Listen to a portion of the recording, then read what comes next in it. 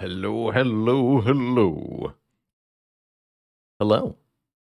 Hey, everybody. How are you all doing on this fine and lovely Wednesday? Good to be here. How you doing? No good names remain.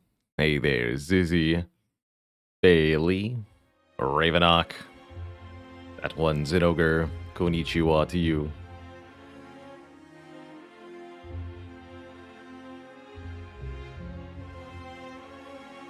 Un momento.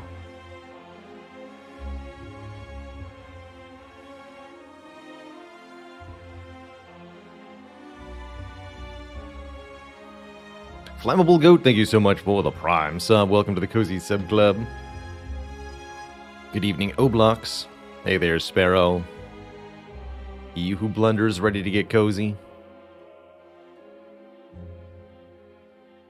Fabby Boy. Doing the pre-roll there, thank you so much for converting from a Prime sub to a Tier 1 sub. Making it official, as it were. Hey there, 039, Sir Rexes, T-Mez,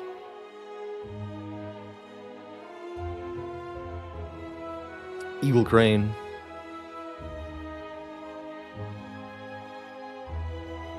Avox Silence, thank you for 20 months.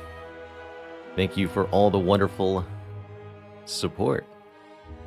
Thanks for being here still. The 2 metric years. Here's to 3 and 4. Meanwhile, Epona, thank you so much for 35 months, 3.5 metric years, almost 3 Imperial years.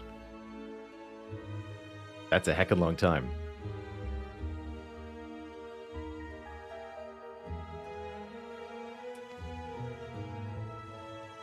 And hey there, Negotiate with Terrorists. You're so very welcome for the rerun streams. You can thank Fayley, our lovely, hardworking moderator, community manager, who helps make those happen.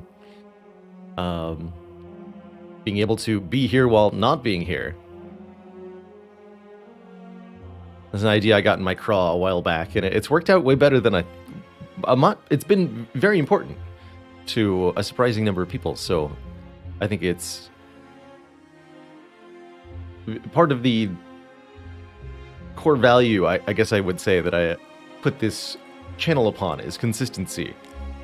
A consistently cozy place for us all to come here and have good vibes, and being able to have that on a consistent schedule of sorts, in addition to a consistent mood, is really part of, I guess, what sells it, so to speak. Have there really been 300 people at peak during those reruns? That's pretty cool. And it speaks to the wealth of content we've built up over the years now. There's just so many cool, wild, insane runs that we've had that are really just kind of timeless content in a wonderful way. So, our runs yesterday, we had some pretty fun ones. We started out with Dead Branch Corruption Defect. This was absolutely mental. One of my favorite runs in recent memory.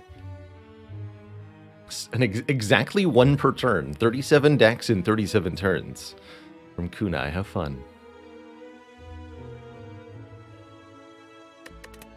What was Watcher here? First card, Ceramic Fish. Very early question card. Oh, that's right. Oh, this was a really cool Watcher run, actually. This is definitely one for the highlights.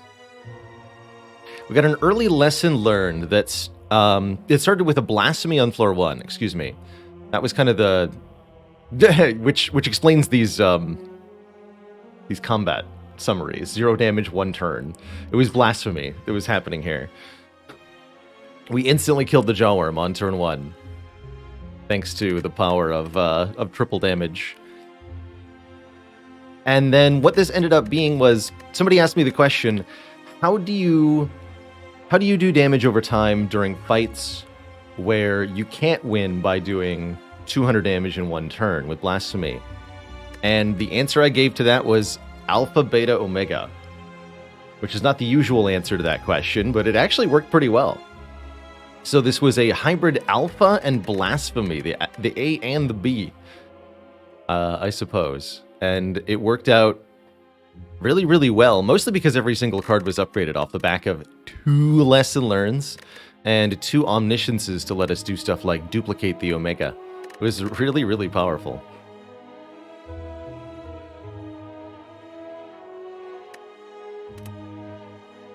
And then Ironclad was, well, we took a lot of damage in Ironclad. 98 damage to Shield and Spear, 207 damage to Corrupt Heart. 200 damage between the 2 Act 2 bosses, 144 damage to the Giant Head, 59 damage to this Taskmaster fight. And I don't think we cared, because Reaper Magic Flower, and we just healed it all back. There was a lot of face happening. It's pretty cool.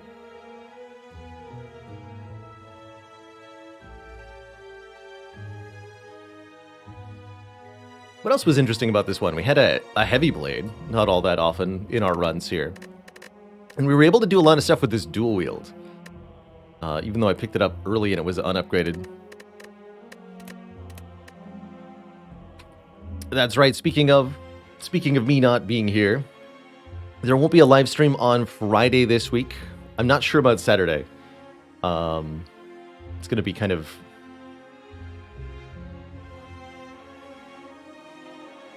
seat of your pants, not planned on this weekend. My partner is getting LASIK surgery on Friday, so I'll be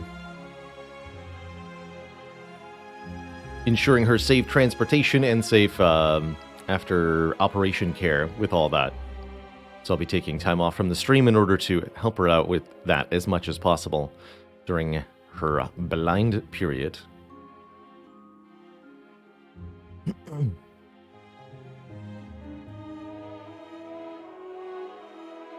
I'm really excited for her. She's had very poor vision since birth, basically. So being able to have normal-ish unaided vision is going to be huge, I bet. Is that the run with massive removes? I think this... Yes, this one started with a remove 2. We got another card remove immediately. Note how there are no strikes and only 2 defends in this deck. So yes, there were a lot of removes in this deck, and I think that was probably part of why this ended up so successful. Although we really limped our way through Act 1.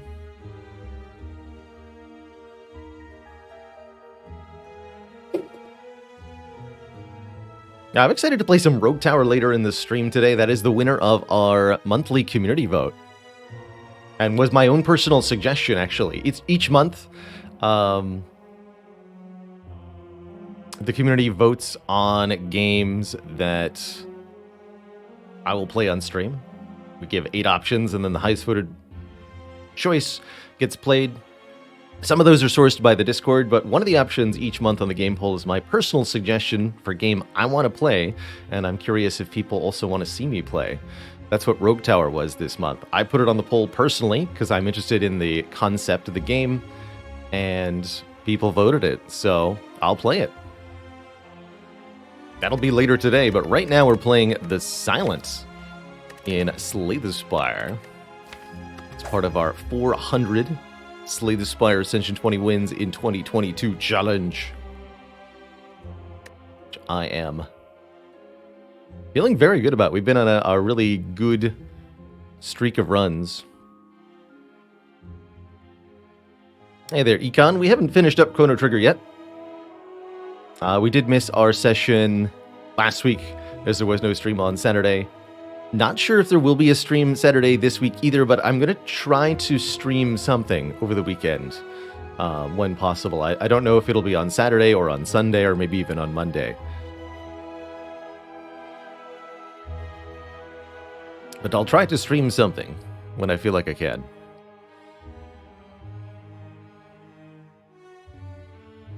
All right.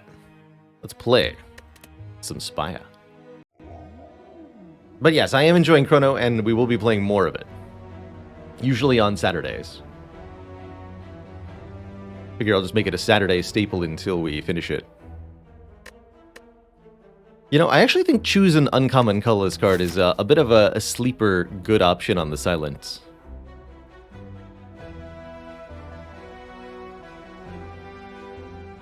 There's a lot of cards from this pool that the silent can make pretty good use of. Lots of zero-cost stuff, the Trip the Blind, the Good Instincts, Flash of Steel, Finesse, just to name a few. Bandage Up is pretty good on silent too. Dramatic Entrance is good on silent. The card draw with only skills in your hand is pretty good. Impatience, I think that's called. But is it better than a Common Relic? I don't think so. No, I think Common Relic's one of the most consistently very good starting options on silent. If you list out all the Common Relics, you'll find that like 17 out of 20 are instantly useful. Or not instantly, but relevantly useful in some fashion pretty consistently. And then there's only a couple, very small percentage, that aren't that helpful. I would class Juzu Bracelets this early in there. What other Common Relic is completely unhelpful immediately? Off the top of my head. I would be pretty happy with the Maw Bank, honestly. Boot can be surprisingly okay on silent, so I wouldn't even necessarily qualify Boot as a low roll. It immediately makes Neutralize do 2 more damage, and that alone is kind of something. Oh, Memori can be useless.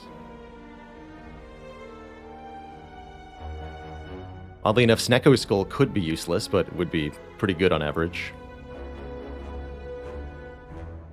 I feel like there's another one I'm missing, though, that I'm failing to think about. Hold on. This is where I need the logbook. I have to wiki this? This is unacceptable.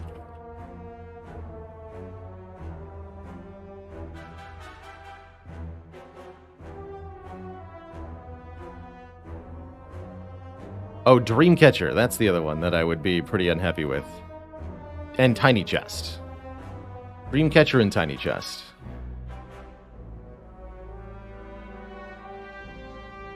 So I think the 3 that I would be truly unhappy with. Juzu Bracelet, Dreamcatcher, Tiny Chest. Everything else is pretty consistently good.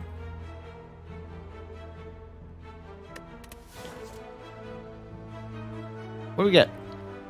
It's a strawberry. It's like I took a max health start, except now we have more items on the relic bar, and that gives me more dopamine.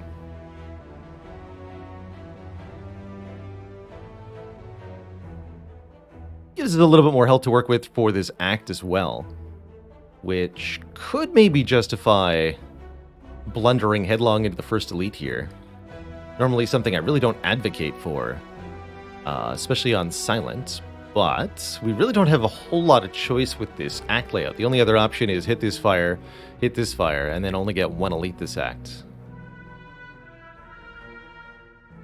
I guess with Guardian at the end of the act, we could be kind of okay with that. It would let me be very defensive with my early card picks.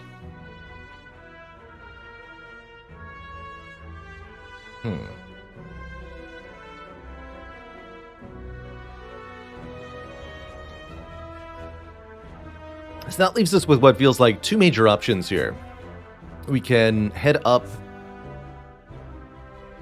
the right side, try to use the store if we don't find potion from either of these 2 combats.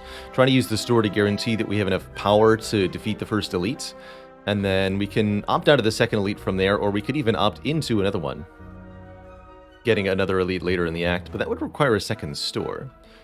Or we can take the left path, have a much more guaranteed, we get to pick 2 cards to upgrade out of whatever we get from the early picks, and we get 1 nice and safe late elite. We don't end up with a ton of relics coming out of Act 1. We'll get 1 from the chest, 1 more from the elites. But we'll probably have added fewer cards to the deck. And we'll probably have a lot more health going into the boss. Still inside asks, do I ever go for the Burning Elite here on Silent? This early, I would have to have a really spectacular start. You know, if we find a glass knife and I get it upgraded by this fire, you know, maybe, and I have 2 good potions. But you would really need some kind of spectacular source of damage, or, you know, to be really, really ahead of the power curve, I think, to try to opt into the Burning Elite as Silent, especially. Silent can have a really rough matchup against her Act 1 elites, particularly if you get Lagavulin and you don't have really high damage attacks, or if you didn't get very many attacks, period, and you're fighting Gremlin Knob. In the worst case, either of those would be with plus max HP, with Lagavulin having up to 144 health that you have to deal with before the strength debuffs take you down. It doesn't matter how many strikes you can play. If they do 0 damage, you're dead.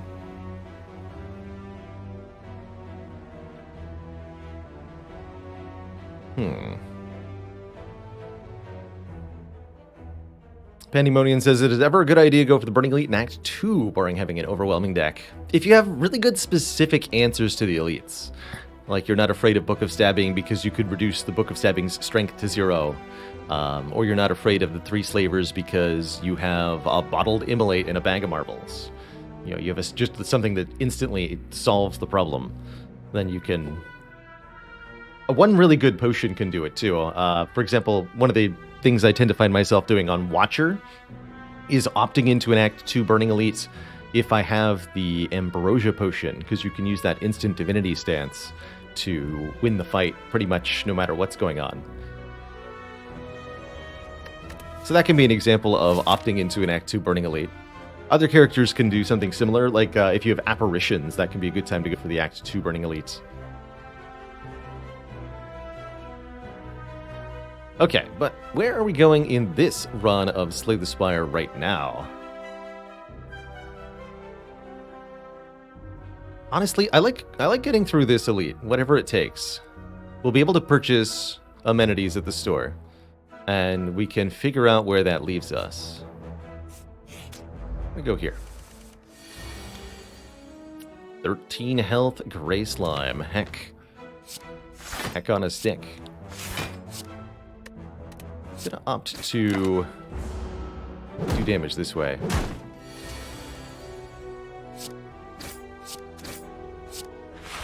Definitely a scary first encounter. The medium acid slime is a rude character in particular. This thing never needs to stop attacking, so if it wants to ruin your day, it will.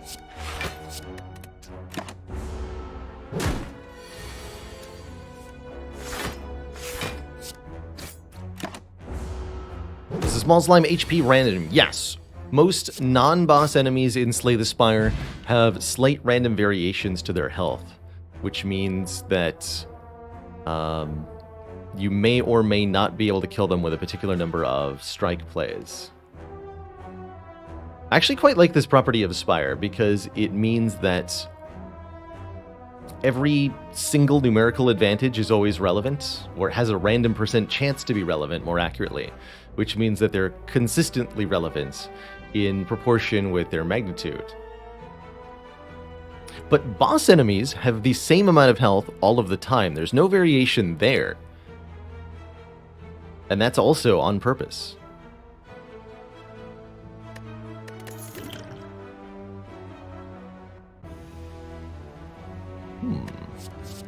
If only we'd gotten the boot instead of the strawberry. This Riddle with Holes would be a really good pickup. As it is, Riddle with Holes, I think, is one of the worst silent attacks. It's 2 energy, deal 15, and that's just below curve, quite frankly, without any additional effect added to the card.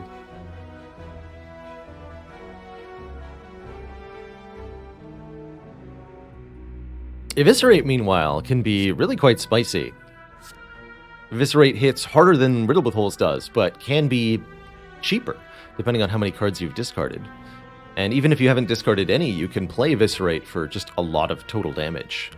Notably, this Eviscerate is very powerful with this Duplication Potion, and already I have a feeling like I can deal with this elite that might mean I don't have to go to the first store. Amadu, thank you so much for 7 months. You keep watching, I'll keep streaming. Quick Slash is the last and the least option here. It's not the, a terrible card. And I think an early upgraded Quick Slash can absolutely be a solid foundational start to a silent run, but I'm not a fan, Do I strike them each once, or do I eviscerate one of them? Interesting dilemma here.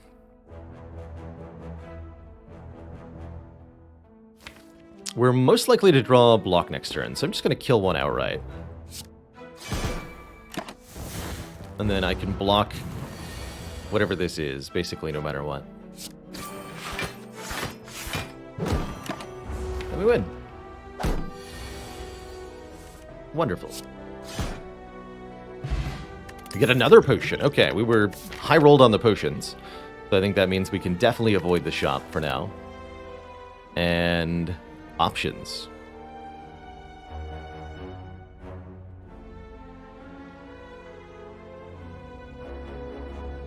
Felix says, I once used the boot to carry a dual wield plus pummel run all the way to the heart where it died extremely quickly. Now, I'm shocked you didn't die to Spirit Guardian.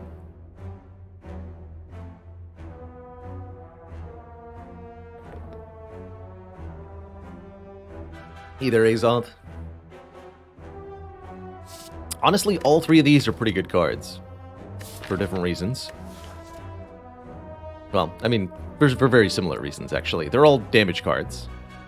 Blade Dance is 1 cost, 3 shivs, so 1 cost, deal 12. Poison Stab does 9 immediately, and then 2, then 1, so ultimately 12 damage.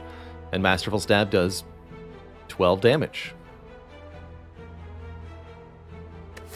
We're fighting the Guardian. Poison.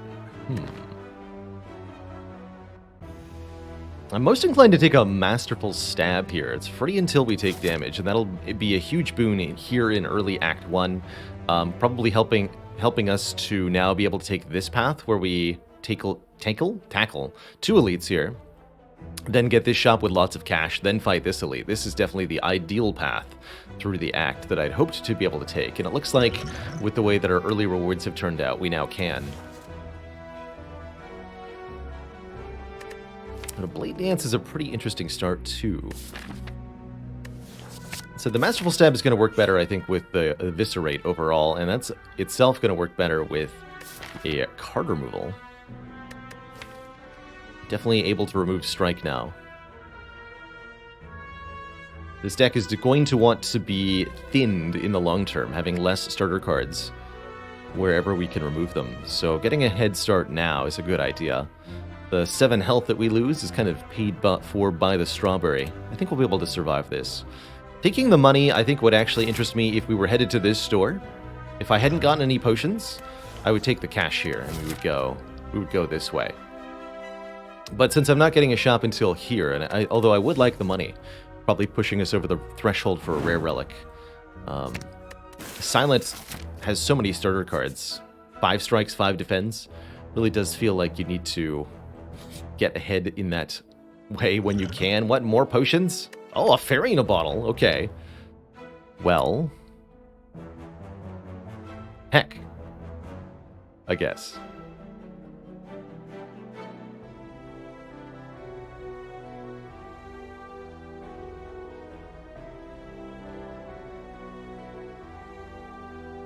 I think this is going to be Duplication Potion, Fairy in a Bottle. You're going to kill 3 elites and you're going to like it. Yeah, well, one thing's for sure. Skill Potion is going in the garbage. Let's just preemptively throw that away. Goodbye. Skill Potion was secretly Nightmare on Masterful Stab. Oh well. Yeah, Duplication Potion. I'm viewing the Duplication Potion right now as deal 21 damage because we can use it on Eviscerate. If this is Knob or Lego or Sentry or whatever, right? And double Eviscerate is going to kill 1 Sentry. Double Eviscerate is going to almost kill Kremlin Knob. Double Eviscerate is going to almost kill Lagavulin. And then of the other potions, the Fairy in a Bottle is, I think, the most valuable. as it lets us survive a fatal hit and is then a 30% of our health as a heal. So it's a rest in a jar. Masterful Stab already doing a really good work here. Oh man, and a regen potion. So we're at... I managed to find 5 potions in 5 floors. Okay.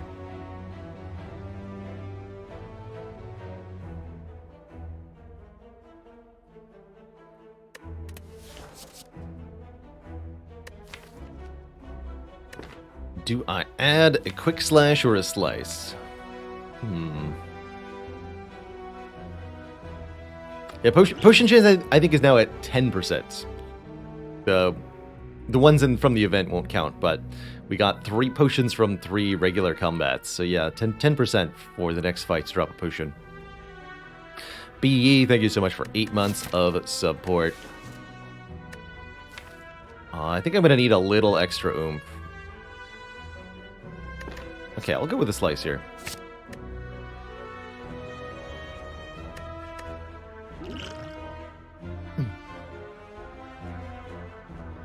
I like that idea, Azoth. So here's how I would foresee that going. There used to be a daily mod that you could get on dailies. Also those immediate 2 responses from other players is very emblematic of how things in Spire get perceived. It's like, that sounds like it's amazing. That sounds like it's terrible. Yeah, both of those things, indeed.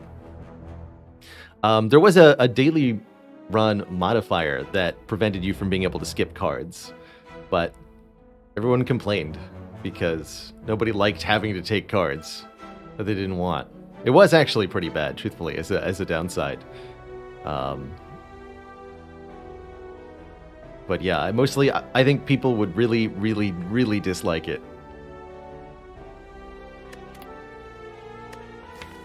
Playing with it, anyway. I love it as a concept. I love it as a downside. But oh man, it's like busted crowd. It's like miserable to play with.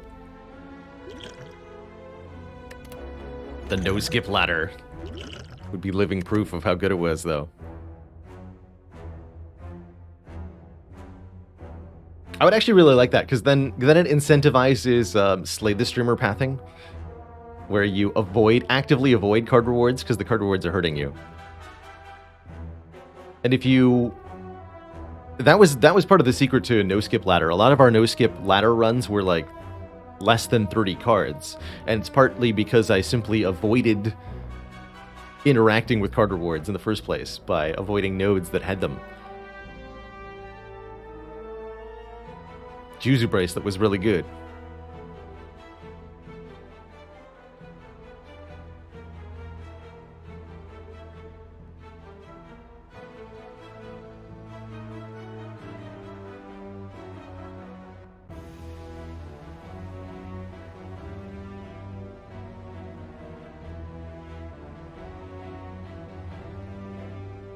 Stevomat, what do you do when you have an ocean of potion?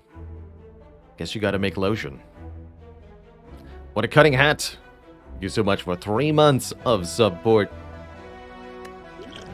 Alright, well, regen potion's ultimately less health than Fairy in a Bottle. We'll leave it on the ground. We took the slice. We're fighting. Lagavulin. Now, isn't that an interesting notion?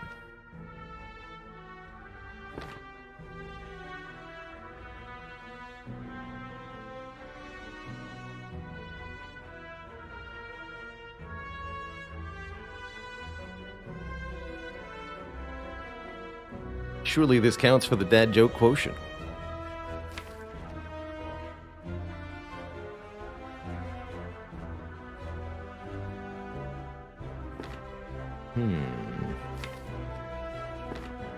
This fight's gonna hurt. That's what I know. There's gonna be pain and suffering.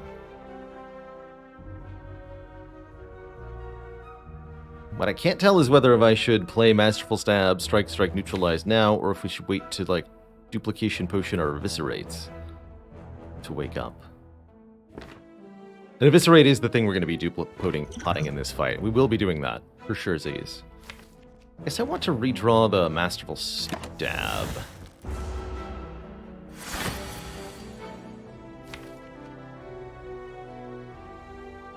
Is it time? It is time.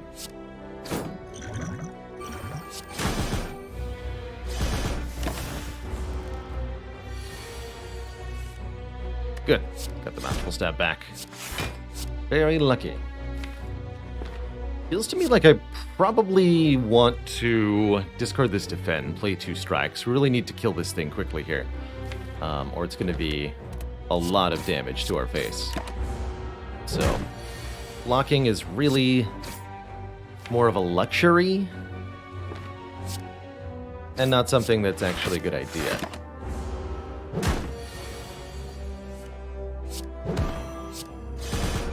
$13 health.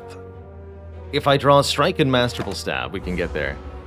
Otherwise, this could be bad. Unfortunately, we do have to take one more hit here. Next turn, Masterful Stab will cost 3. It does -2 damage, so it does 10 damage. So I should be able to defend Survivor here. Take 8. Kill with Masterful Stab next turn.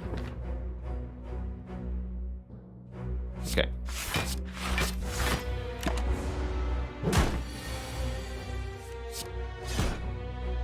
That was pretty painful. We get 35 gold and a turnip.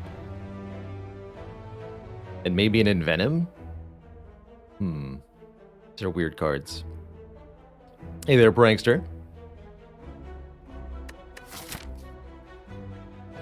I have to say, that went sufficiently badly. I don't think we actually do get to fight this elite now.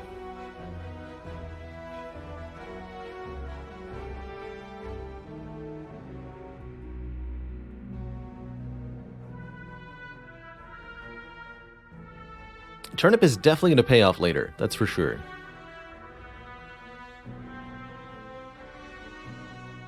I mean, we do have a fairy, yes, but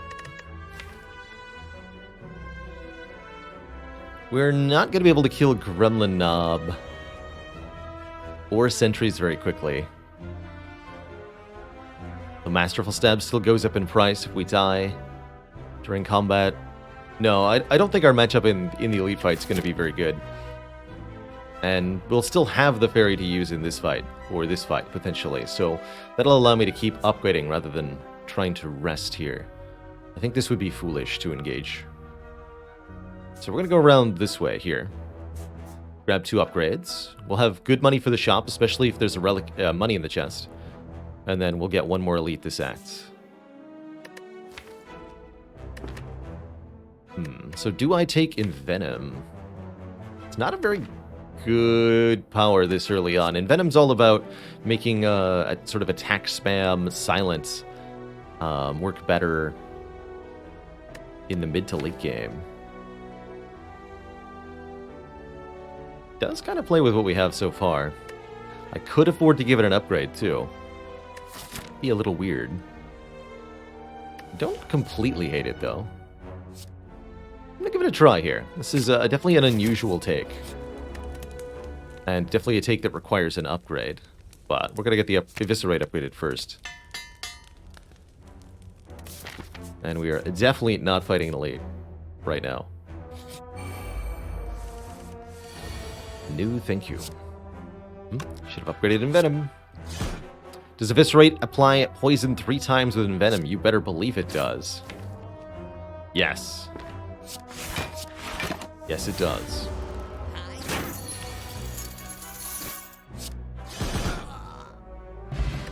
Oh. I guess we're not done with potions after all. More potions. 2 potions in 1. And a Backstab or a Dagger Spray. Both pretty nice here with the Envenom. Masterful Stab basically does what Backstab does. So I think I'll take the Dagger Spray so that we can apply poison to everything 2 times. Seems pretty reasonable. A Potion Belt in the first chest? Come on, I believe.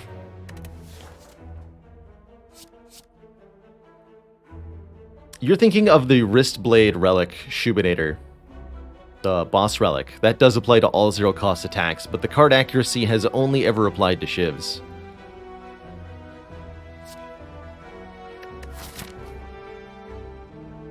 I know, that wasn't a 10% potion chance. Our potion chance increased when we didn't get one from the elite, so but that was 20%. We do get money out of the chest, and we get a hacking ninja scroll, putting 3 shivs into our hand at the beginning of each combat. I'm usually not the biggest fan of the ninja scroll, but I do really like it with this Envenom, if we draw the Envenom on turn 1. I'm sure we'll end up regretting this. But it's 12 immediate damage on turn 1. I like it.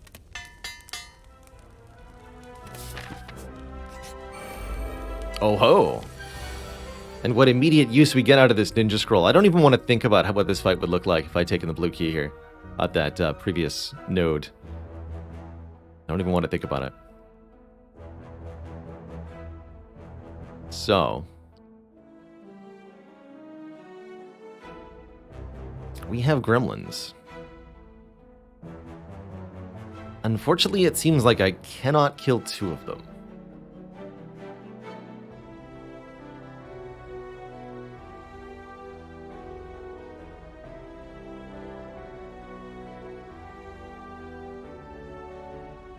This is the worst possible gremlin gang. This angry gremlin could be a fat gremlin. That would be worse than this, I think. But not by... or it could be another sneaky gremlin. And that definitely would be worse.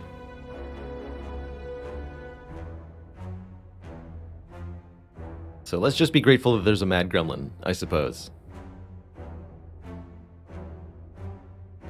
So, do I accept weakness, or...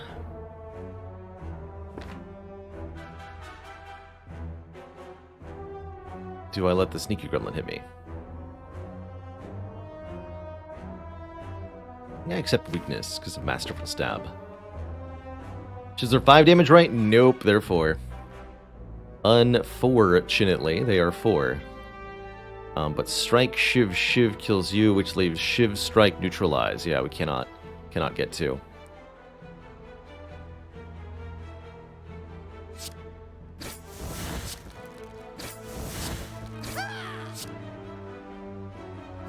If only there was the boot.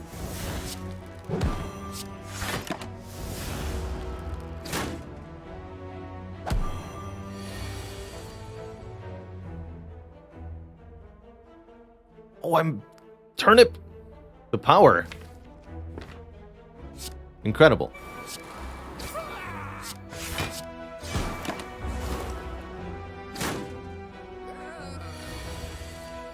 How could I have forgotten the power of turnip?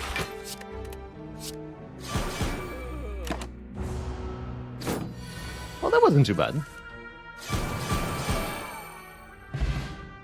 That wasn't too bad at all. Alright, Blade Dance looks a little bit better now that I have an Envenom. So does Skewer, technically. I'll take this Blade Dance. And let's head to the shop. With 278 gold, I could afford an uncommon relic like the Kunai. But I see some other pretty spicy choices here.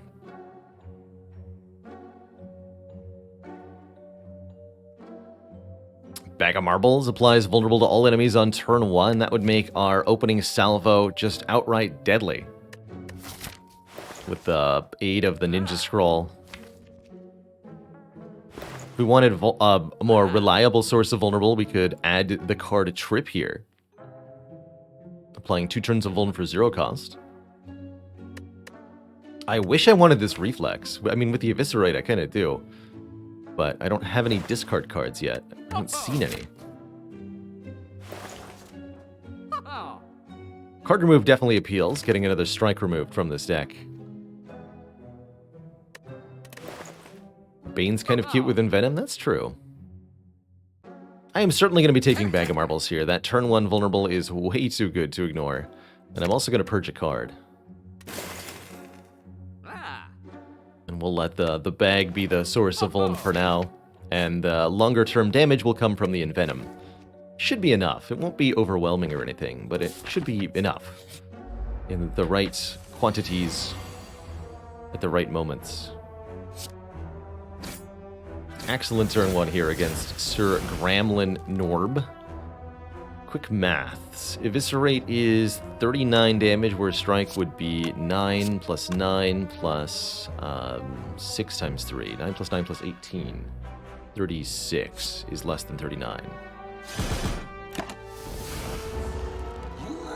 And more consistent. Ooh, I don't know if you can do more consistent than every enemy is vulnerable on turn 1.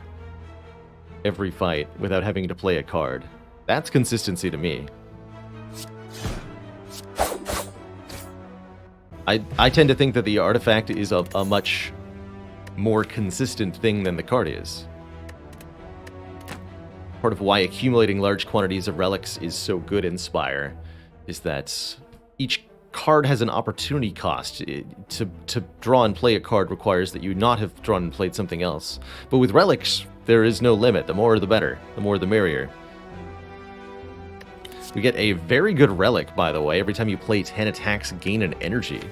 And, well, this deck is certainly doing that right now, especially with the Ninja Scroll on turn 1. And I think that lets us take this card as an accelerator for the single-target boss fights that we're going to need some help with. So we're kind of creating a damage profile where we have all these front-loaded attacks to deal with the small stuff, and then poison to deal with the big stuff. Spellcaster93, thank you so much for that Prime sub. Welcome to the Cozy Sub Club. Get hacked. I think this has to be the numerical advantage. This is also more raw attacks played.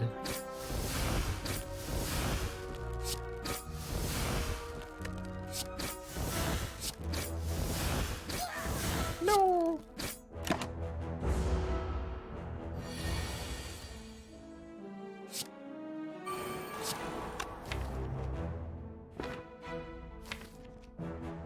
Okay. Gonna not play Neutralize on purpose here, so that we can end the fight with Nunchaku on 9.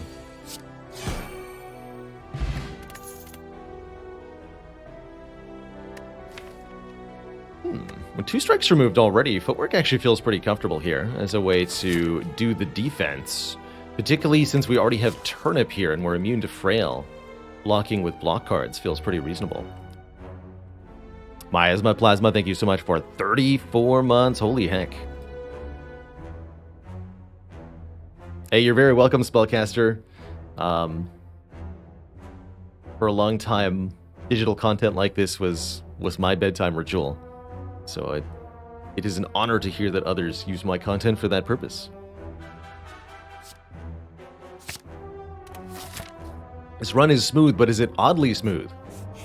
That's the question. And what the heck do I upgrade for Guardian? There's a lot of decent options here. I think we could upgrade Neutralize for better Weaken. I think we could upgrade Blade Dance for 1 more Shiv, 1 more Poison. I think we could upgrade Bouncing Flask for 3 more Poison every time we play it against this boss. We're worried about this boss specifically. Or we could upgrade the Footwork to make sure our blocking game is at its best. I do quite like this Footwork upgrade. Well, that'll help us a lot in Act 2, but so would a damage upgrade on either Blade Dance or Dagger Spray help us a lot in Act 2. I agree that the best upgrade for the Guardian fight is the Bouncing Flask, but do we need help in the Guardian fight? At the moment, I'm not inclined to say yes. So let's think about early Act 2 then. Stuff like Spheric Guardian, Chosen, Birds. Ooh, maybe I do want to upgrade Blade Dance.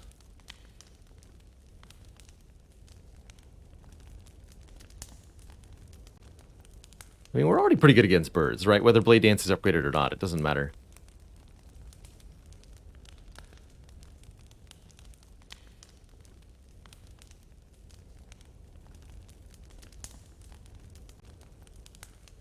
But Shelled Parasite. Footwork could be pretty good there. Okay, I'm sufficiently convinced on upgrade Footwork for now. We'll definitely want it upgraded later, so if it's useful now, let's do it. Talk about a beautiful turn 1.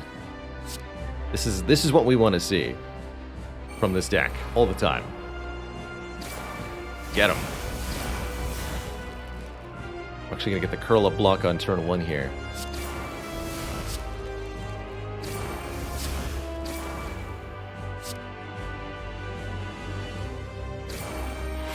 We don't get to apply poison with these, unfortunately. We applied 7 poison from Envenom on turn 1.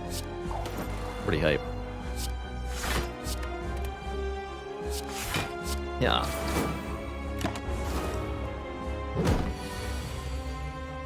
Perfectly blocking the 8x2 thanks to the footwork upgrade. Feels like a good choice in this moment. Hot. Guess I'll just full block this. We could Bouncing Flask and take a whole bunch, but I don't want to take a whole bunch. Got this fight sorted.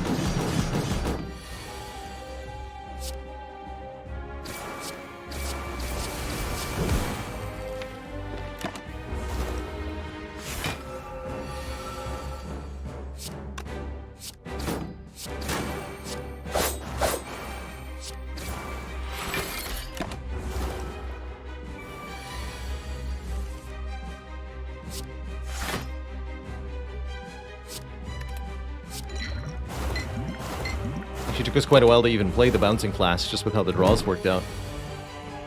Alright, fair enough, fair enough. We won't get out unscathed. And that's okay.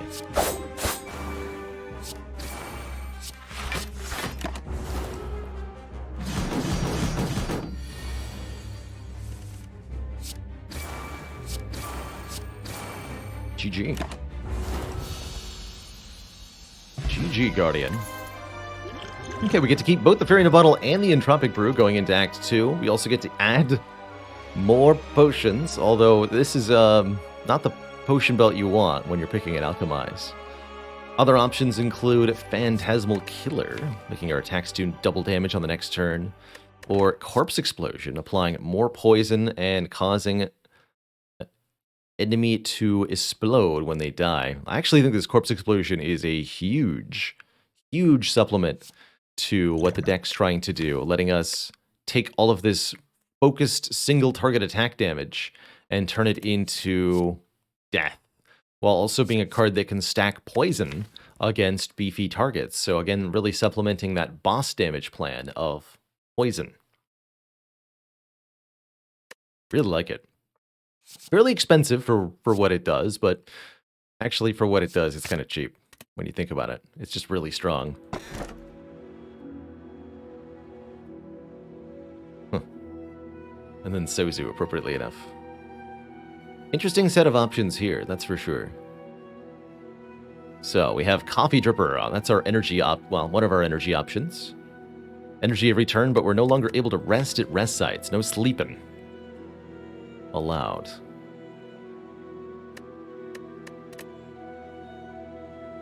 Other energy option would be Sozu, no more potions. Having a Fairy in a Bottle is a pretty reasonable time to take a Sozu, quite frankly. Note that Sozu does prevent you from drinking an Entropic Brew to find what else is in it, but you can, here in this moment, drink the Entropic Brew now, see what's inside it, and then pick the Sozu.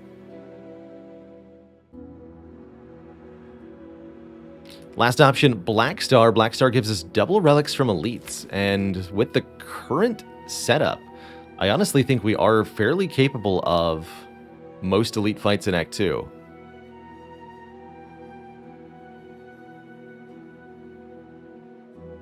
Maybe not too ambitiously. I'd probably want to leave...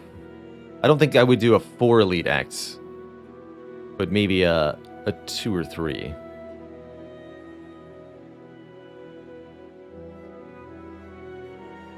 That said, this deck would operate a lot better with more energy. I might just take Coffee Dripper here.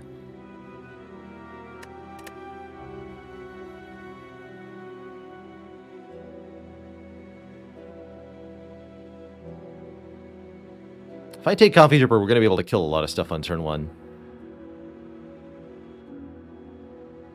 That would make... And then we're going to be really, really happy with backflips and acrobatics. Okay, let's take Coffee Dripper.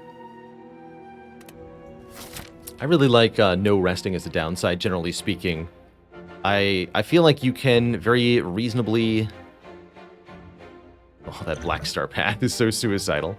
I feel like you can very reasonably compensate for the downside of the Coffee Dripper by adjusting your pathing accordingly and taking paths that have more upgrades and less elites overall.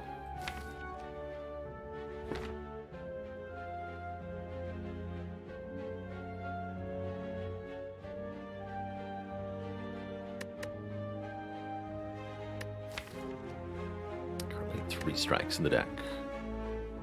So I'm thinking hit these 2 upgrade sites, do battle with these 2 elites later in the act, with a couple more upgrades to be gotten. Things that I would like to upgrade include the Corpse Explosion, the Blade Dance, the Bouncing Flask, possibly a block card. Burning Elite this act? No way. No, no, no. No thank you. We're strong, but not that strong. Gonna head up maybe this way, hit a couple of combats on the way to these fires.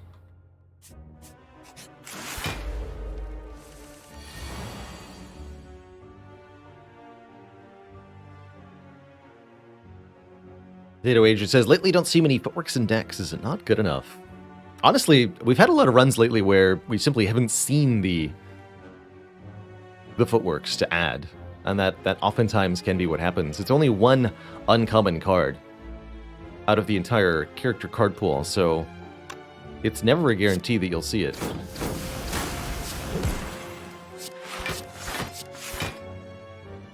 I don't really have a use for that last energy. Oh well. Could have shorted myself some block, I suppose, is another option. Didn't really want to do that either.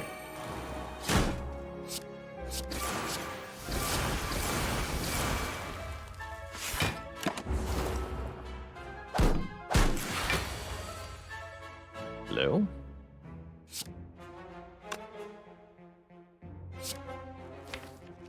Bottom deck footwork. Unfortunate. Oh, so I should have actually shorted 5 block on turn 1. Played the Corpse Explosion. Would have saved me 9 health.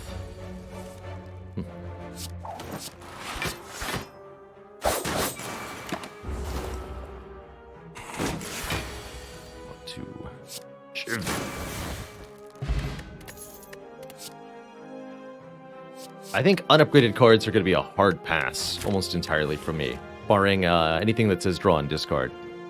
I would take a Prepared, I would take an Acrobatics, I would take a Backflip.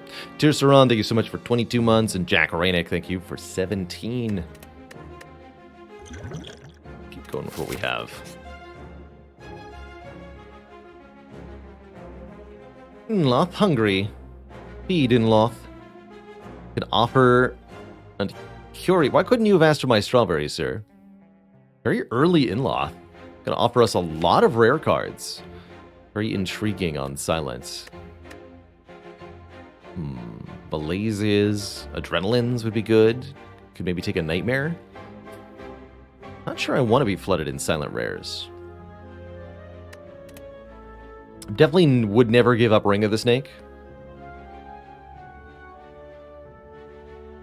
So it would be Turnip, if anything.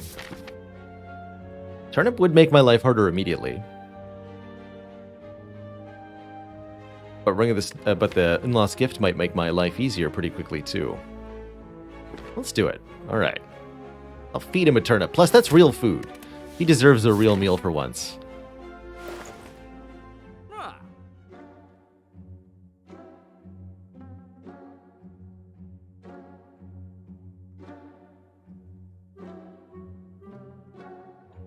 Man, the choices.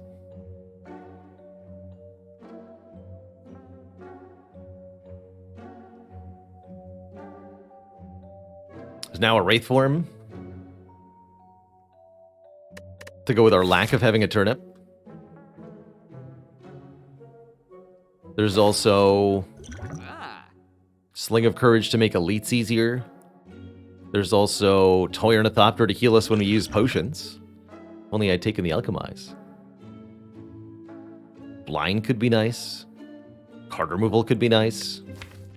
I think personally, based on what we have, my personal pick is going to be the Sling of Courage here for 2 more strength in elite fights.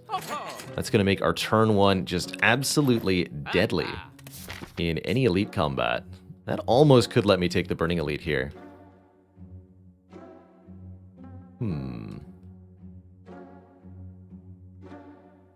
Does Toy Ornithopter heal you when you use a Fairy in a Bottle? No, actually. Even though you really want it to. That doesn't count.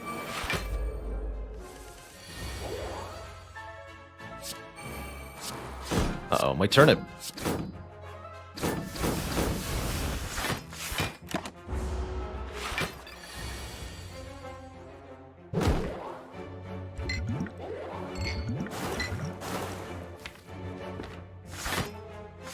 It's going to be a terrible disaster. So close! Ugh. Devastation. Just devastation. Only we'd drawn the Corpse Explosion earlier in this fight. Everything would be fine.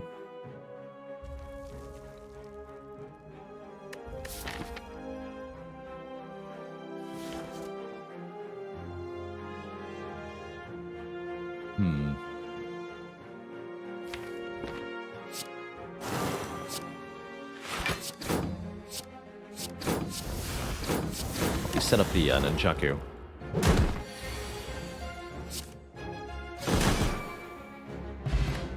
Can find a fire potion.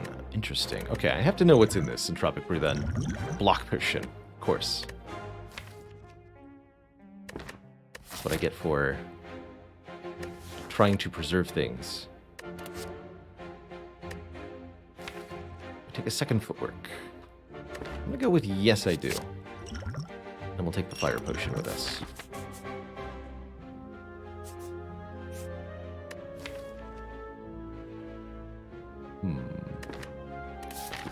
Should be doable. Oh no. It's no longer doable.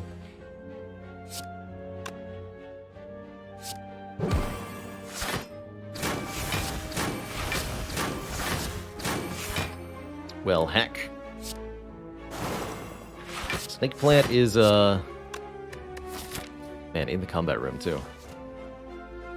Yikes. Snake Plant is a rude person.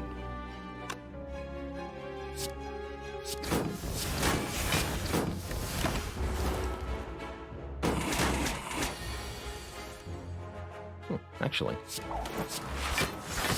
Hey, that worked out.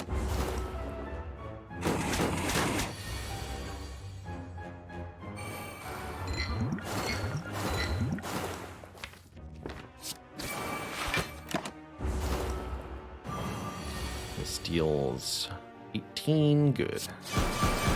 Yeah, that worked out actually just fine.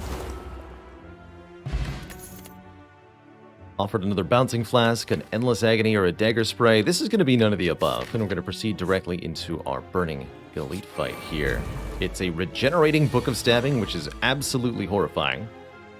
However, our turn 1 draw is pretty okay here. And we have 2 points of strength. Don't forget. So that lets us have a pretty impactful turn here. 12, yeah, it's better.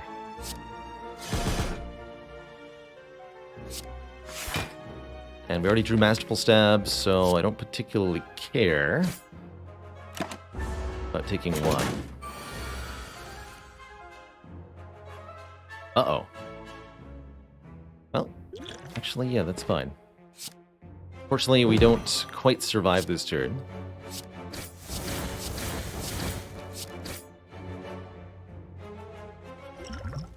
Blah.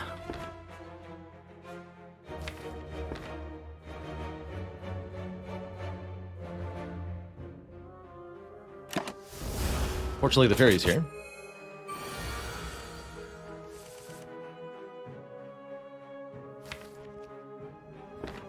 I think I still may need to use the potion next turn.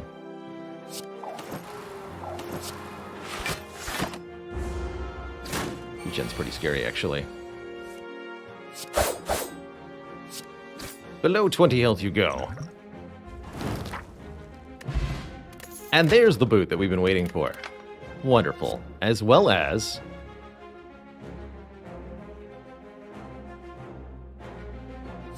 naturally occurring rare cards, of which I will take Malaise. Oh, heck, I can't heal. Now our health is in a bit of a dire situation, I suppose. That could be a bit of a problem for us. That could actually be a huge problem for us. So I'm a bit worried that I've gotten overambitious.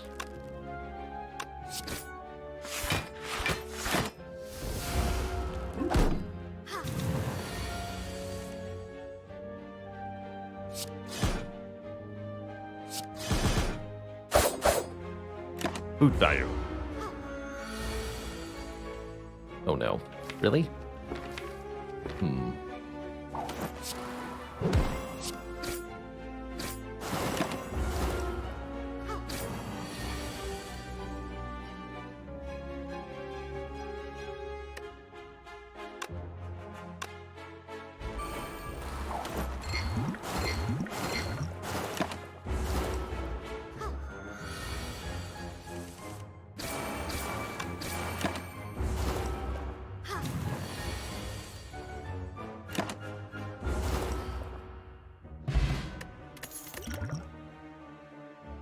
Finally, a card that says discard on it.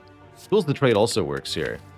Letting us draw one, discard one, but I think we'd much rather have the calculated gamble, letting us just dunk the whole hand and be done with it.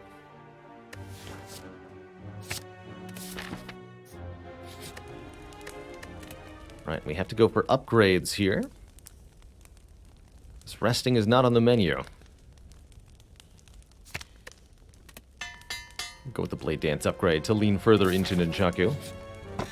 And I'm extremely happy with the Gremlin Horn, giving us an energy and a card draw whenever an enemy dies. I think this fight's going to be pretty easy, actually. Perfect.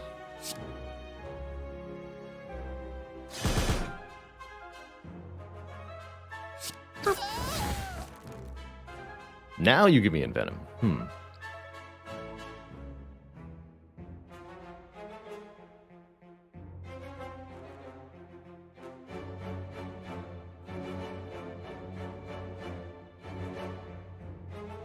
But do I bother using it? I'm not sure. 2, 9, 30, 37.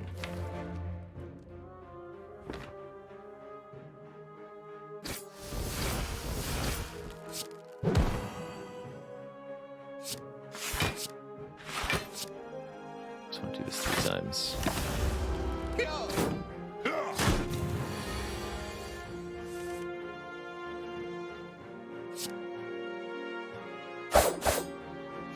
Corpse Explosion would have been nice to draw earlier, but except the fight has to go this way.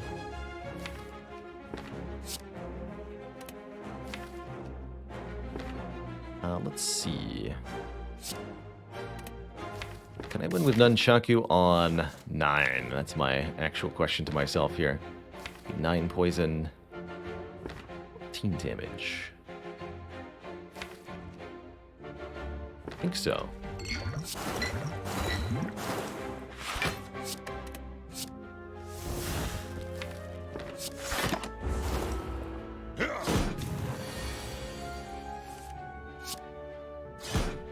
Yeah.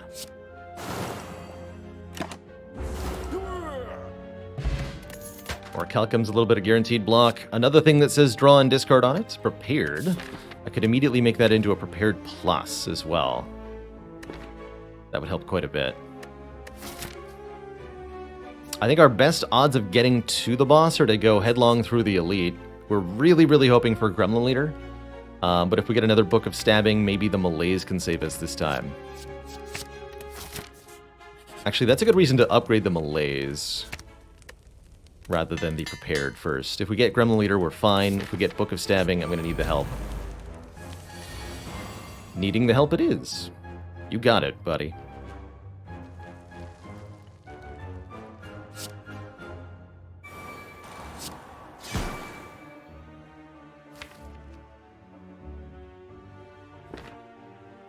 think I might actually just gamble all of this. Higher chance to draw the Eviscerate, higher chance to get the Malaise down quickly. And I don't actually mind redrawing these shivs. Yeah, here we go. Guess what? I have Orichalcum. You can't hurt me.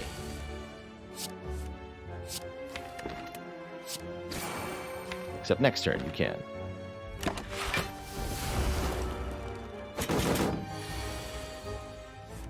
But only barely.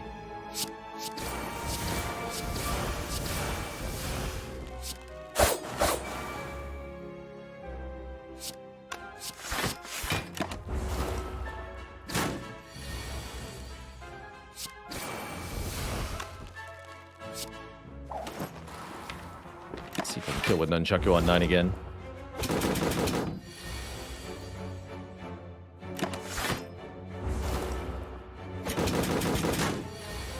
Yeah.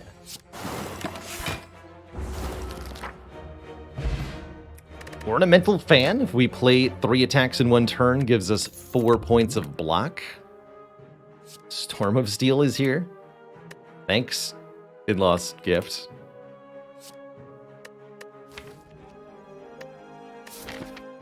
Myself to beat Bronze Automaton. That's going to be really hard on 6 health.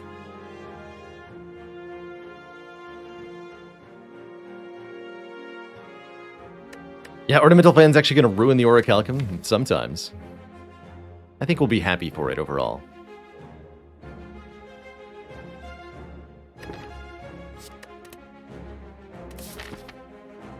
Do we even heal if we get Library? Yes, we would definitely heal if we got Library. I think I would also take Bites at this time, just out of sheer necessity.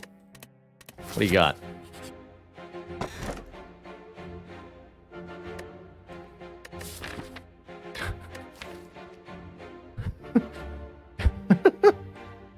What do I do with this? Hello? Do I have to use it? I think I take the blue key here. Realistically. We could try digging, but I should upgrade something at the before the fight, not dig.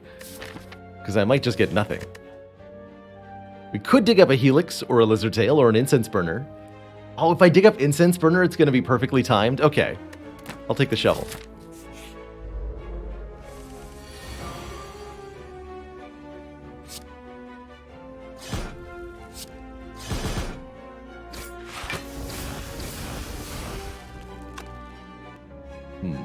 Whether I choose Footwork or Corpse Explosion here could decide my fate. I think I will use the Ancient Potion. It's not going to be any help during this next fight.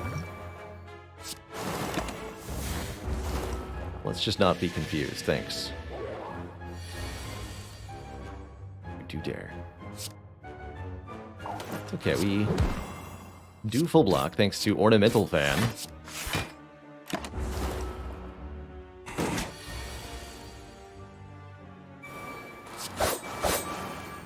The boot.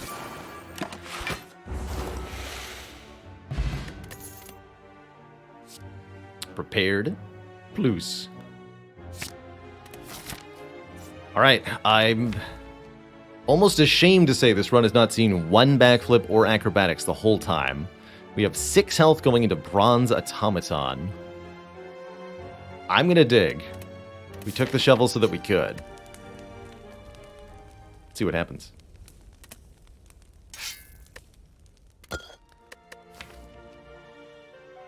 Actually,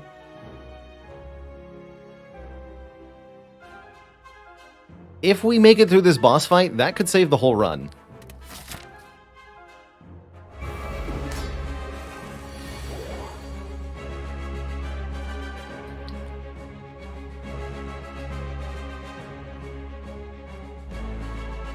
Which is a big if. I agree.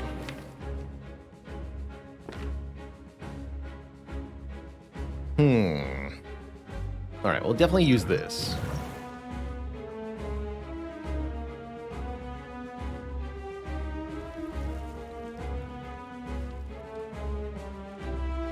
This is a tough choice. We could Corpse Explosion, gain extra energy, Malaise for -4 strength on the Automaton. That'll slow them down quite a lot.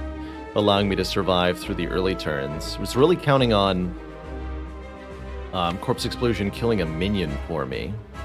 The other option is to just gamble this entire hand.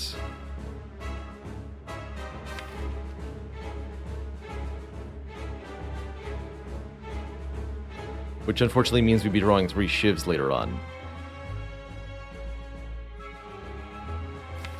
In order to try to get Envenom and or the Footworks down right now.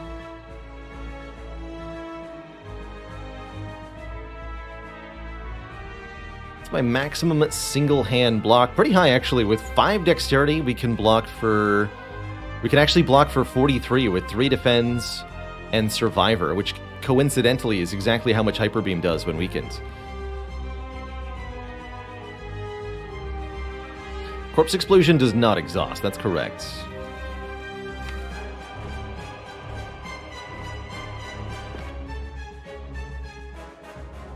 Yeah, there is a chance. I think I'm going to just gamble everything here.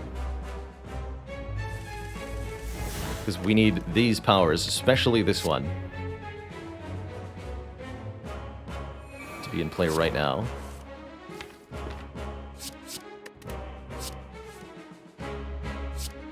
I need healing. I draw that? Okay.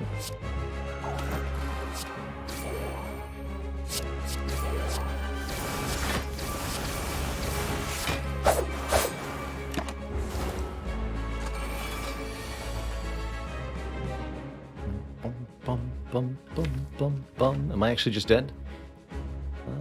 Terrifying. Let's see. Block 10. No, we're not dead. We're not dead. We are very low on health, but we're not dead. This defend is getting stolen? That's funny.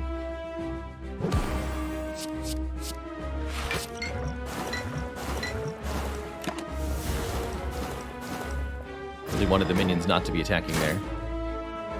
Thanks, Birdface Stern, for keeping me just barely alive.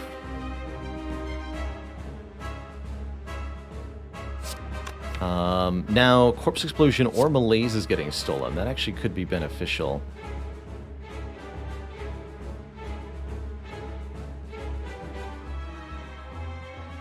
Do need to block this. So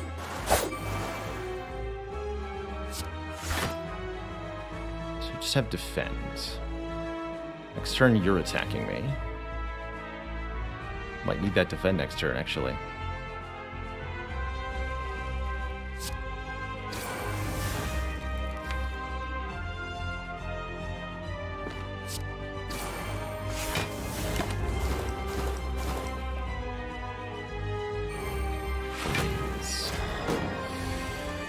Ooh, this has not worked out. Actually, wait, has it?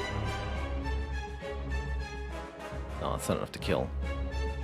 I appear to be dead.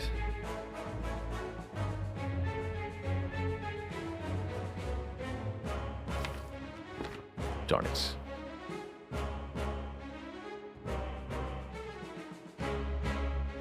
Yeah, not with the way these draws worked out. Maybe if we had taken the Malaise line on turn 1.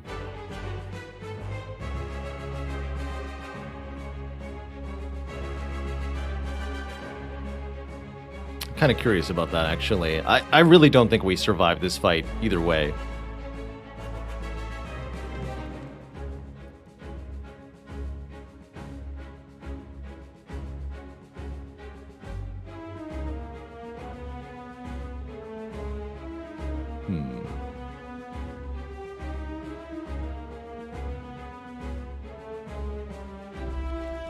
I mean, yeah, I can...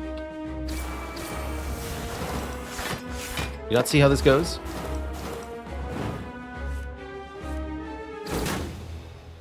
Can't play that defend. GG. GG. Alright, but as is the rule with our challenge this year, we run it back on a character when we lose. Then go again. I think we did ultimately get a little bit too greedy in Act 2 there. Shouldn't have tried for the Burning Elite. I knew better, but decided to do it anyway. Should not have done that. I knew better.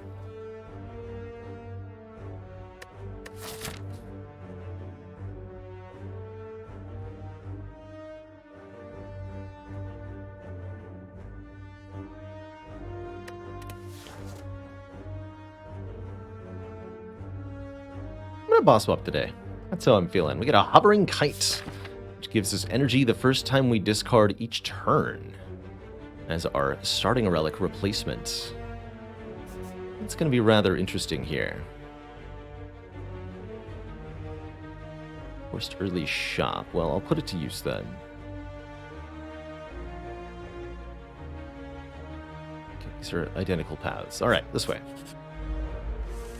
Would we have won that automaton fight with 20 more health? Probably not, quite frankly. I think we're also going to get hyper beamed. Part of why I didn't replay the fight. I think we were really, really far away from winning that fight. Did not have a lot of hope for that run, personally.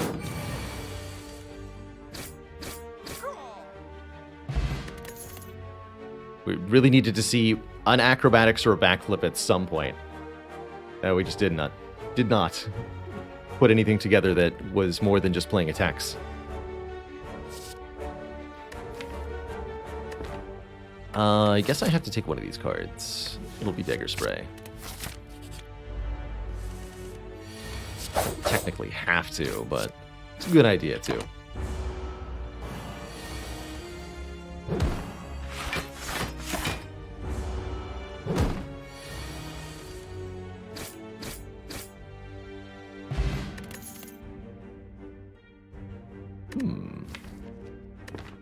More area damage. Blade Dance is the better single target pick here. For sure. If I'm worried about this upcoming elite, I think the Blade Dance has to be the pick. Much as I like Crippling Cloud in general. Blur, how interesting. I haven't found a potion yet, so I think we'll buy the Strength Potion to make that first elite manageable. Unfortunately, that means I cannot afford a card removal alongside. That's all I'll do here.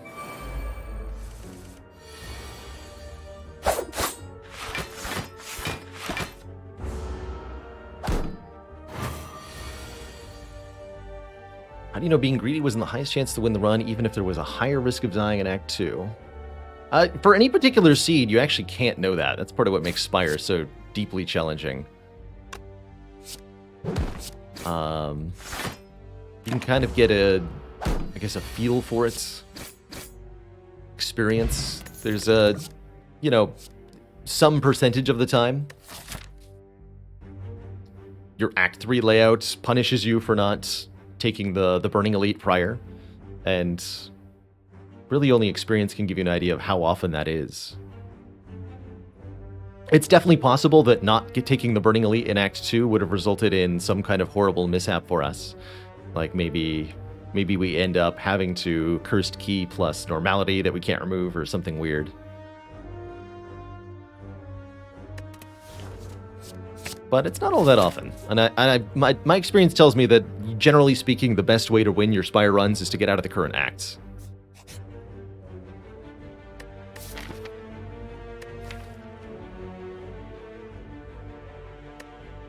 Wondering if I should not have bought the Sling of Courage either. Maybe the Toy Ornithopter would have been the better take at the shop. That's the other thing that I think I could have done really differently was the shop.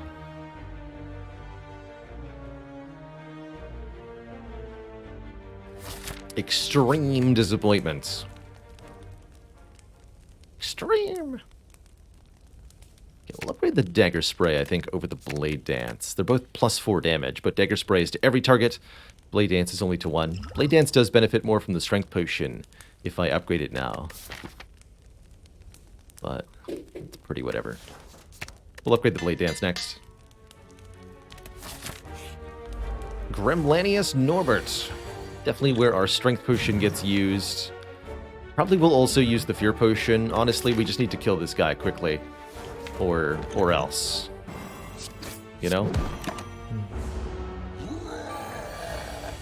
You know the rules when Gremlin Knob's involved. Win or die.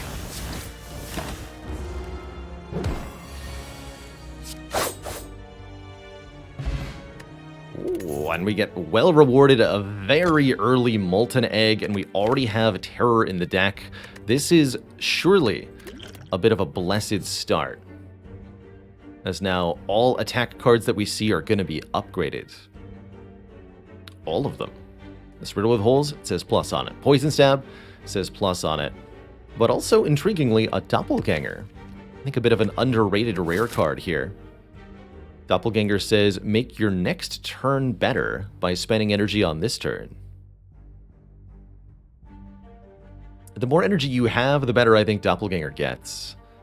And I think Doppelganger is a relatively weak card with a really good upgrade, as it goes to X+1. I'm actually going to take this, and we're going to make it our first upgrade. And I'm going to try to show off what it is that Doppel can do for you.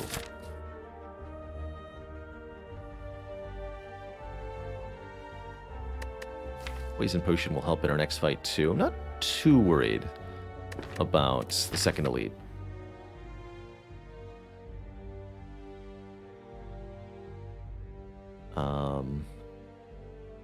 Yeah, okay. So we'll go here. I'm going to upgrade this Doppelganger immediately.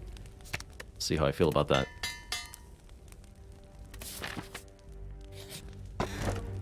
Tiny chest inside a regular chest.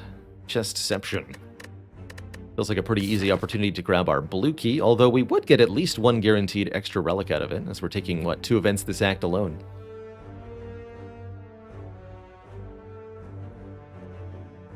Yes, Piyudezu, with a Molten Egg, or an appropriate egg type, any card that's added permanently to your deck from any source, including transforms or events or card duplications. If you duplicate an unupgraded card and you have the appropriate egg, the new copy you get will be upgraded too, for example.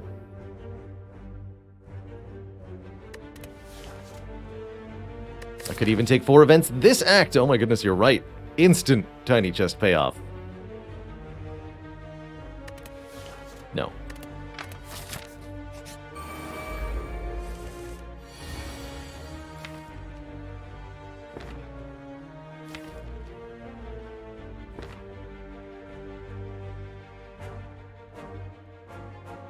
It's your time to shine, Doppelganger. Show me your power.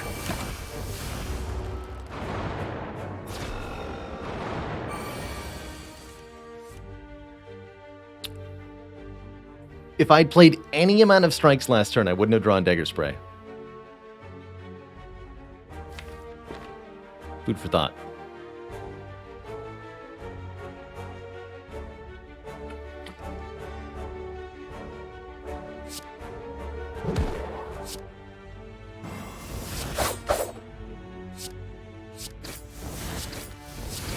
But now I can do this.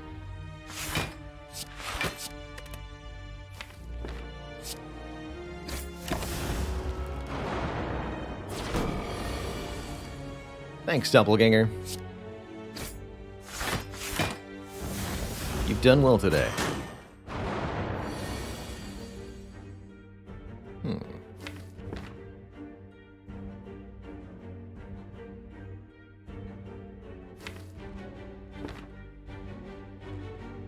So I could outright kill this one, but I can also mostly block the hit and then do a lot of damage to the front one, giving me a good opportunity to kill it next turn. Let's do that. Actually, discard a shoot here.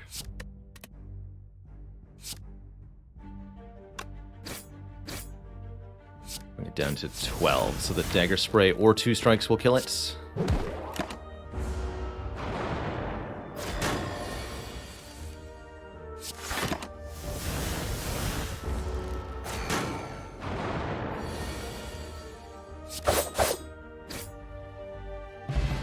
We get Akabeko, making our first attack each combat do 8 more damage. Very good with Dagger Spray. Very good front load in general. Eviscerate Plus is back, begging to be let back into the deck. Will I accept it? It is nice with Akabeko. And it do say plus. And I do have a Gambler's Brew. And I have a Hovering Kite. So a deep desire to add cards that say discard on them. Alright, Eviscerate. You can play. Cleric offers either a heal or a card removal. Oh man, I am going to go 4 events. No way I'm going to the shop now. Maybe I should take some more fights just to get more card rewards, though. Let's start with a strike removal from Cleric. Have a good day. I would like either a block card or a draw card for Guardian. Or a Dagger Throw Plus. That would also be pretty acceptable. 2 events. I'll lose some max health for the Golden Idol, giving us forevermore more money. And then this just is a combat. Good. Currently not actually able to get a lot of use out of Hovering Kite. But we'll fix that. We'll fix that. Oh, shoot, right.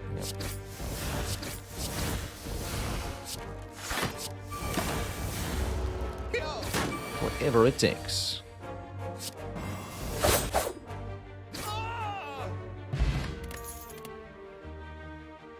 There's the backflip that I want. Much as I do like another upgraded dagger spray here, I really do want this backflip quite desperately. I'll take one last combat. One last card reward. This time the single red slaver.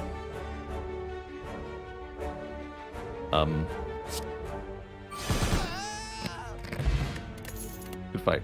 There's the acrobatics that I want. Beautiful. Abashan, thank you so much for 8 months of support. Sucker Punch not bad either, but we need that draw and discard to really start to make this deck function properly.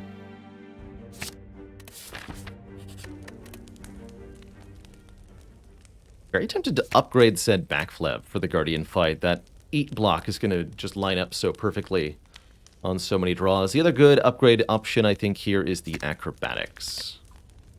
Don't currently want to upgrade terror. Go backflip upgrade. It's going to be our major block and draw engine for a long time.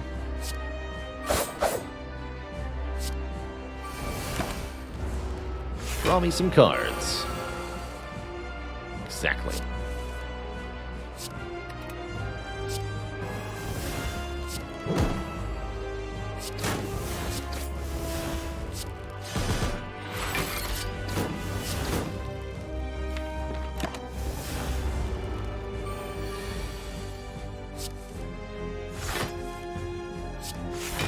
Can even play the Eviscerate this turn.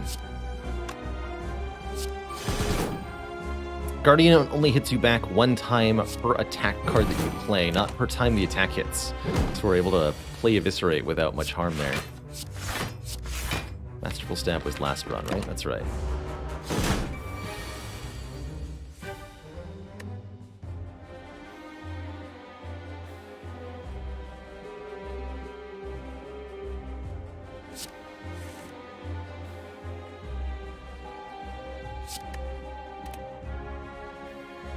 So 50 damage to Transform Guardian. Blade Dance plus Eviscerate gets there.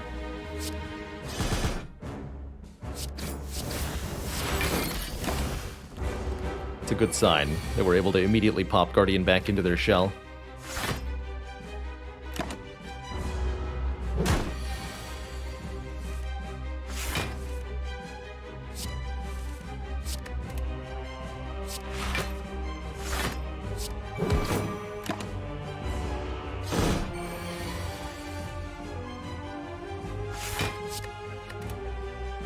I blocked.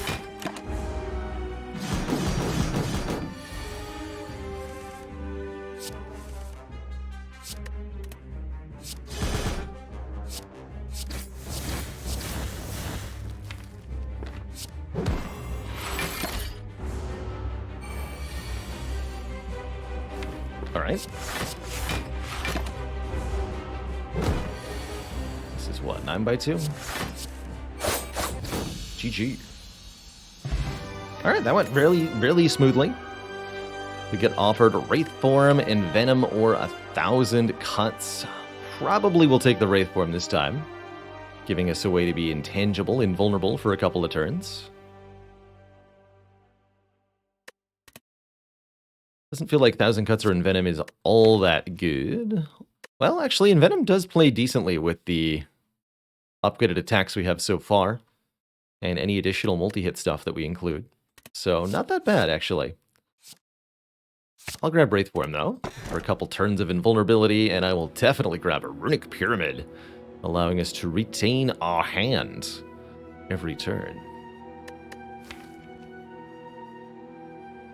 That's going to make Doppelganger a little awkward, actually.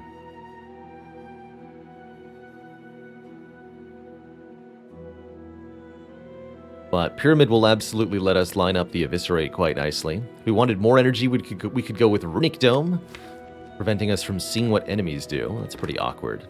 Or Astrolabe, transform and upgrade 3 strikes. That could perhaps be the best of all out of these options. But I personally will choose the Runic Pyramids, and hope that the card draw we have thus far added is going to carry us. We'll be avoiding an early Burning Elite. I know better than to engage with that. We'll head to this shop through a fire, and we'll maybe tackle 1 or 2 elites later on, but fighting elites too early, suicide. Against the champ at the end of the act, our plan is... we need a plan. Quickly, come up with a plan.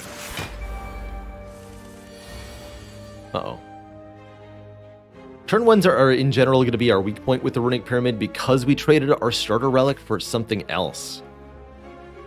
I'm going to go ahead and Gambler's Brew these 5. This fight will be pretty bad for us overall. And it might just be an immediate Wraith Form. We'll see. Okay, not today.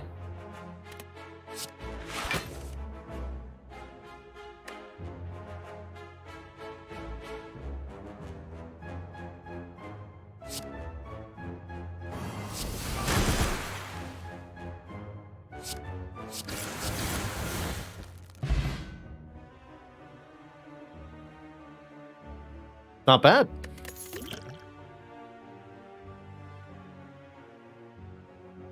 Would anyone like a Footwork Plus? Actually, what about Prepared?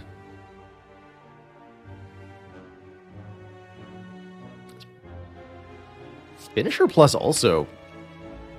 Not bad. All things considered. With Pyramid.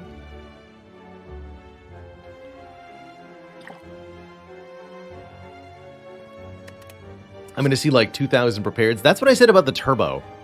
And then I totally didn't. That said, with Runic Pyramid, I have a backflip already, I'm going to take this Footwork Plus to give us some fantastic decks. I'm going to find more potions. Oh, I think I like these potions. I guess the weak potion's okay. Okay, we'll take the weak potion. Don't trust a Snake of Whale with Runic Pyramid. No, thank you.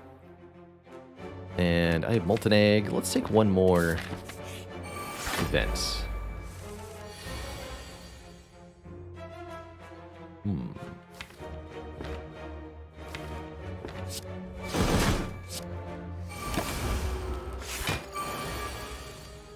Get donked, sir.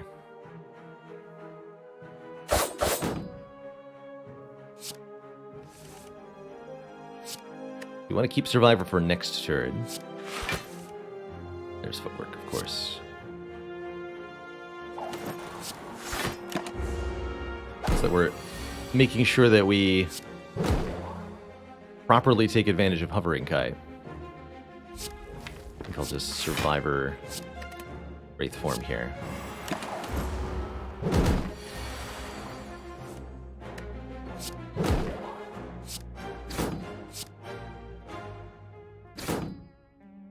Uh-oh.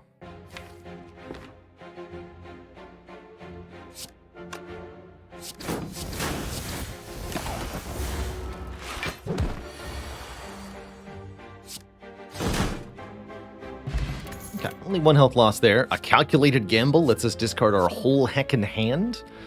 Drawing new cards again. Really amusing how with the Molten Egg I've actually taken almost no attacks. And that is going to continue to be true as long as the cards that I keep finding allow us to play our really good attack over and over again. We still need more cards that increase our total number of cards in hand. More acrobatics, more backflips. Thinking about it.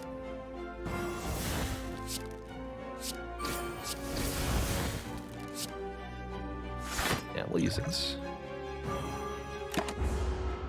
Keeping the Shiv in hand for what exactly? Not sure. Just, oh, for calculated gamble, of course.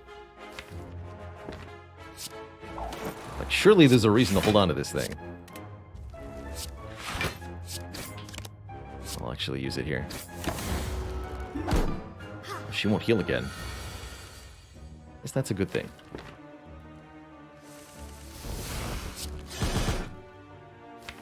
Heckin' get him. Oh, the double of Viserai draw. Even better.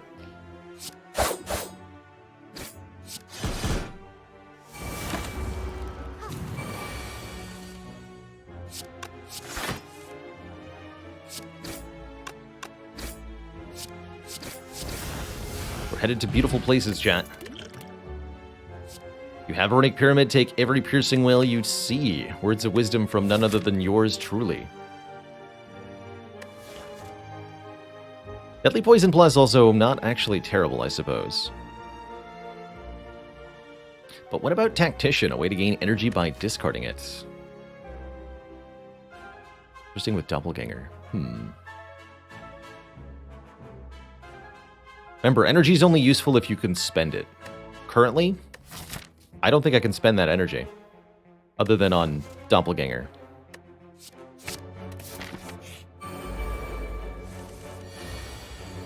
Heck. Turn ones, man.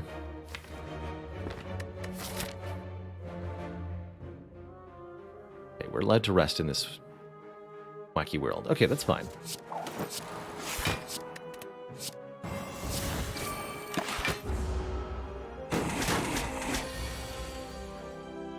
Keep piercing around.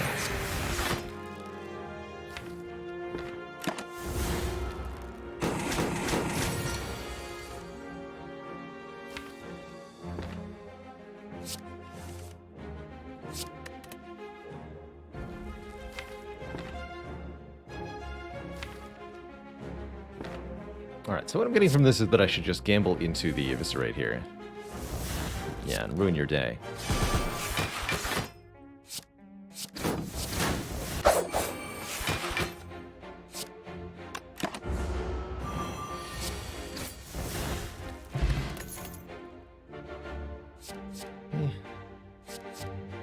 Actually.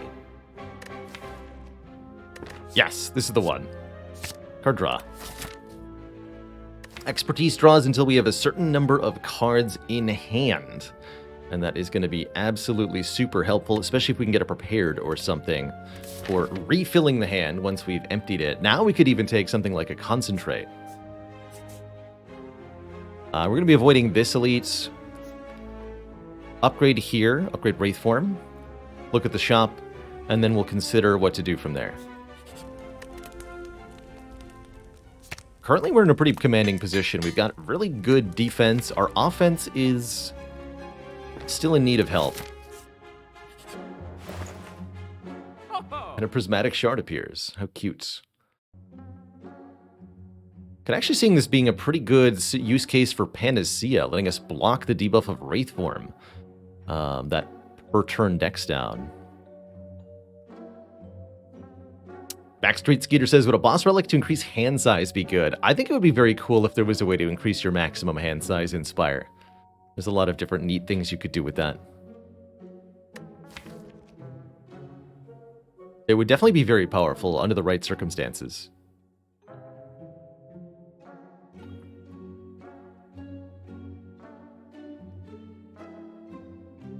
So currently we've got Dexterity, we've got block cards, we've got card draw. We'd like more draw and discard. Shard would make it harder to find that, that's for sure.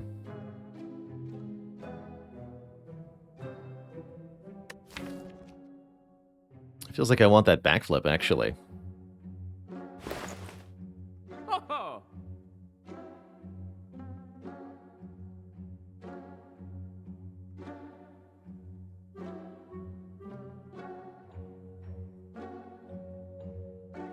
I have seen a modded relic that reduced your max hand size down to 7 in exchange for 1 energy per turn.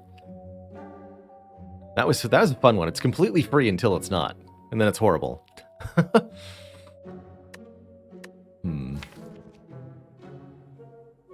Actually kind of like Slice Plus on sale.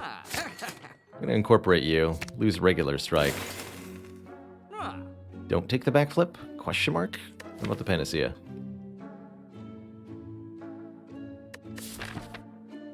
Won't be able to upgrade the Panacea. Alright, last question. Do I take the shard? Heck, let's do it. Got the money left after all. Prismatic Shard means we can now find colorless cards and cards from other colors. Whether or not this is a good thing is left as an exercise to the viewer.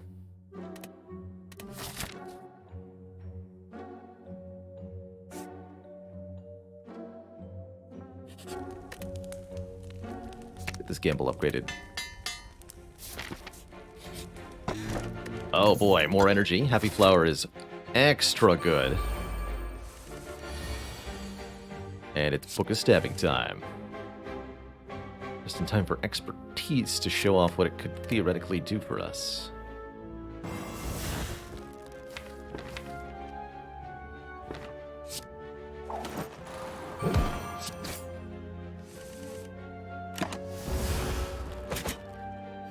Took some damage on that turn, but now we're fine.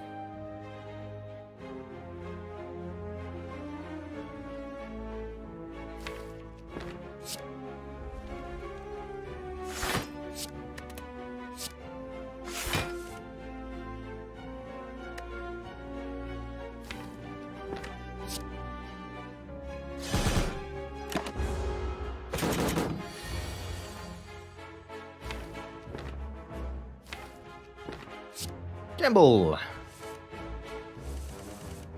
Just redraw the Wraith form. Easy.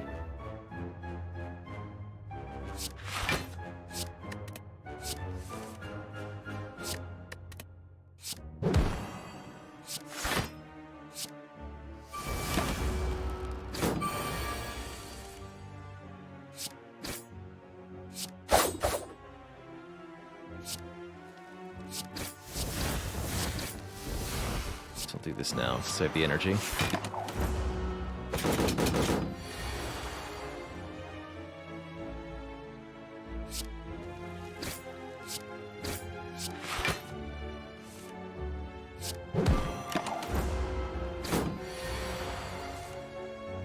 I could even manipulate Happy Flower from here if I wanted to, but I think I'm just going to take the win.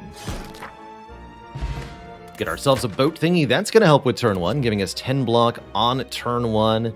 And I love these options. FTL is kind of like a free attack, draws a card, whereas follow-up is energy free and does pretty good damage. Better than Slice. I'll take the FTL, I think. Because if it would fail to draw a card, we can simply wait. And oh man, upgrading all strikes and defends, not something I've done in a while. But now's the time. Let's get back to basics here with 5 upgraded defends. These will block for 11 each with the power of footwork.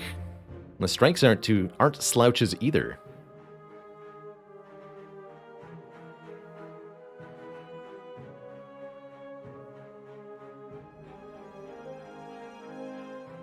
It is possible to get off-clan cards in Monster Train via a couple of the Caverns events, but nothing truly special.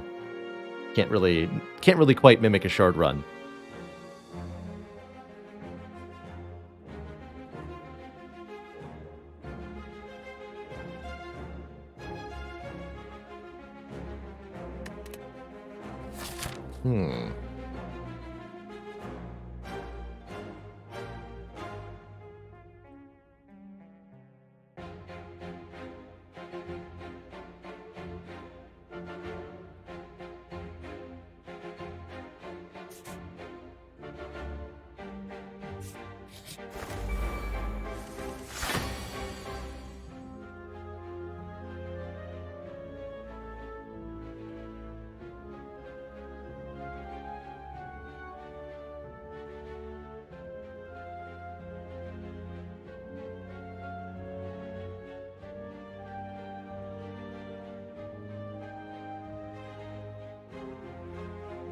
Did you hear about the bird that had to come up with jokes on the spot?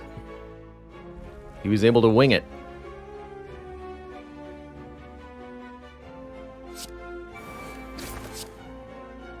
Ooh, Dagger Spray is here too. Okay, we'll hold on to this doppelganger for a minute. And we're unflapped. Crowd goes mild. That joke was foul. Actually, I'll play this before it gets me a daze. Keep the 2 shiz. Just in case I want them later. To what foul purpose, I'm not sure. Again, for calculated gambling them. That makes sense to me.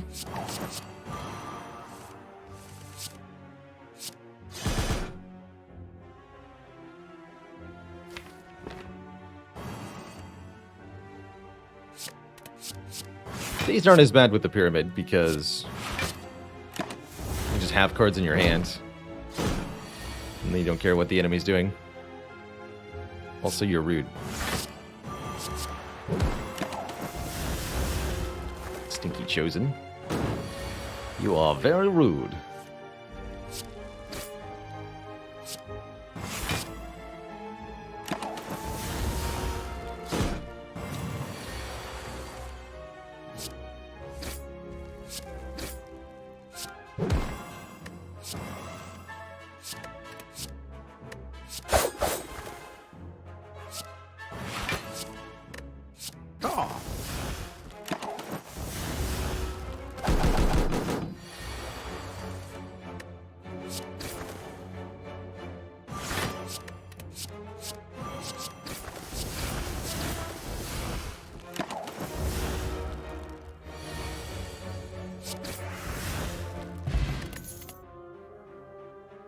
Every piercing well you see. Every one. Okay, we're definitely in good shape for this next elite, whatever it might be. We know it's not Book of Stabbing, so it's either the 3 Slavers or Gremlin Leader. Actually, wait. I want a power potion, but I think we're capable of both of those.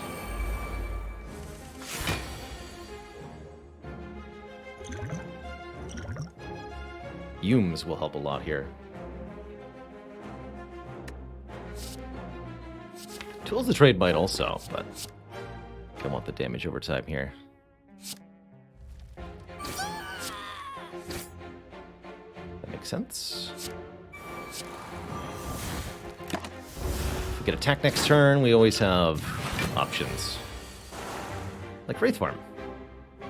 Wraithform is a good option. Alright, well, if this is what's happening, then what I'm going to do is focus all of my damage on the Gremlin Leader. We're just going to ignore the minions for now. Let the fumes kill them.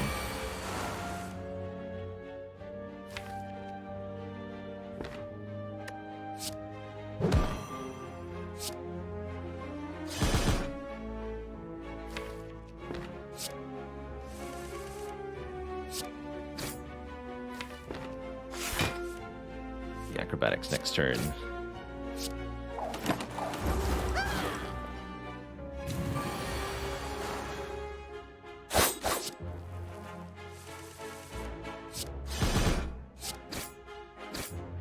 Wasn't too bad.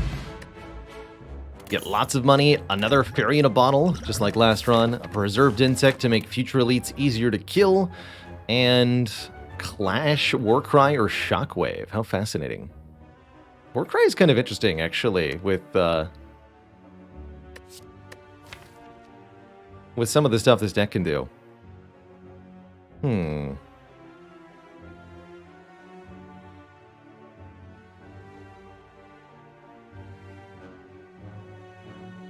Let's just make better use of the expertise. Let's just put Eviscerate on top of the deck so that I can then calculate or gamble into it. We already have a source of vulnerable in terror, so I'm less interested in Shockwave than I would be otherwise, but it's still okay. I think I'm going to take this unupgraded Warcry. Genuinely. Do some stuff with it. And we'll take one last event here. It is the Thwack. It's Thwack right after we find a preserved insect, no less. Very lucky here. We're going to get 100 gold, 2 relics, and a card reward.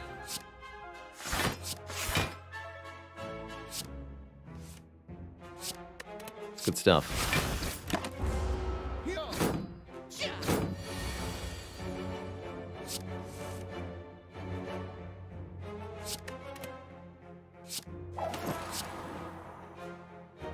Entangling me is very rude.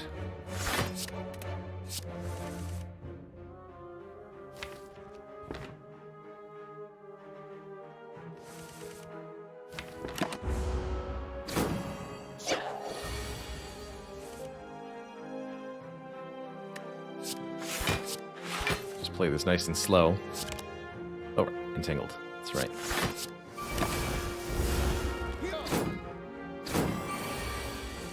This turn.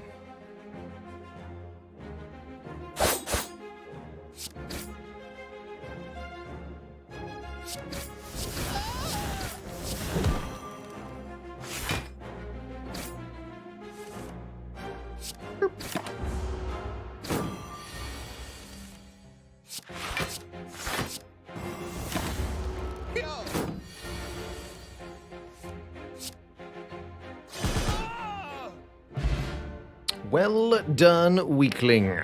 Time for the real challenge. 1 Gremlin Knob plus 1 Taskmaster. Fun little thing to note here, their health is reduced by the preserved insect, but their size is not. They are not physically smaller like normal elites are. Something about the coating of it, I guess.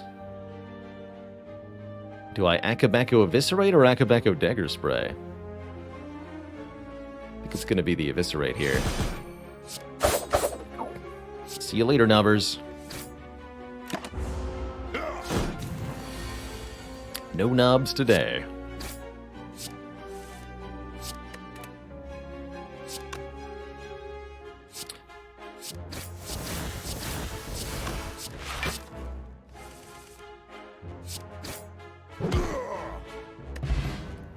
And what reward? The bird face turn heals us 2 when we play a power card. We have 2 of those in the deck.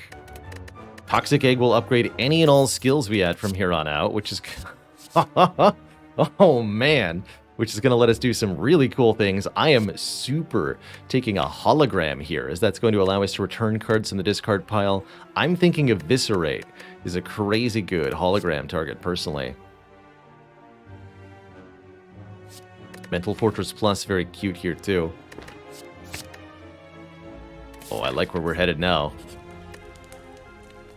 I think I get to upgrade here also. I think it's time we upgraded... Terror? Getting the card draw upgrades is going to be important, too. Well, let's make this free to start.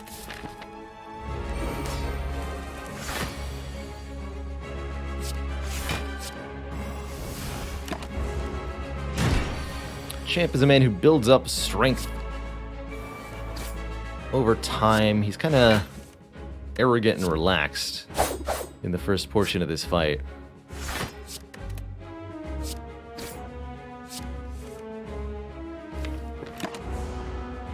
But once we drop him below half, that's when the angry mode begins.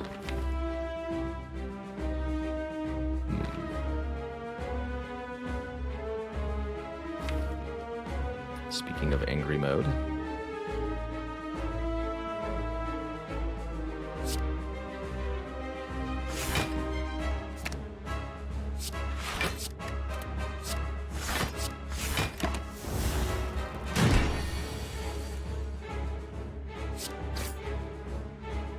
What we can play.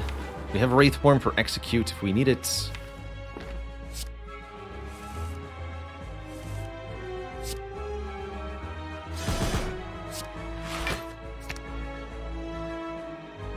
What?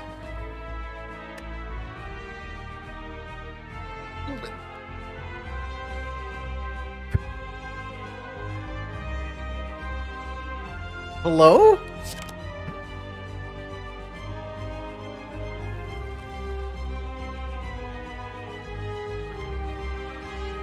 Well, I had no idea it worked like that.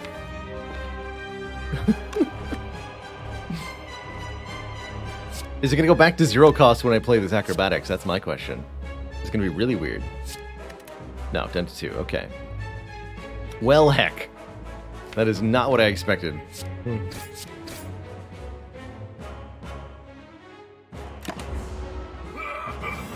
I had no idea that Eviscerate reset its cost when you play it.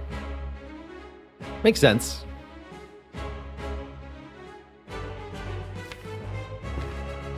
And we still have plenty of other good hologram targets, but I thought that was going to be better.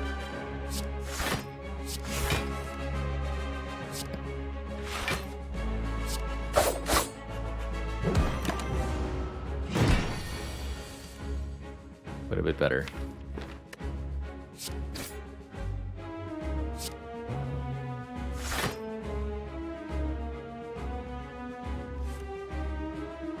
Draw expertise. Guess I'll just play a piercing well here.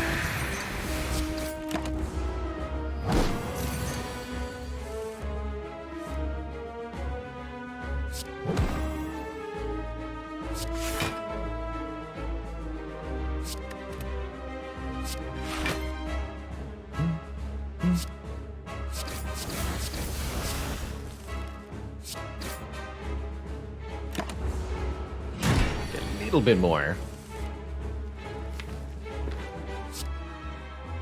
Here's our primary chance, I think.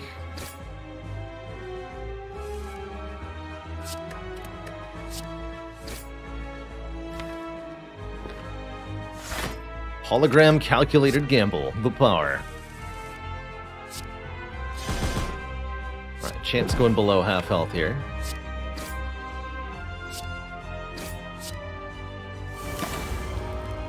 So on this turn, he will purge debuffs, including our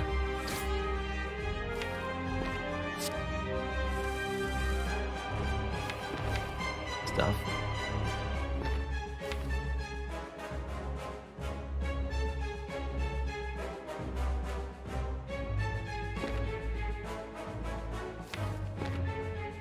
So you're telling me if I hologram the Eviscerate, it's 3 cost right now? Because that's even weirder. That means the Eviscerate can't decrease its cost if it's not in your hands.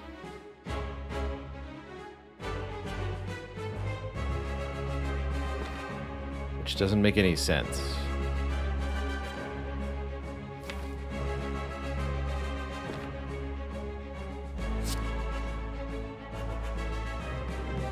It's not true if you draw into it, exactly. So, like, what is happening?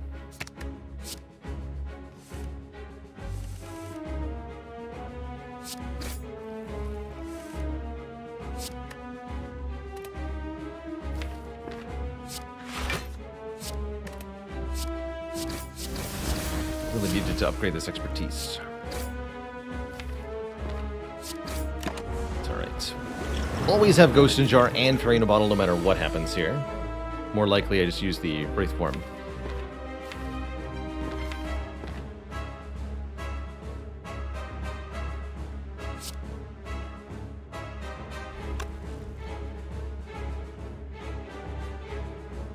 Actually, wait, can I block you the old-fashioned way? I think I can.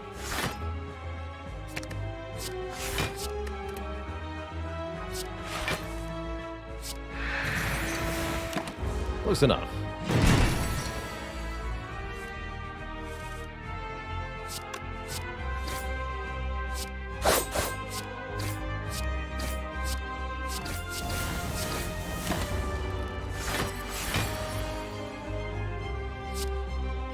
Works for me.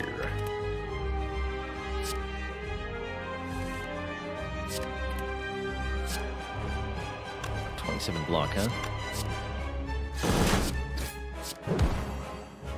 So I can hologram, for example, the Slice, even if not the Eviscerate.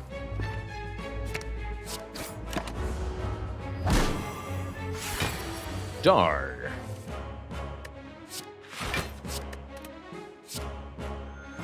No, sir. It is you who will die. GG, champ. GG.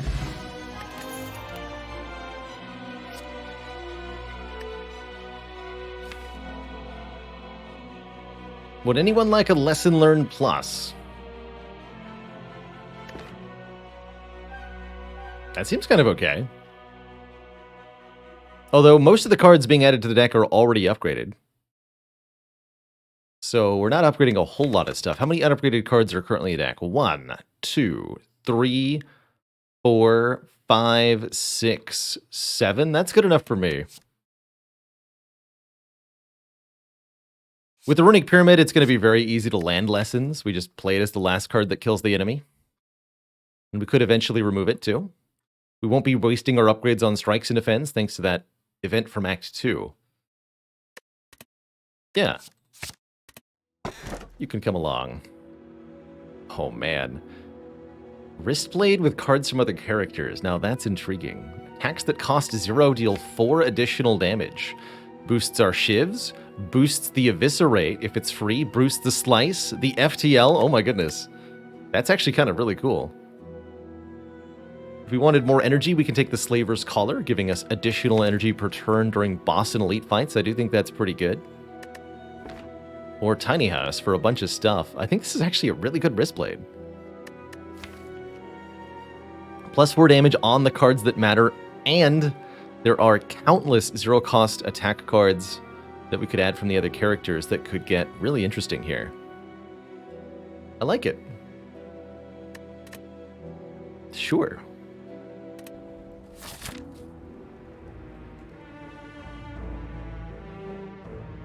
Okay, Burning Elite is over here. I think we're very well equipped to fight elites, so I'll be going for 2. Rest sites don't seem that important anymore. So I won't be going to rest sites unnecessarily. What a fascinating run we're on. Guess we start here then. Don't want to hit this rest site.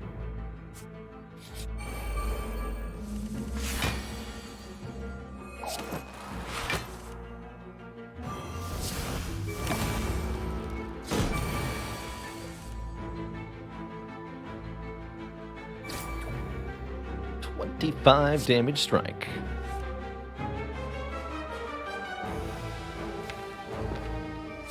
I'll do it this way then.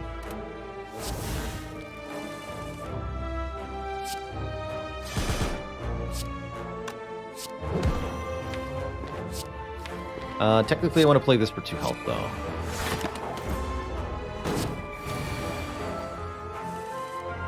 Any other powers? No.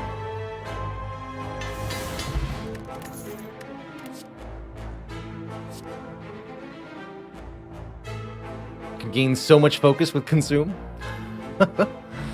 Actually quite like White Noise. 0 cost, give me a random silent power. That could be random Wraith Forms, random... It's 2 health always. Random After Images, random Footworks, random Envenoms. There's quite a few things that could be good.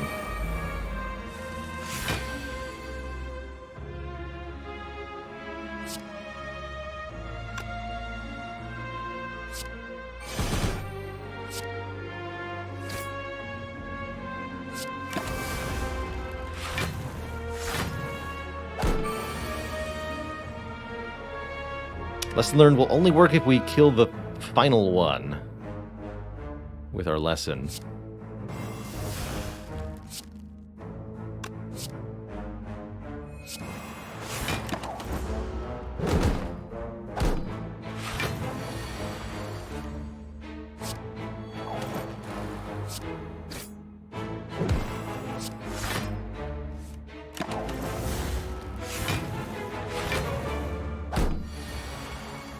Now they're all doing rude things.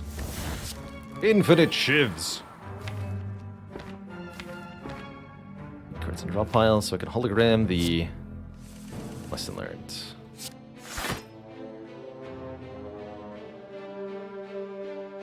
Now it says 0. Now I'm really confused.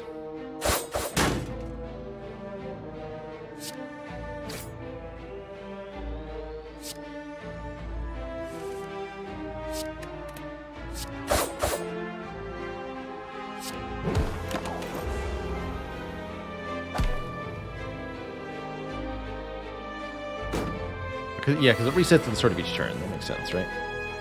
Yeah, this turn.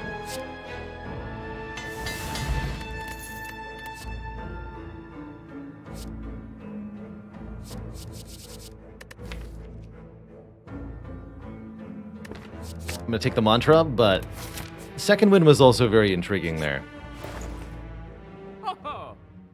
Another blade dance.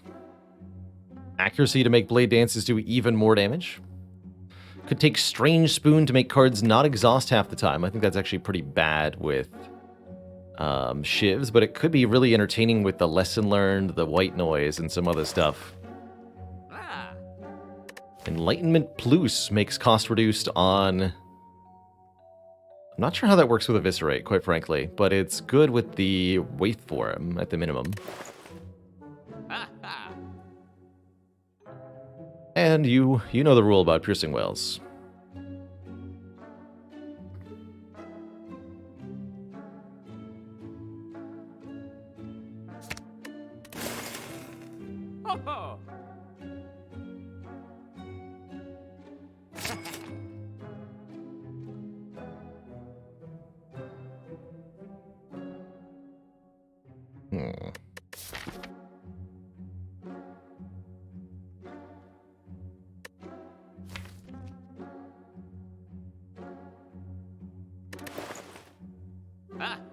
Second blade dance seems like a pretty good idea.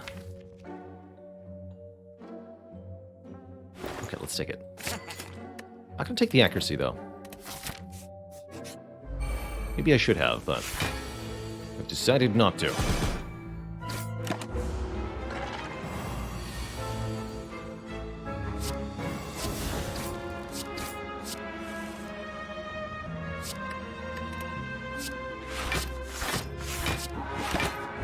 Block. Actually, almost a little bit too defensive in this deck right now.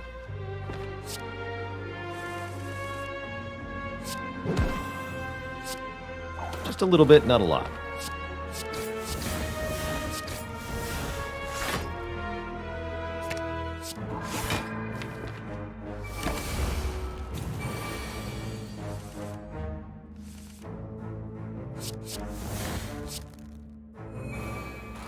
Unfortunately, not very helpful. Yes, here we go. The power. Triple damage. Shivs for 27.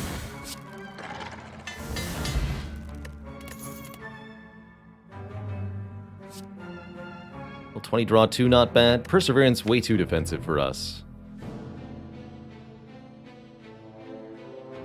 I think we just keep what we have. I'm really hoping we find one more mantra card to really, oh dear god, to really kick up the spice. Ah!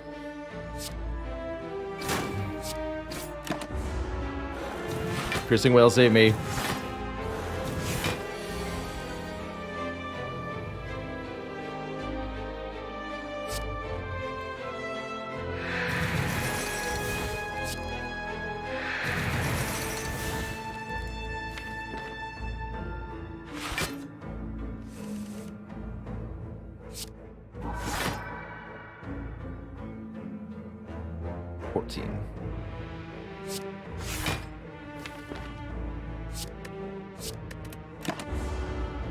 Alright, well now that you've all gotten that out of your system, what's next?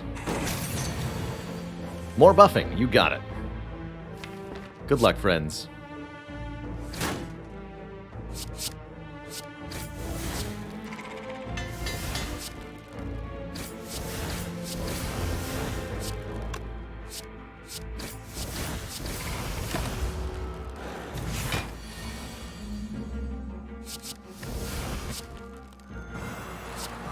Thanks, White Noise.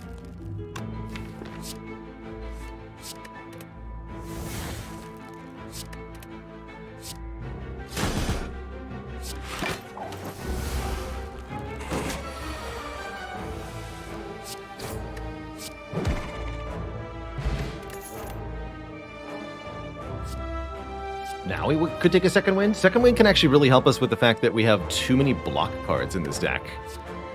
And now we're also an ironclad. So our 30-card deck with one divinity card becomes a 10-card deck with one divinity card. It's going to be pretty sweet.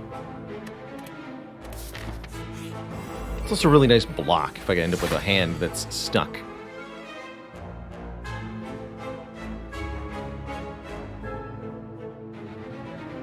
Yeah, so turn ones, huh?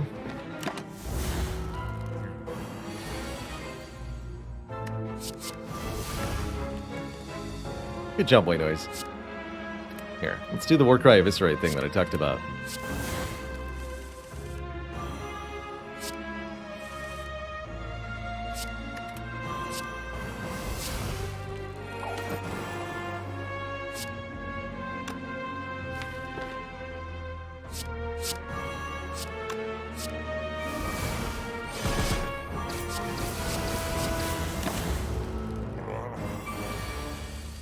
Why are you still here?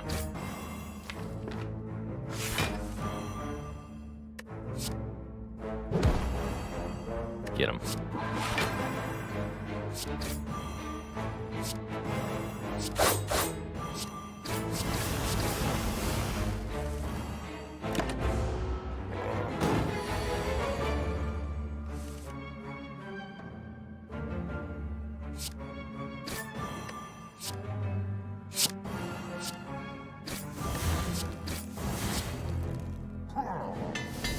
Easy. Tyranithopter will heal us if I ever drink this Ghosted Jar.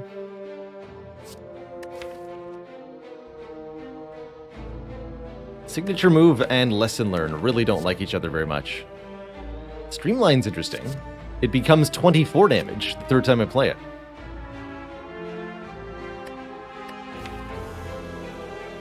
I think we're good without, though.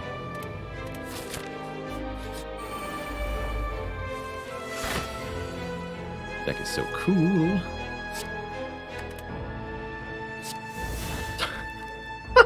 3 for 3. Alright, I'll just play it.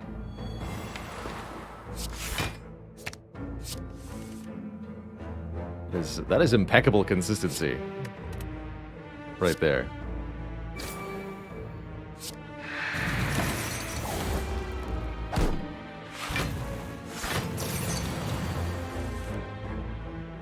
Genuinely no idea how I managed that.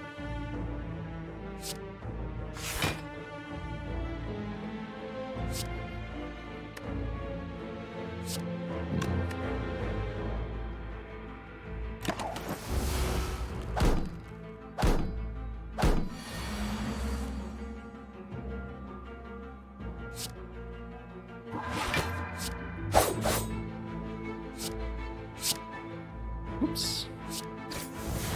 Shoot. It's a mistake.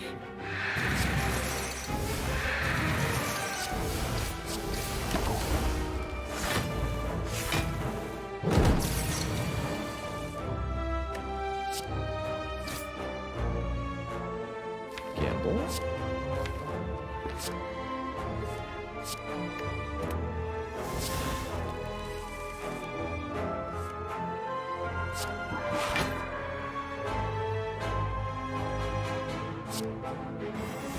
That one. Begin the murdering. If at all possible. Not quite. Always get the health back, I suppose. Sure, whatever it takes. I think I could have avoided that damage with a different playline. But I didn't.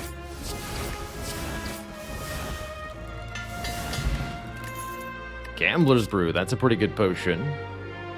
How about an outmaneuver for even more energy? Does that speak to me? Only kind of.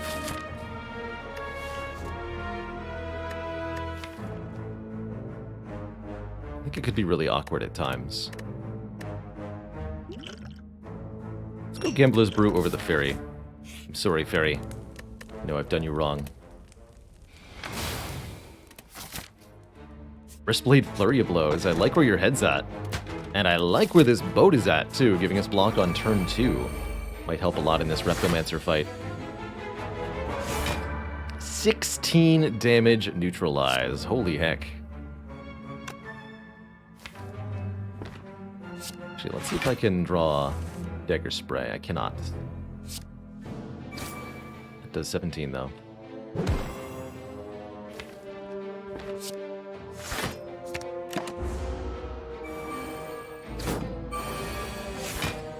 I'm not afraid of the daggers. I've got my piercing well ready. And I guess my gambling, too. Here we go. 2 crits.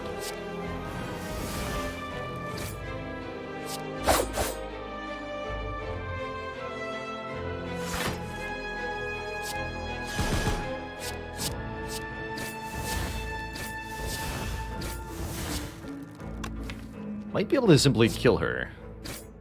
Actually, I could do that right now. Wow. That seems like an effective way to win.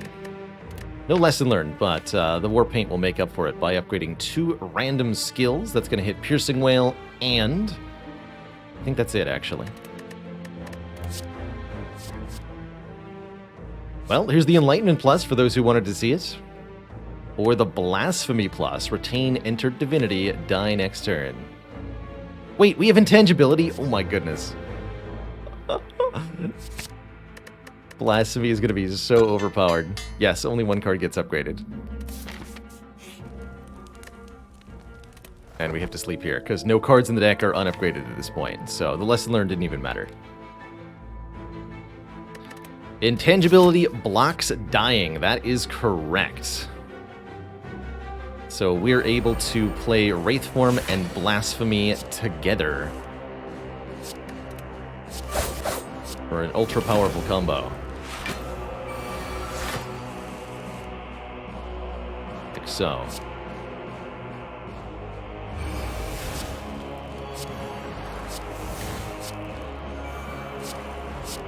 "24 damage shoots."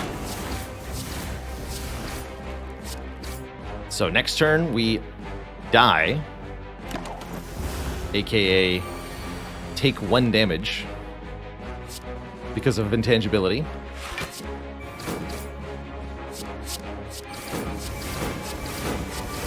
Thorns damage also 1. Really just a highlight in why Intangible is very, very overpowered.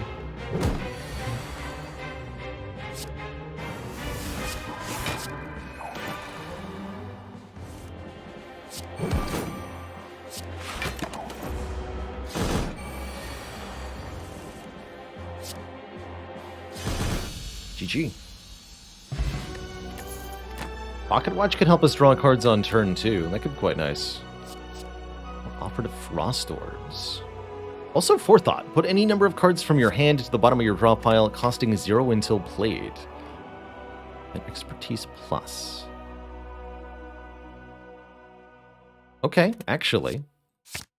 Forethought Plus, you may venture forward with us. There's some interesting things that we can do with this. Especially in conjunction with the Pocket Watch. But it's essentially deck manipulation, letting us put a card further ahead, somewhere that we might want it. Does that work with the Wrist Blade? Yes. So, for example, if we put Dagger Spray on the bottom, then the Dagger Spray gets bonus damage from being free. Another Forethought Plus. Panic Button Plus is excellent. Not sure about Bomb Plus, but maybe a Madness Plus. And I'll definitely take 1 Dark Shackles Plus. Enemy loses 15 strength at this turn. At Exhaust. Good thinking ahead. Just a little bit of card draw. So here, for example, I'm just going to play 3 unobtrusive cards and let Pocket Watch get me bonus cards in hand here.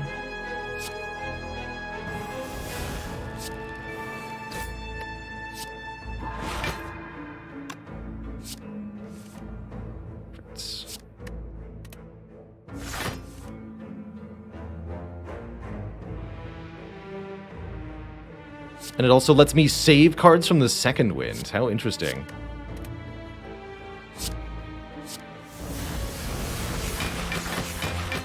That's kind of cool.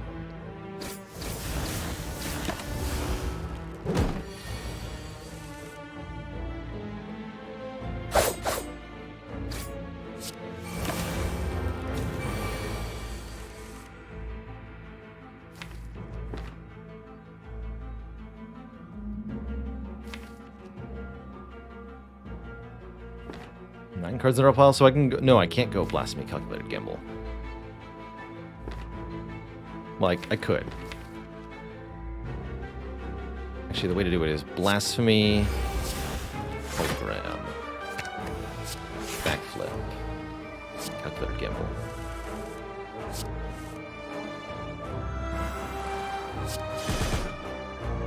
And then I drew a bunch of defense. Good job, mate.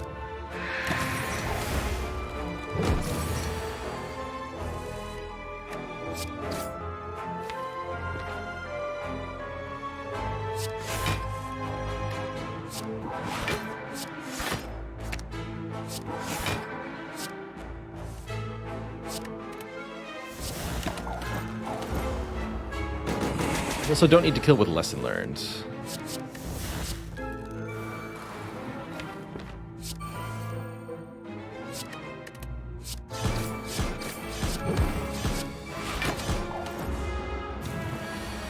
That no longer matters.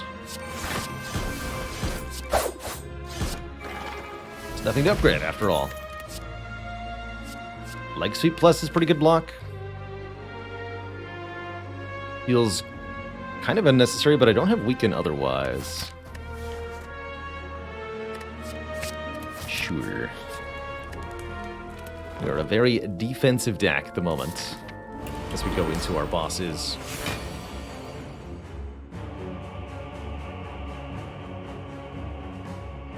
Hey there, Frogan. You better believe we are Prismatic Gaming today. 1, 2, 3. Time Eater should be very easy for this deck. We can do Piercing Whale Trick to reset his strength with how many Piercing Whales we have. And we can just, in general, shut down these multi-hits whenever they occur. I can use Second Wind to keep the deck thin.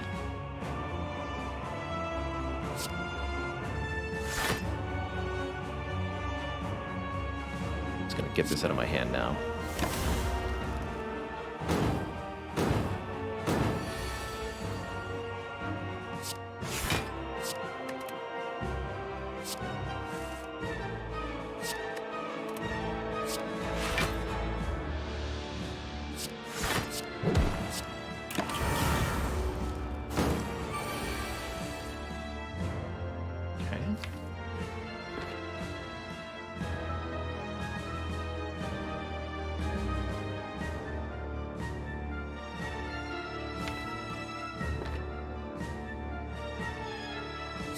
Feels a little awkward.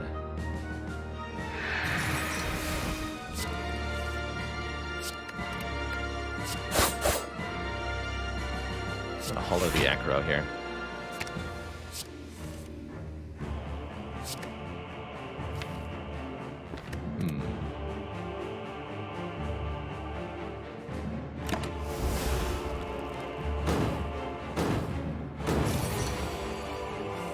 It's fine for this fight to take an obscene number of turns.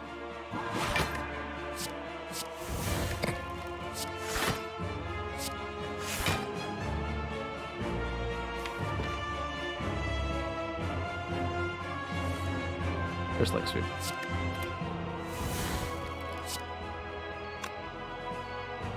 Actually...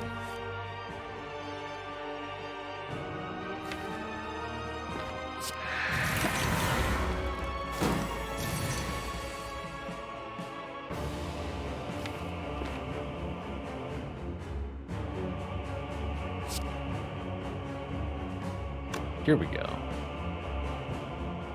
Could get rid of cards here.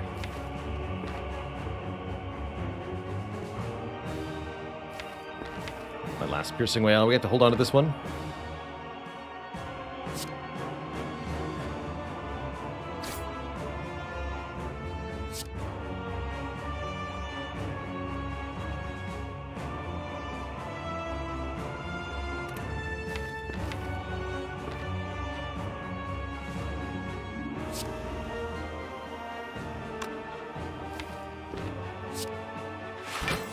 To block this turn.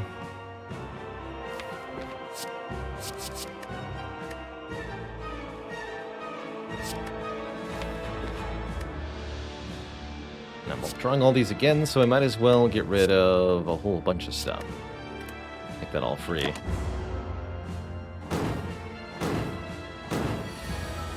timing, sir.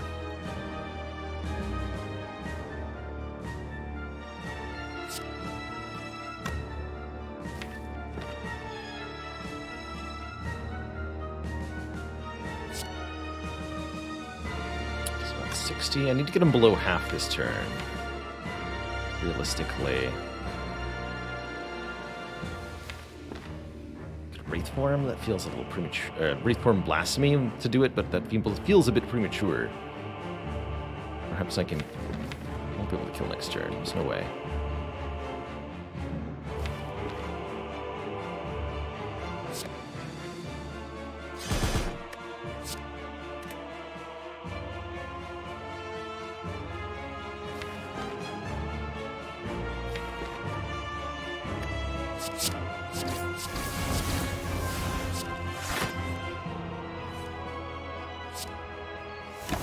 Turn's going to be a little awkward here.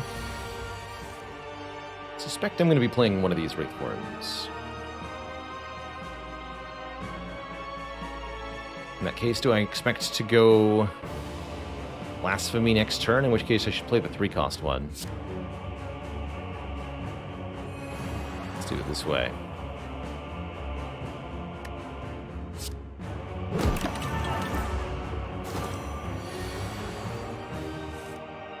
That way I'm allowed to play this.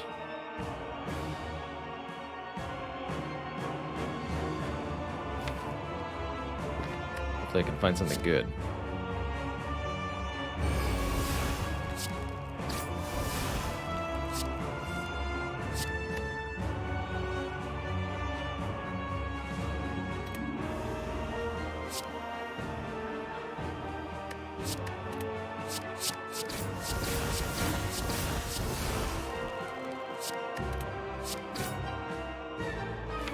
To kill next turn.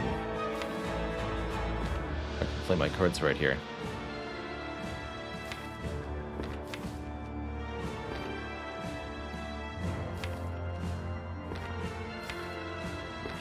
I think that's Hologram Blade Dance, but I'm not sure.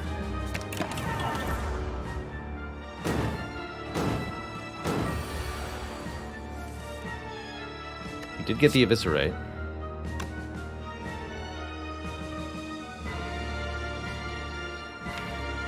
Is actually a bad thing. Go this way then.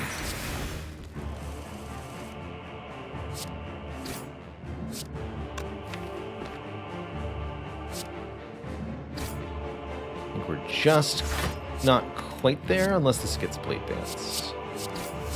GG. There we go. Okay, that was kind of a difficult fight against the Time Eater. We should have a much easier time against the remaining elites this act. Or remaining bosses. You get the idea.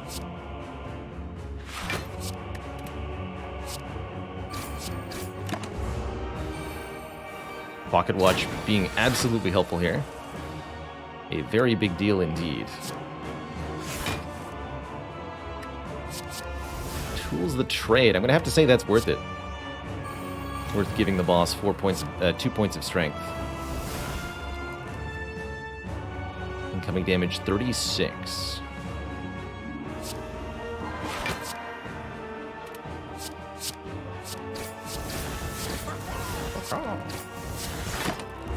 Incoming damage 0.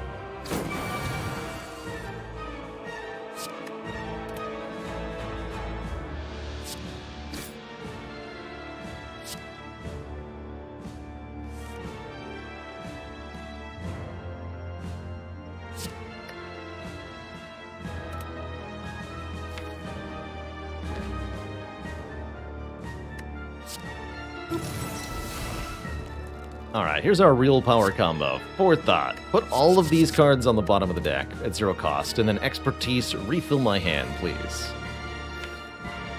Beautiful. Absolutely beautiful.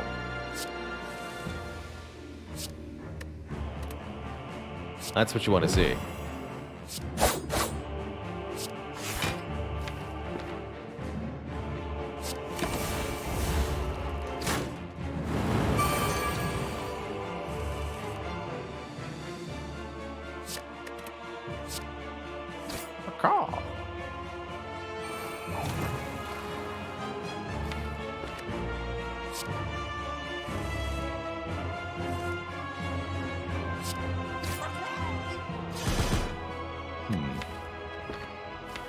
Do you see what I've done here?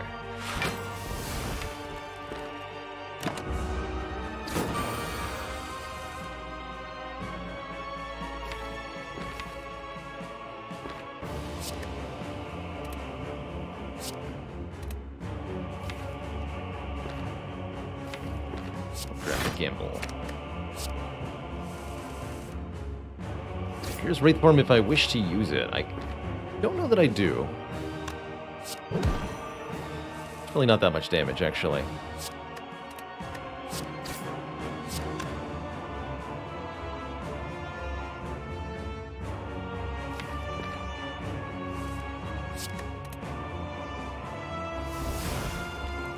I'll even use one piercing well here. Seems fine.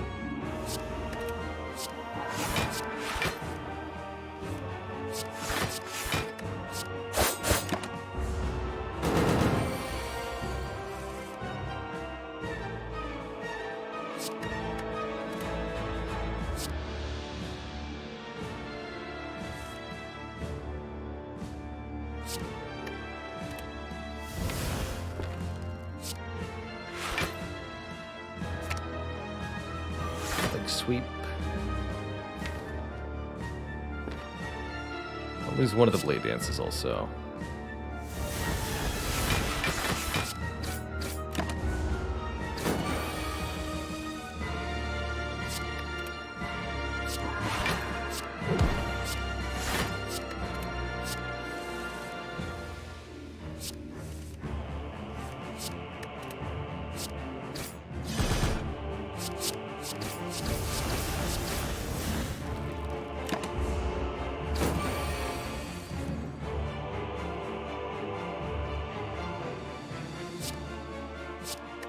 Discard that. Play this. Lose both piercing whales too? Yes. We're ironclad now. That even let me activate Pocket Watch to redraw up to a hand of 10 cards here.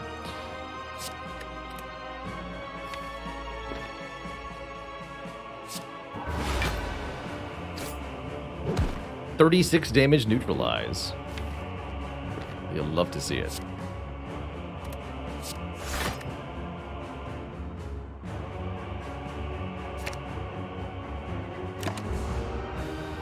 Oh, I actually should have. There was a better play I could have done there. A really hilarious, fancy one. By hologramming. Oh no, I don't have it anymore. The forethought. But it's gone. Doesn't matter then.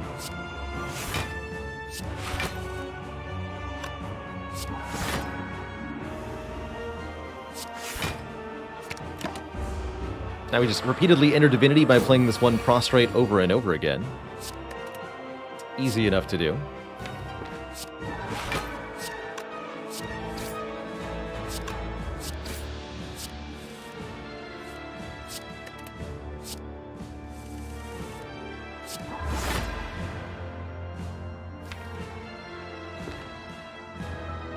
It's 3 costs now. It's really odd. Maybe it just becomes 3 costs when you put it in the discard pile.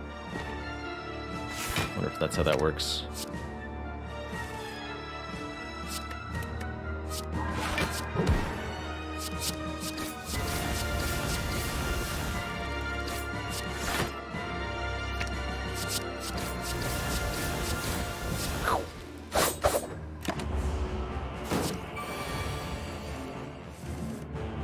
Pretty good damage output, if I do say so myself. GG Awakened One, we're on to Act 4.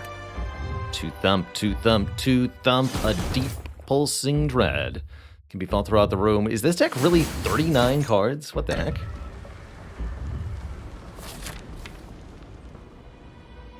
Doesn't feel like 39 cards.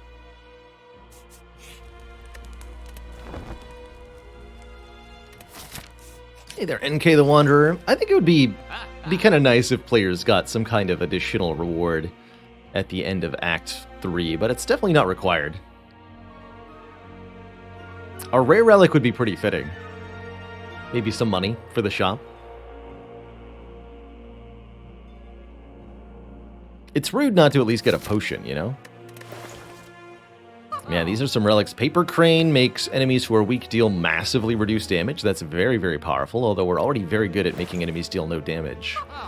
Medical Kit could let us get rid of status cards permanently. The wound and the burn, so we don't have to draw those again against the hearts. I don't know that we can ever really do anything with Sundial, but it's cute. I really like another Calculated Gamble. That I am going to buy, which means I won't be taking Paper Crane. So I guess it'll be Medical Kit then. And I could afford this Good Instincts Plus if I wanted to. We're at 40 cards now. Well-laid plans? Does heal us for 2, but not so useful here.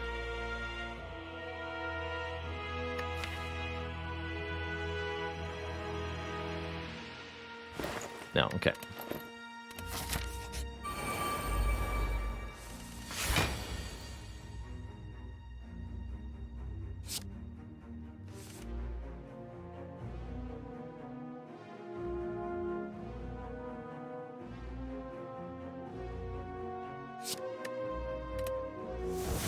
Do 17 by 3. Seems much more... seems to me like we should be focusing on killing Spire Shield first here, as we have many ways to deal with the Spire Spear's attacks. Many, many ways. Do count against the Pocket Watch, unfortunately. Just have to block this with old-fashioned Chutzpah. The OG style.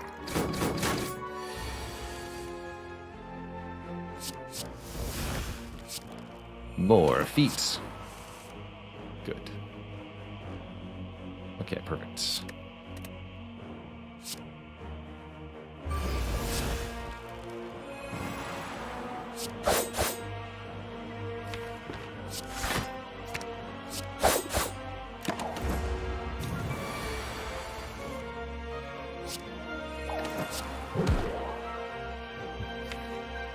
Any other powers to play? Negatory.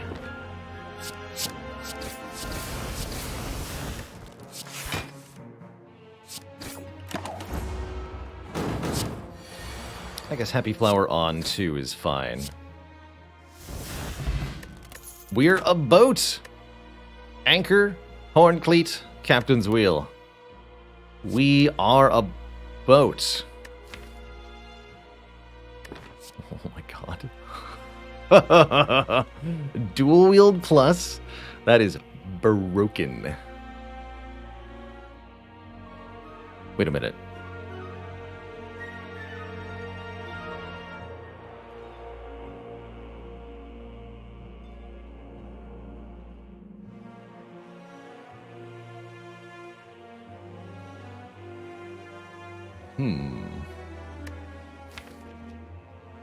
I mean, I'm definitely taking dual wield. There's a lot of really broken things we can do with this dual wield. We can make additional copies of any power or any attack. So multiple copies of Wraith Form, multiple copies of the card from White Noise. We've got hologram to play with it. Oh boy, is it ever going to be really, really good. It's a pretty good first couple of turns, defense-wise. Tempted to hold on to Calc Gamble here. Yeah. Let's just lose a little stuff. One turn if we can? No, play this. +1 card draw. Keep these cards. Okay, big attacks up first, and I'm cool with that.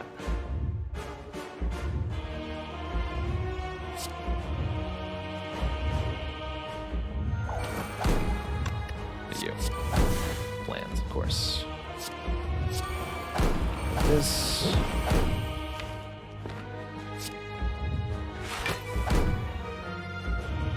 Okay, just hollow the prostrate, then panic button. Take almost nothing here. This'll just piercing well.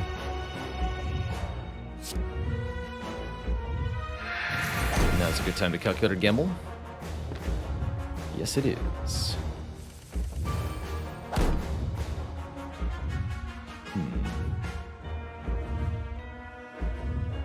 Okay.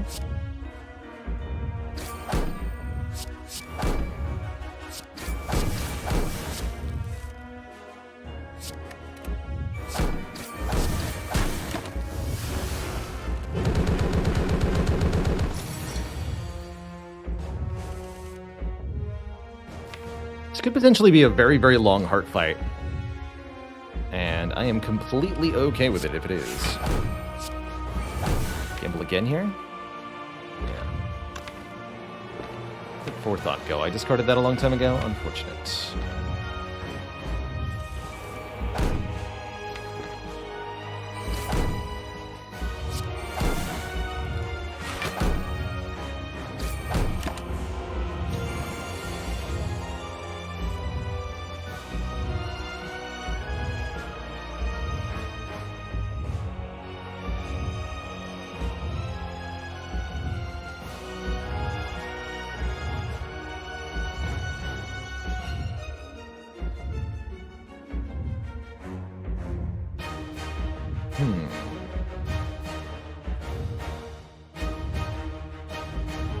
Have a few options here.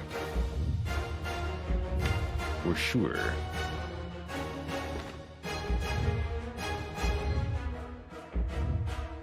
Oh yeah, I could use the Ghost Jar right now, and then I can safely duplicate the Wraith form.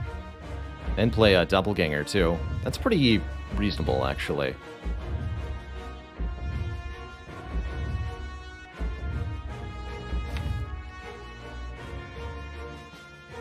Intangibles mostly for surviving the singular big attacks. Less for everything else. Well, I think it's time to be a ghost.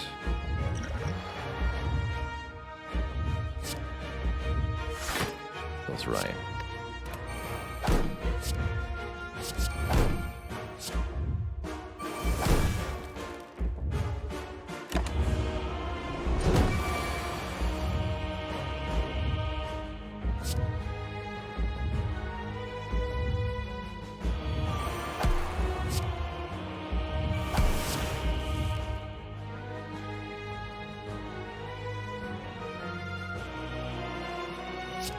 Actually going to discard one of them on purpose here.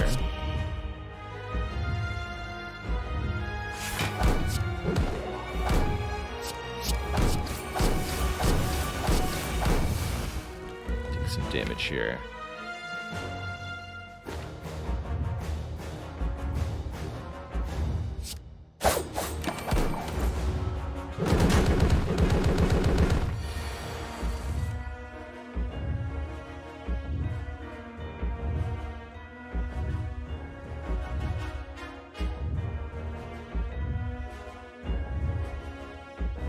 Any number of cards, you say?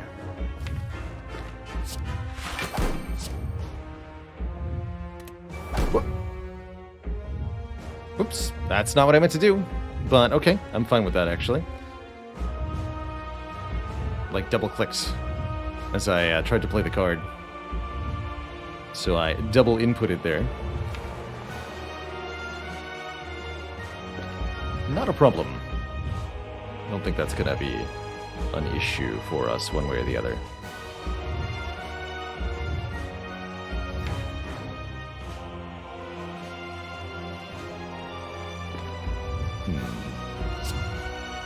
Handle that.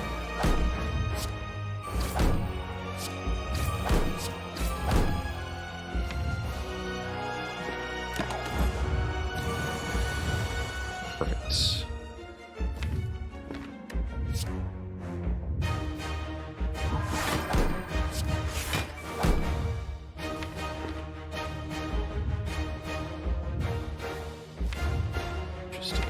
Can't actually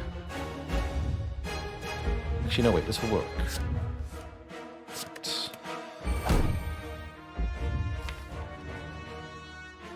What are we gonna do? I think I need to get forethought now, actually.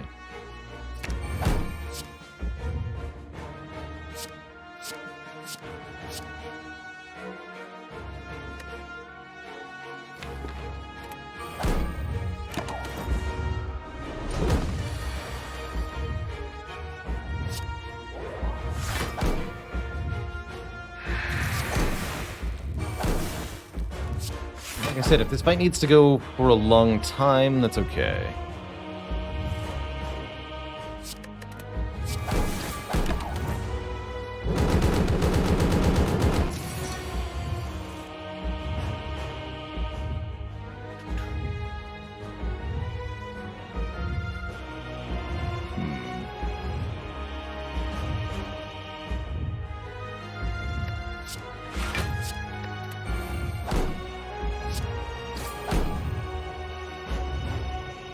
Beat of Death's now at 3. That will be a problem unless we're intangible.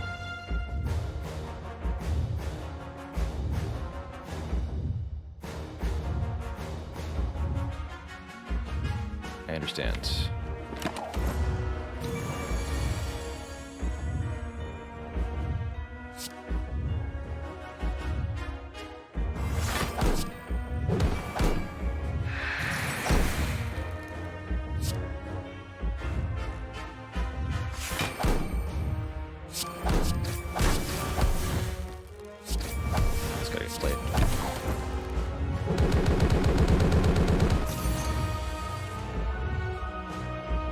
Okay.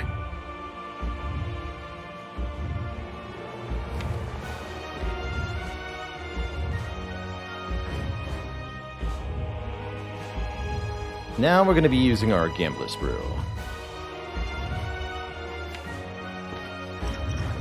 To set up the proper play here.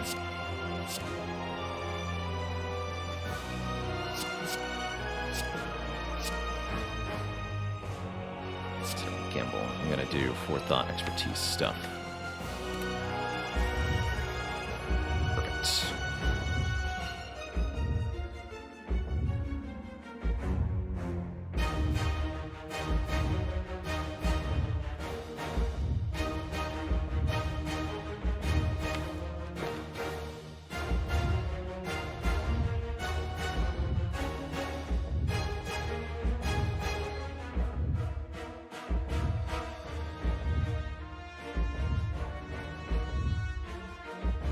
I think I have to play one of these Wraith Forms right now. Oh wait, in which case means I can Hologram Blasphemy. Okay. That's the winning play. As follows, then.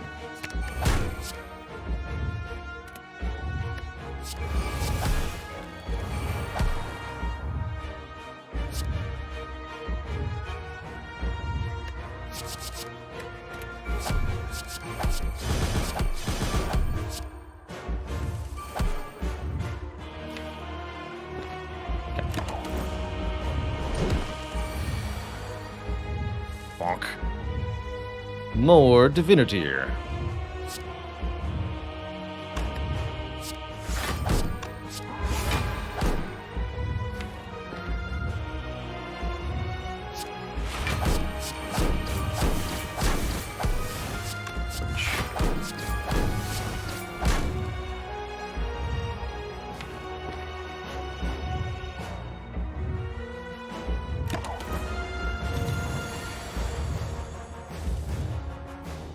That's right, I have 2 of them now.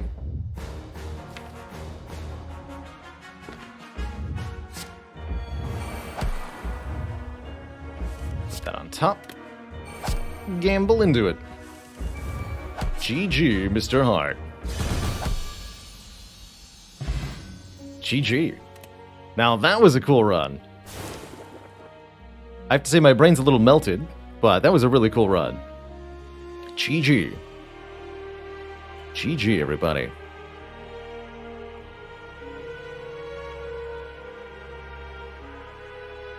the Eviscerate, Pyramid, Divinity nonsense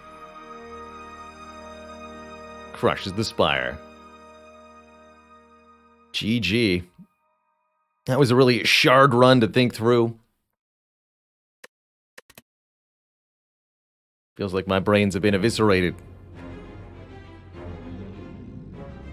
Has it been done? The Spire sleeps. So shall I? GG, yet another victorious shard run. This one off the back of dual wield, copying Wraith Form and Eviscerate. And Wraith Form did stuff too. What a very odd, very unique run. Absolutely absurd. Absolutely absurd.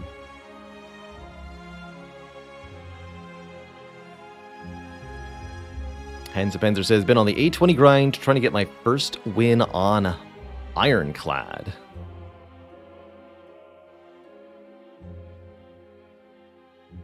How would I improve your Ironclad? Card draw. Card draw is, I think, one of the big secrets for Ironclad, wherever he can get it. This is partially why Dark Embrace is so good. But don't neglect Pommel Strikes with an upgrade on those. Don't neglect Burning Pact with an upgrade on that. Don't neglect Battle Trance. Or anything that you can find that says draw more cards. That can really, really help.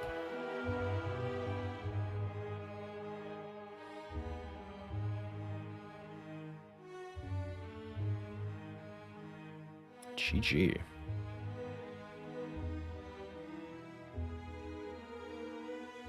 All right, I'm going to take a quick break here, refill the water, stretch the legs. I think we'll switch over to some Rogue Tower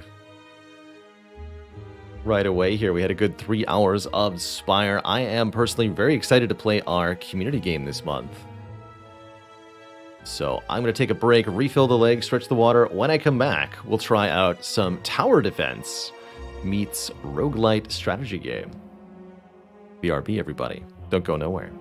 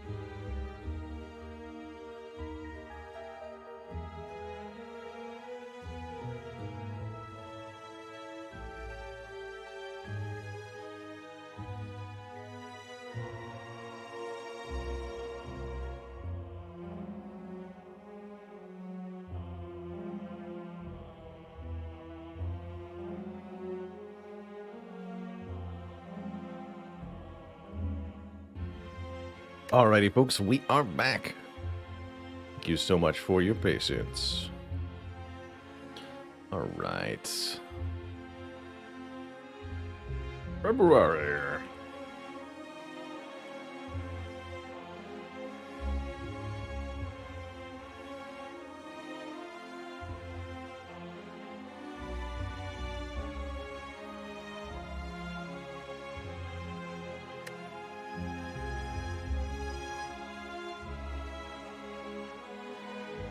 Hans Banzer says, any tips on using corruption? I've heard people say it's one of the best cards on Ironclad, but it always seems too costly.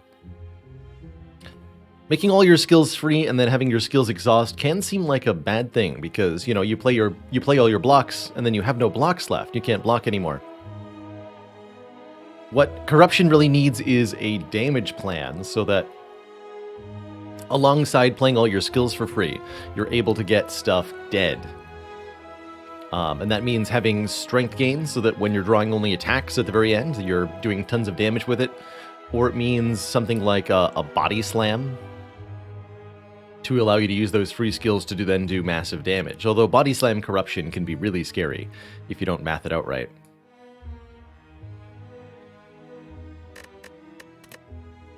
But that's actually going to be it for the Spire today because I want to dive into our community game this month. Each month we run a game vote with games that are suggestions from people in the audience, as well as a pick from myself each month. My own suggestion this month was Rogue Tower, and you all voted it to the top of this month's game vote. So Rogue Tower is what we're going to be checking out during the second half of stream today. Actually, give that a boot up. Now I'm over here. Hello. Windows Pinball? Oh man. That is some OG. And this is some lovely, I think that's a harpsichord. Let me tweak the volume a little bit further down. All of those can go. So Rogue Tower, this is a relatively recent release. I actually haven't seen all that much of Rogue Tower. Here, I'll keep tweaking that down.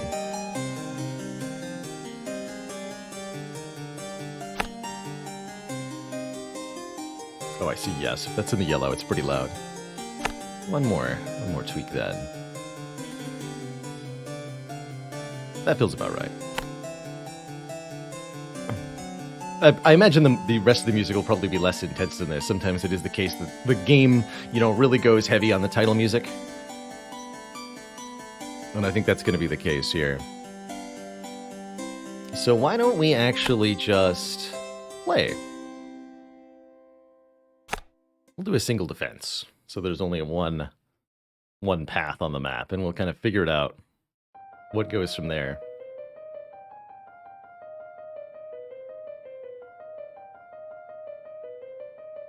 So, not a lot of tutorialization given, I suppose. We have, at the start, a tower.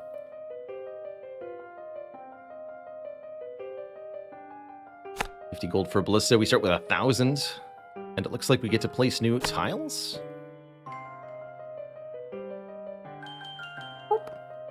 Okay, we're supposed to place them before we expanded. That makes sense. Plus 1, 2, 3. Different elevations get different bonuses, perhaps. And yes, we can look at these and see all their stats. Base damage of 13. Health multiplier. Give lots of different targeting priorities. Okay, very cool.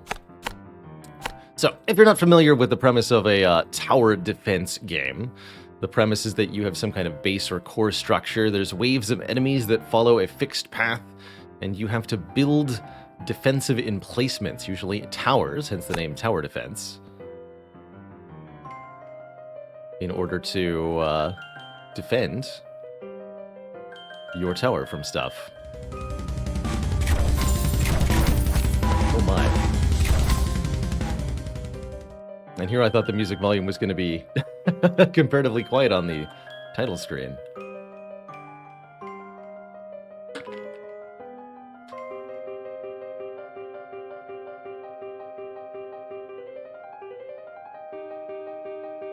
And you can upgrade various stats too. Health damage, armor damage, shield damage. So it seems like enemies have... Okay, so that's what health multiplier, armor multiplier, and shield multiplier are. That's the damage this tower does against 3 different defense types. So full damage to health, effectively half damage against armor and shields, and there's elements too, so it seems like things are going to get pretty crazy.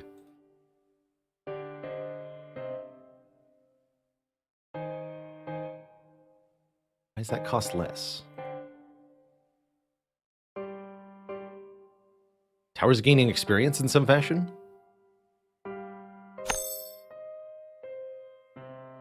Feels like they might be. And that also increases the base damage as well as the health multiplier. Interesting.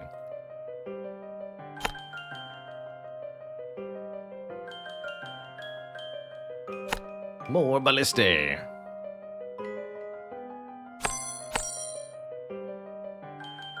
Oh yeah, level 1. I understand. Okay, yes, they are essentially gaining XP.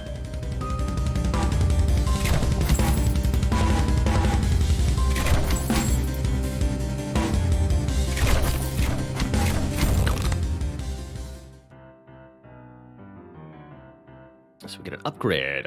Siphon mana from crystals. Currently we don't have any mana. Ballistas do more damage to armor, or ballistas do more damage to health? More damage to health would get us through the, I'm sure, immediate threats more readily. Wonder if all enemies have health, or if there are enemies that are only armor and shields.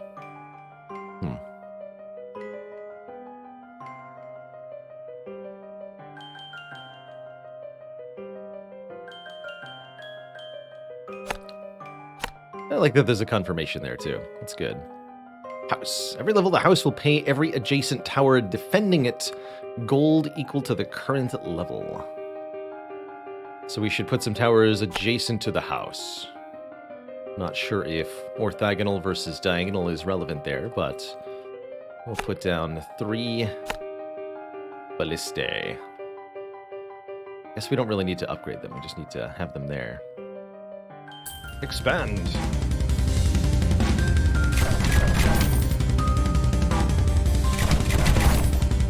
I like to view what the enemies are.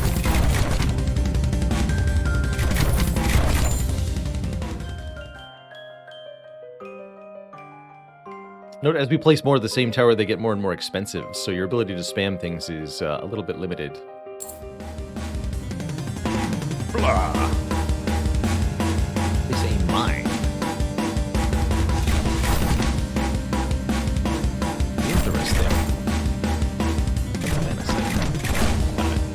Some of this stuff I think we'll have to unlock. We don't have access to all the mechanics when you first play.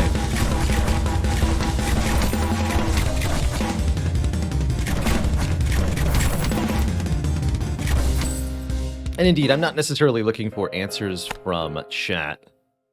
To these questions that I wonder aloud.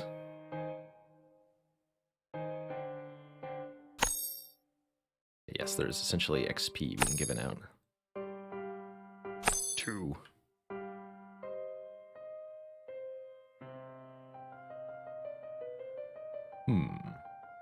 Probably want to focus on upgrading the ones that have the elevation bonus, or what have you.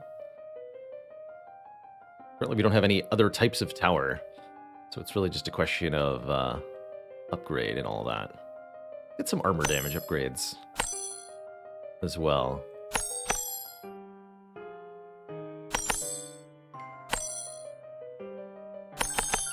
Okay. Let's see how this performs. Expand! There we go. That's still, like, loud, but not so loud that you can't hear me. Good. Alright, even tells me how many towers it's being protected by and how much they're each giving me. Good. Good.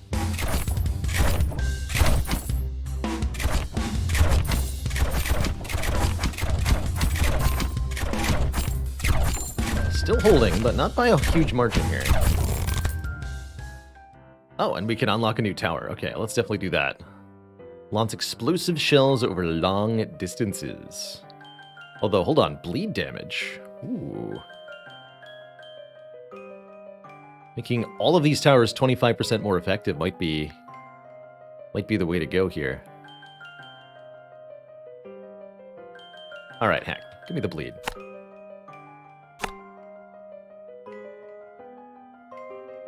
Ballista specialization. Yeah, put more towers over there, I guess.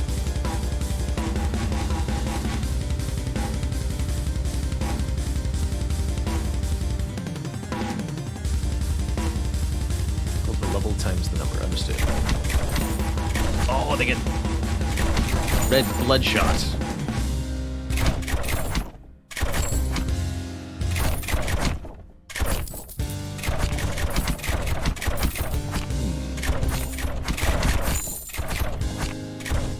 Bleed wasn't enough, though. No. All right, we take 2 points of damage. Concerning.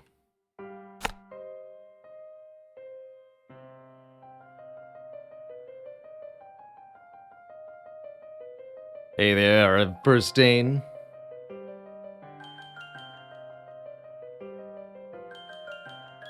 How you doing? Is that a rogue tower? Or the rogue tower? If a little bit of difference in priority could help here. Marked. Least shield, least armor. Trigger things with most health.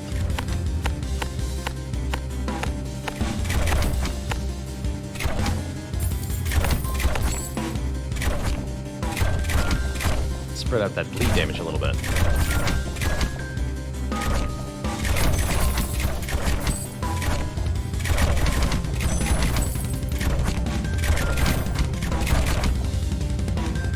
These ones should be targeting things with the least health.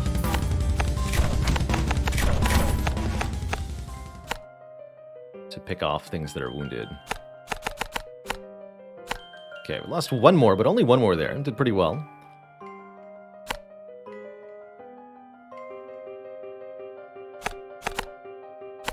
Okay. Expand. Oh, we can have choices now, finally. Interesting. How about this way?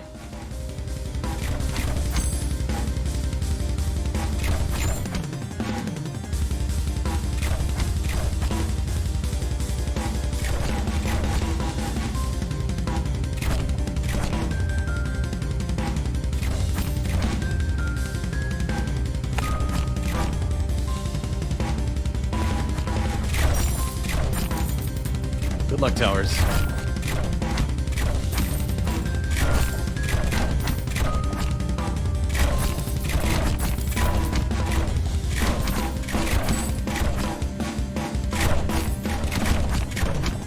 Hold.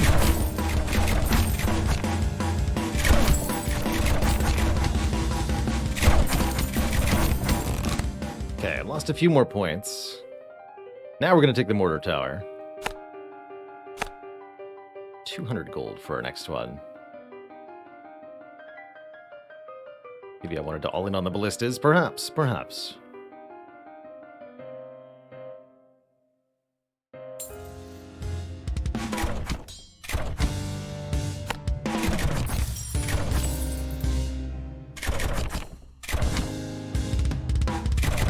Looks like death for us.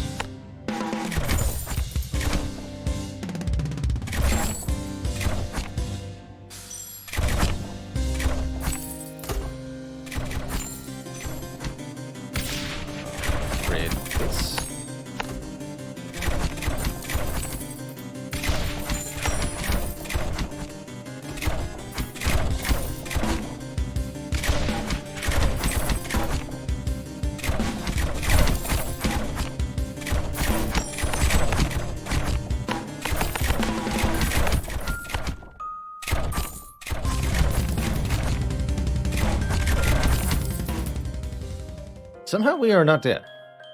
Honestly, thought we were going to be. Income from the houses is starting to really increase too, which is good. Okay, okay. So, mortar tower. How do you actually work? Bonus damage against armor. Base damage 20. Lots of range.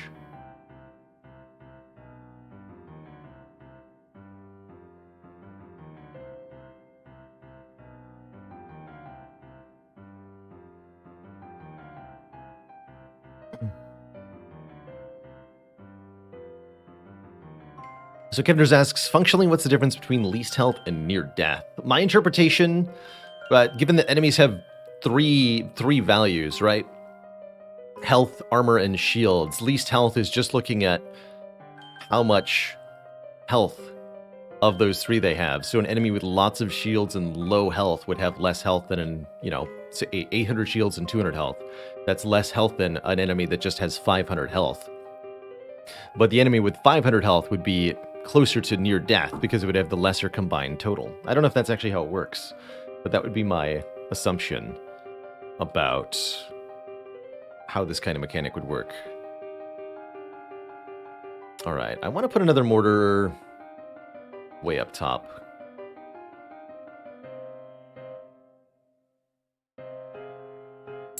And in here. So I can target most armor with the mortar, and I think that's probably a reasonable idea.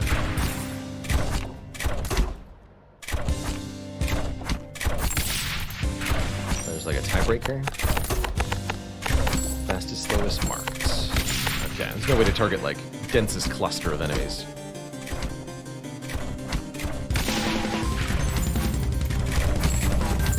Okay, those are leveling up on their own.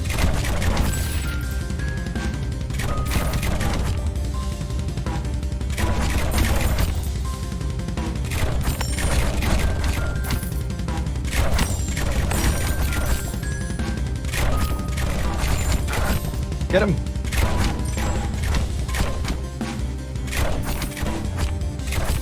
And down to 1 health, but we're still alive. For now. And you can sell. Selling gives you the full price back, looks like. At least for base tower, but then the level ups may not preserve. Heck.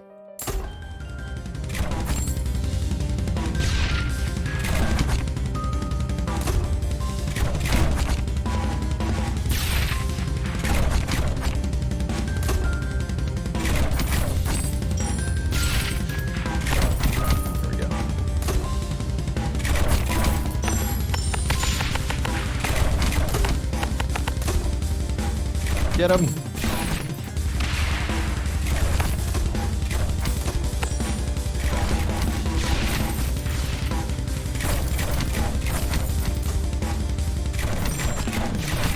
Oh yeah, I think that second mortar tower was made the difference here.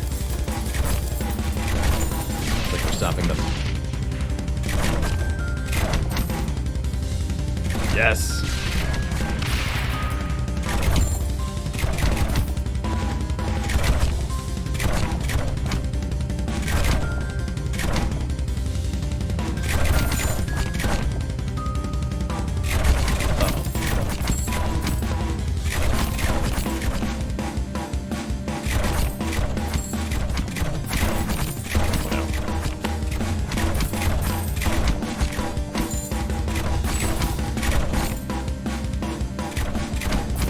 Yes! Or do we? Hold. Hold. More bleed. Never didn't have it. That's right. Alright, you are targeting most armor. Upgrading your armor. I would like another mortar tower up top here. If we can thin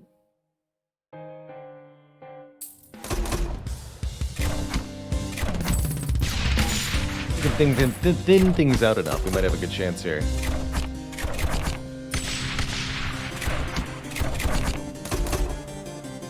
Oh, I see.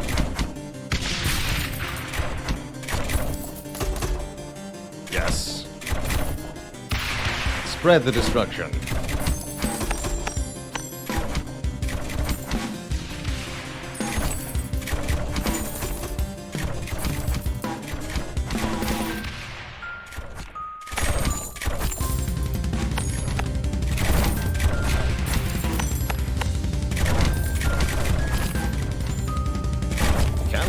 us know.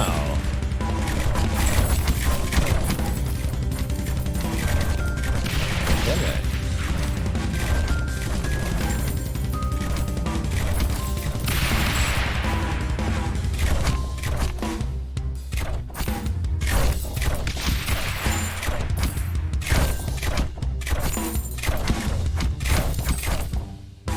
Cool Cat, thank you so much for the Prime sub. Welcome to the Koozie Sub Club. Let's keep separating the paths from one another.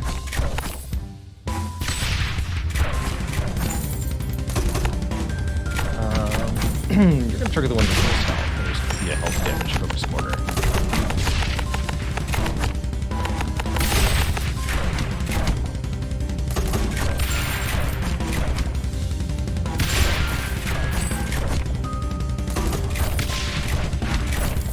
Very satisfying noises the mortars make.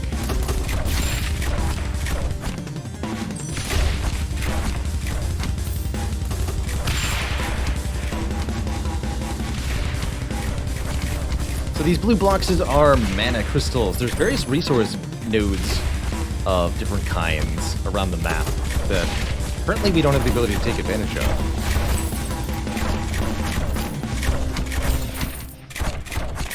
But I think that's going to change a little bit with some unlocks.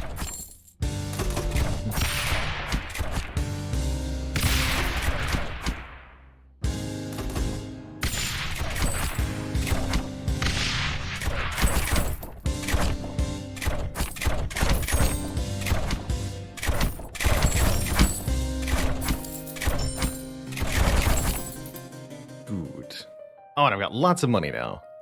I'll focus more on...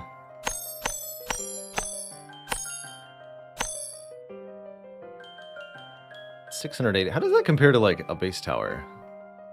390, 570 to armor. Very good. Okay, those should really slap. I have to imagine.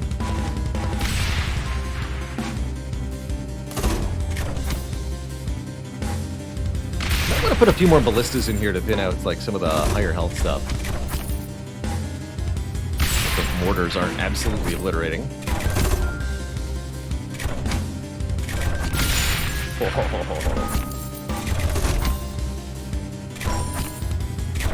Oh yeah.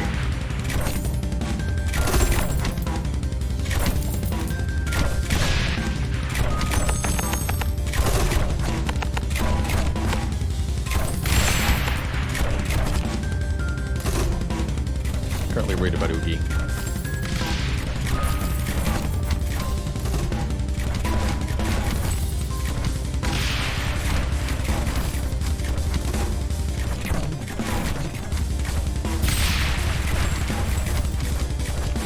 Gonna kill me.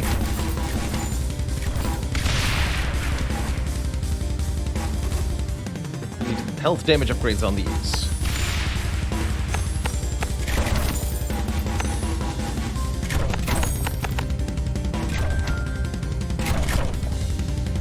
The bleed damage is what is really gonna have to kick in here. Oogie smash.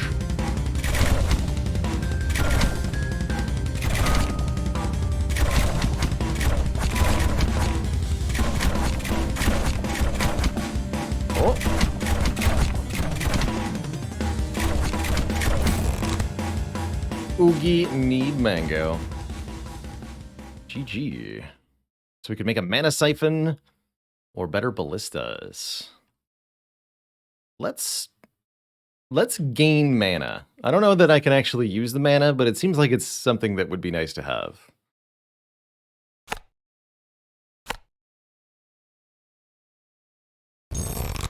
Oh, and we get treasure too. All towers gain crit chance equal to their level, but lose 1 base damage. That has to be a very significant upgrade to our average damage output at this moment because of how high level our towers are already. Most of them are close to 10. So like an average of 10% more damage, but minus 1 base. Base damage here, 19. As long as 1 damage is less than 10% of their damage, this is worth it. And it's only going to get more worth it as we upgrade further. Ooh, new tower, Tesla coil. I'm going to upgrade the ballistas a little bit more, though.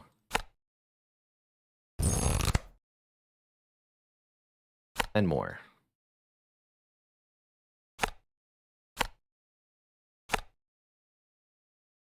Can I make? 1 mana per second.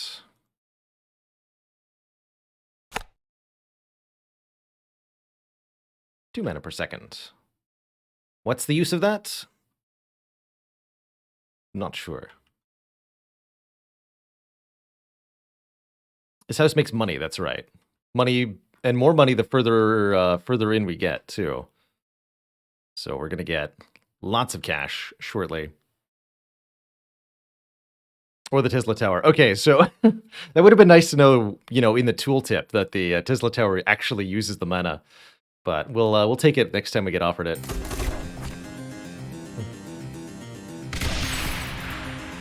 Kerblam.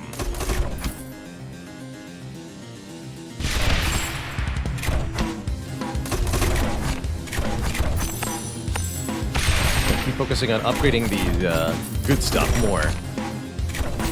So that we get super crit towers.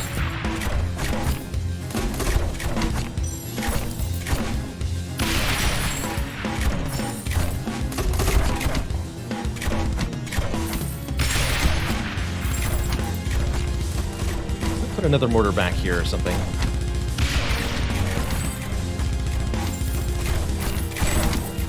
That'd be a reasonable idea.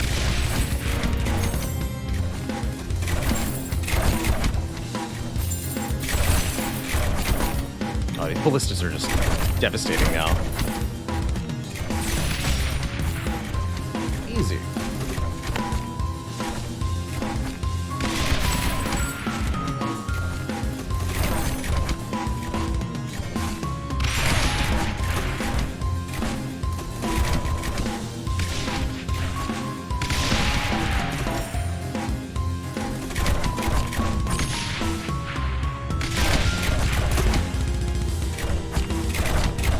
Actually, this mortar is often going to be firing at stuff that's going to be dead. Okay, so I need to change your targeting firing then to ghost town as well. Oh, wait. Uh-oh.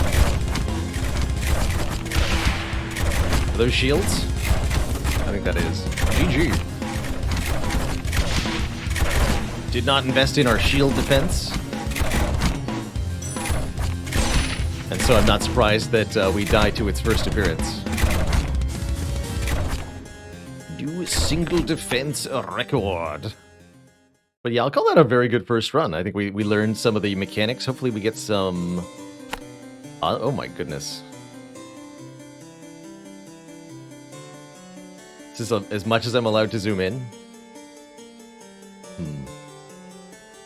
Something to be said for the UI scaling here. There is a...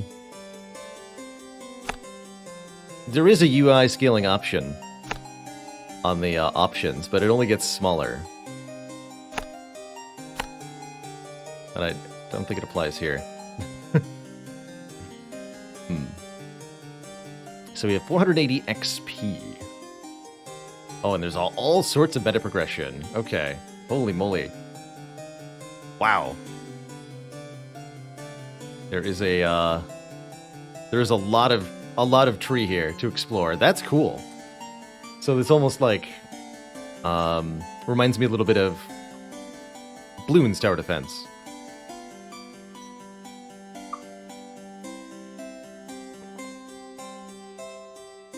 And yeah, part of the problem here is that we're displaying this at 4K on my display, which does not scale very well.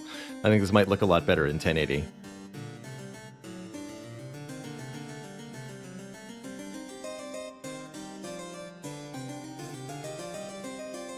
Frost Keep. So there's like different elements to specialize in. Flamethrower, poison sprayer, encampment. Let's do ice stuff. I'm an ice guy.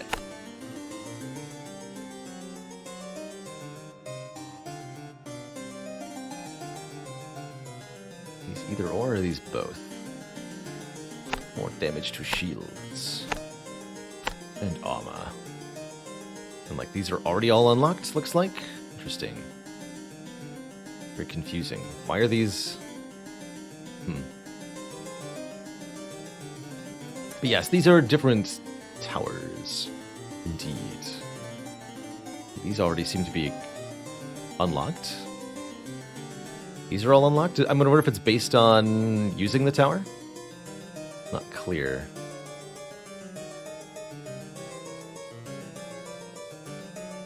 Blue permanent card upgrades, yellow are cards on choice. Oh, I see. These are the cards that we can get offered to us during the run. I understand.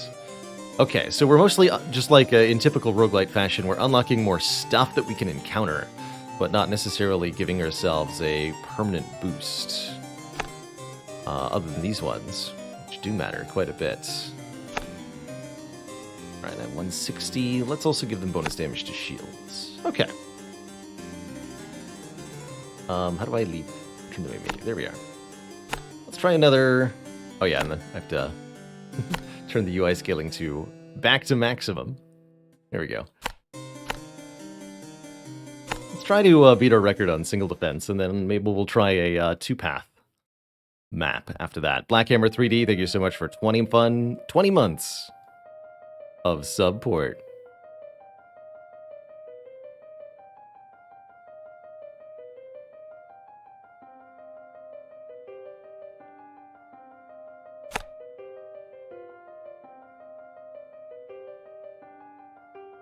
You have to place a tower pretty quick, yeah. Okay. I'm not gonna place so many towers in the early spots this time. Knowing how the cost increases go, I don't think I should over-specialize in towers that are too close here. Although you can just demolish them, right? Problem is they gain XP. So for example, actually, I'll demolish this one. And we'll move the towers over here. There it goes.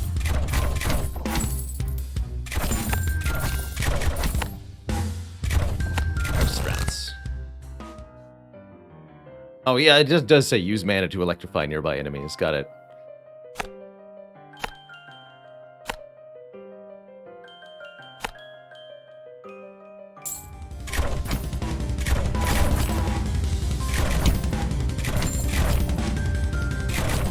I understand.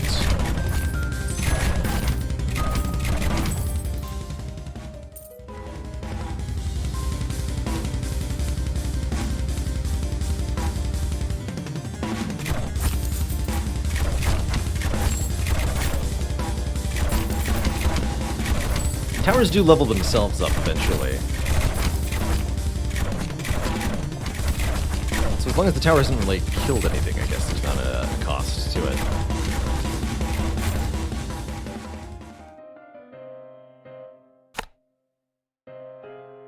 Some really good +3s here.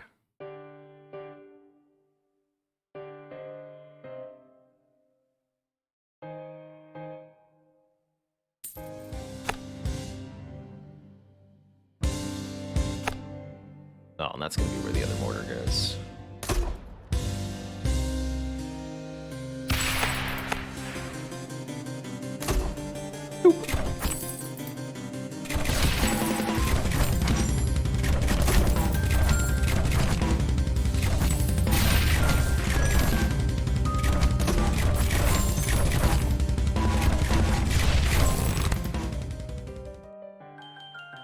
And I want to unlock the Frost Keep.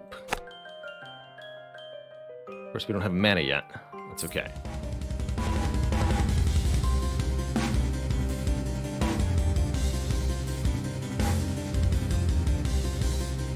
There's another house. I'm not sure I want to defend that house.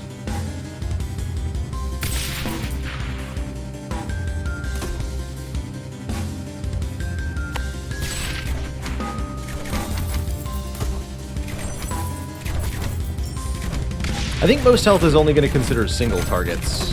None of the targeting priorities that I saw looked like they have a way to consider groups. And I'm okay with that. So you're going to be most armor. Oops. And I guess most health amongst equal things.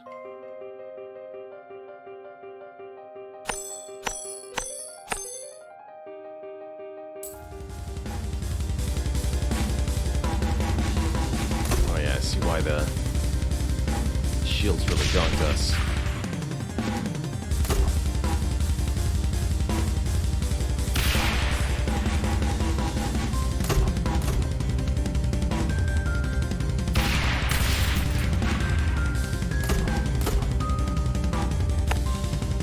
This is going to be a really good location for a mortar, too, to catch everything that's coming around all the long way. Right? You want... To some extent, you want as much possible path coverage for your towers as possible.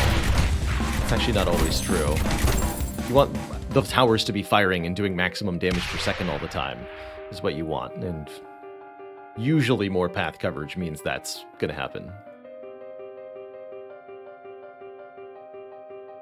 But only usually.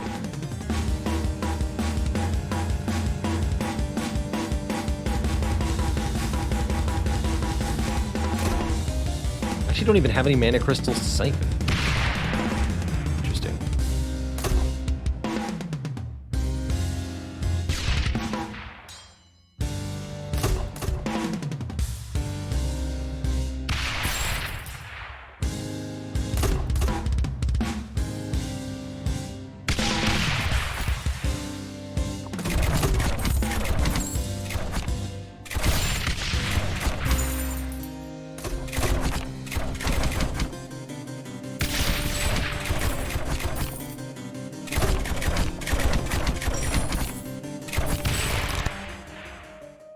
Okay, I guess we'll unlock the mana siphon so that I can use it with the Frost Keep, but that is going to require us to actually make...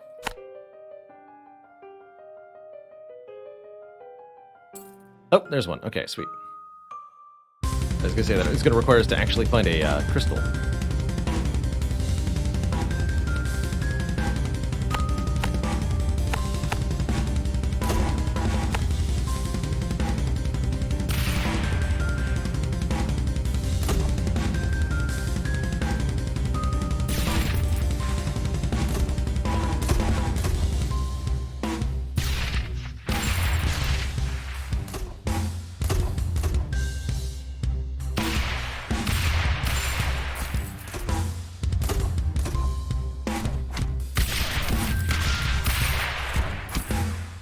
Get him.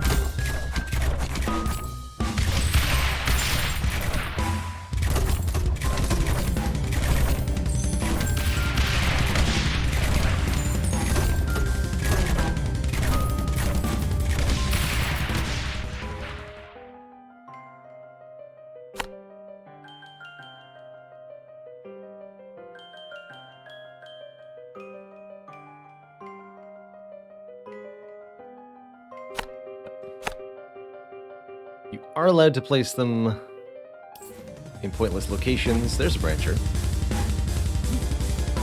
Oh, we're gonna expand here next so that this this tower can start hitting here. Probably put another one up here too. This is gonna be a really powerful path.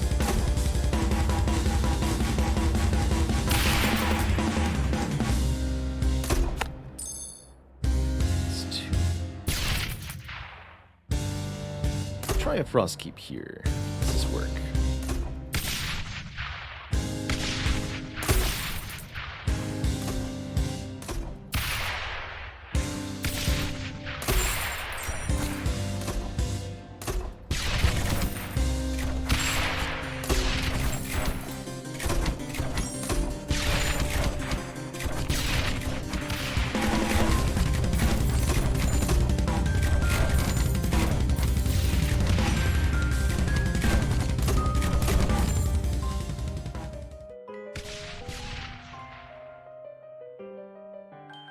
Looks like it highlights a square.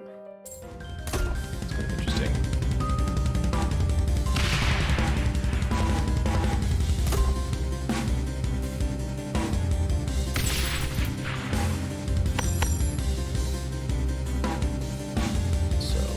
damage 7, 11, 5, 5.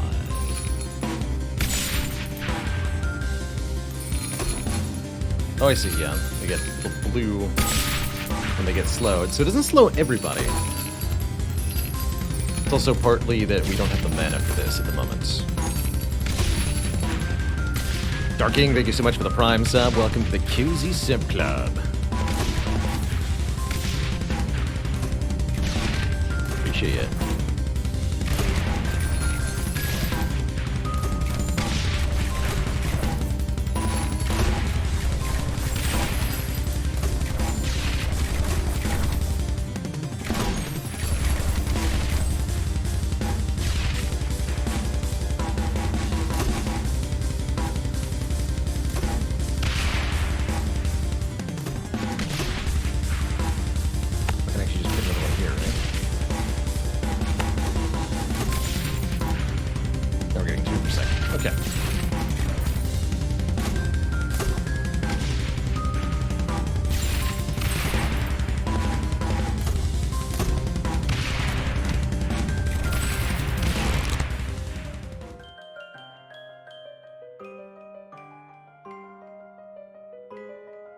I'm very scared by the prospect of trying to use the Frostkeep as my anti-shield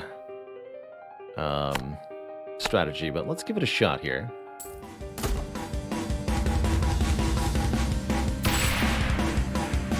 Lots of gold.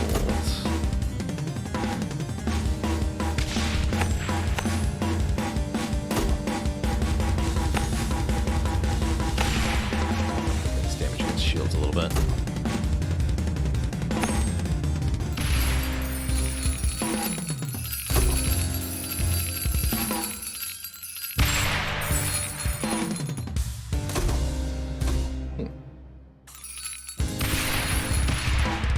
Interesting how they work.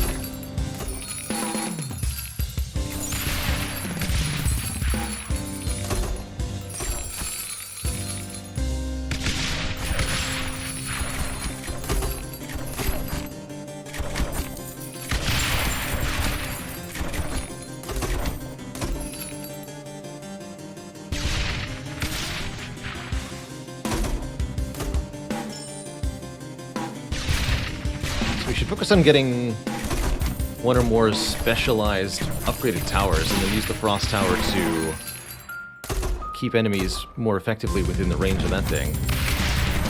Whatever it might be.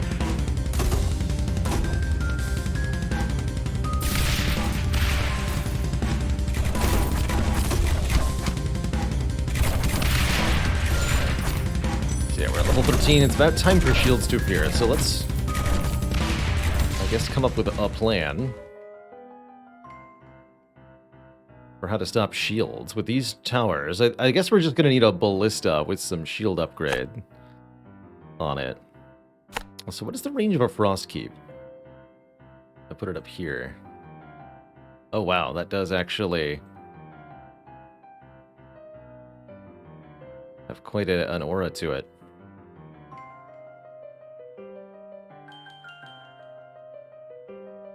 Is that going to get even more range?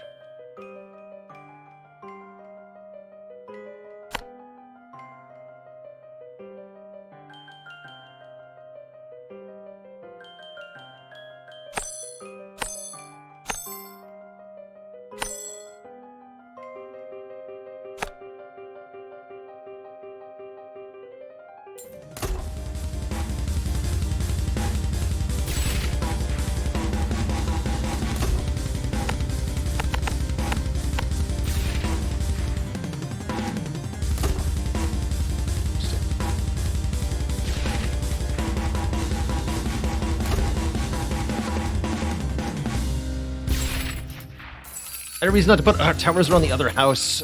Each tower costs more than the last, so putting down another set of towers actually pretty difficult to manage here.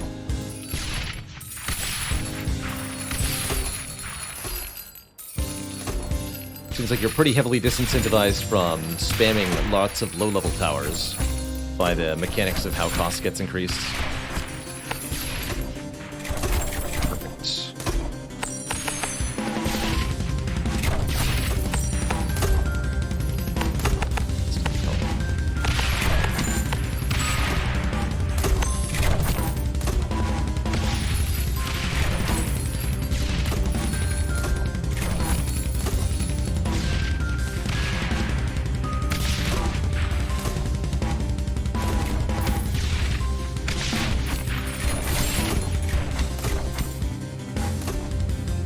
like it's going a lot better than our previous attempt overall, though.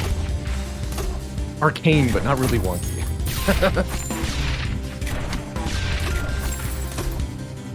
Arcane is a good description.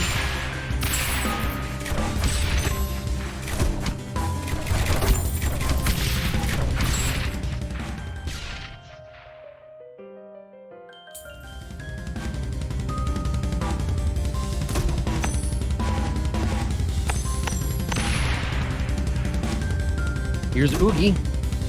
Oogie's ready to boogie. Will we have the raw damage to take out Oogie this time? I'm a bit worried that we won't. Actually.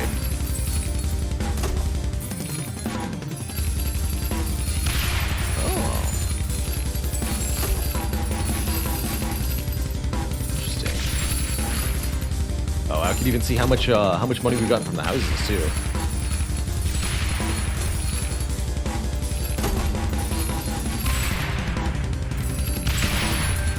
Problem.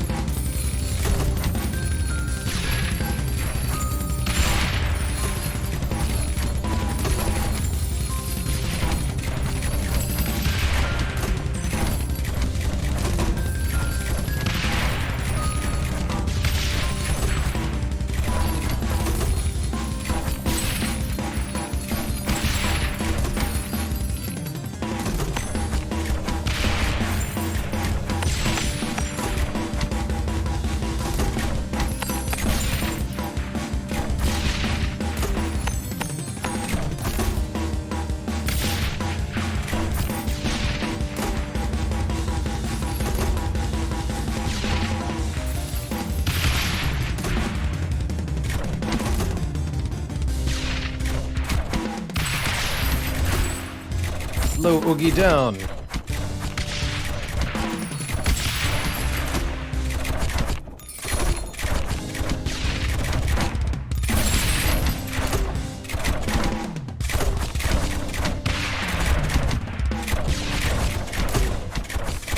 This tower needs a bit more range. Looks like we got him though. I think the path that we've ended up randomly generating is really favorable for us overall. Yes, more damage to shields on the Frost Keeps, please.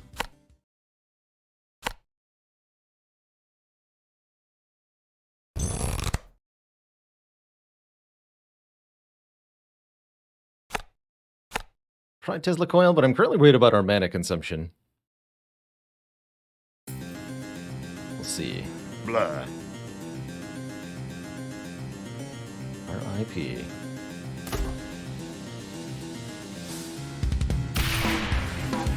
Now we might want to focus on... yeah, I think it's going to be worth it now to put towers in front of this house. Some cash flow that way.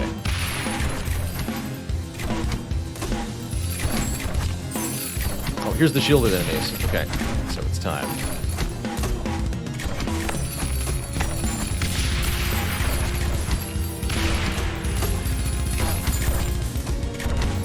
Just like before, right after Oogie.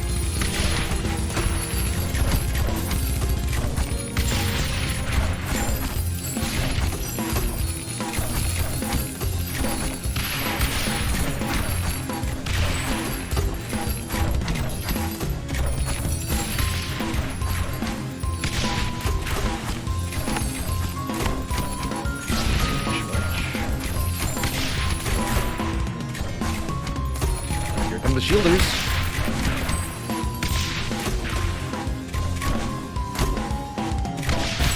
Will our defenses stop them?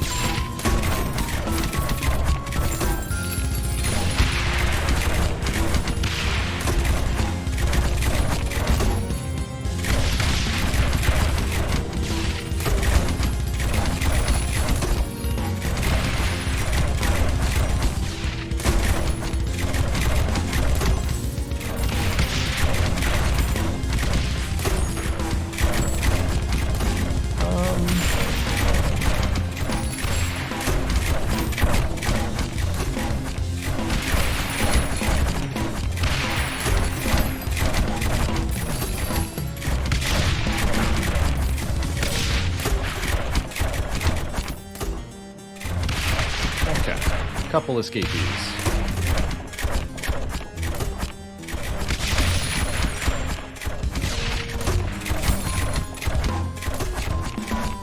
Definitely not good.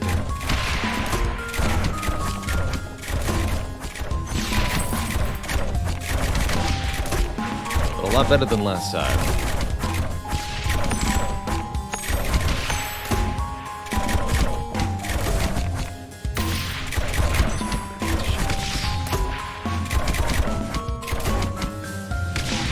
Get a little bit more range on these.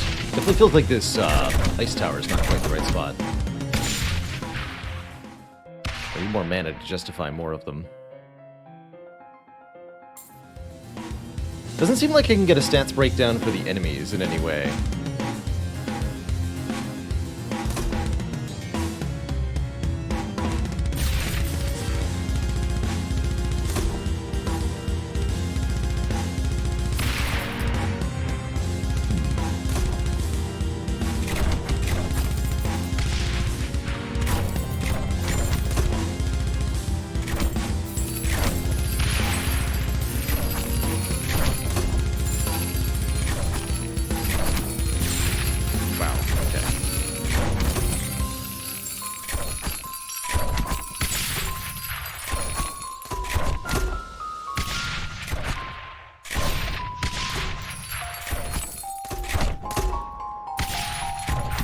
More shielded enemies. Not as many as last time. I think we'll be okay.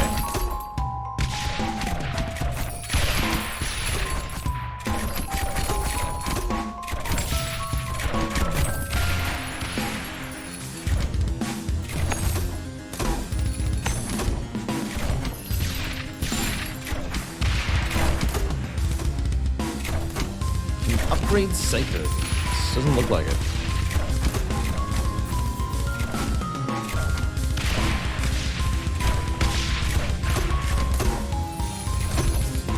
Another, like, shield-killing ballista? That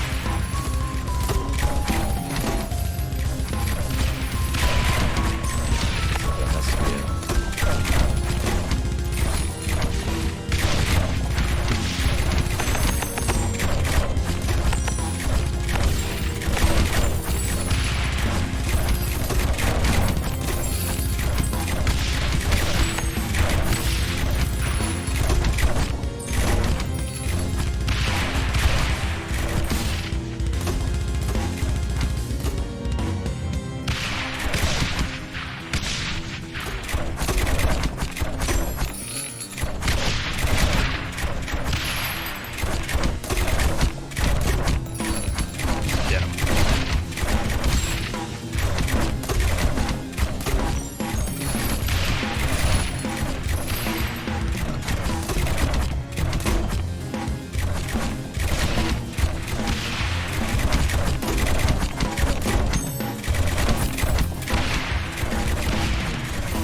Okay, that went comparatively well. Still no sign of another mana crystal, unfortunately.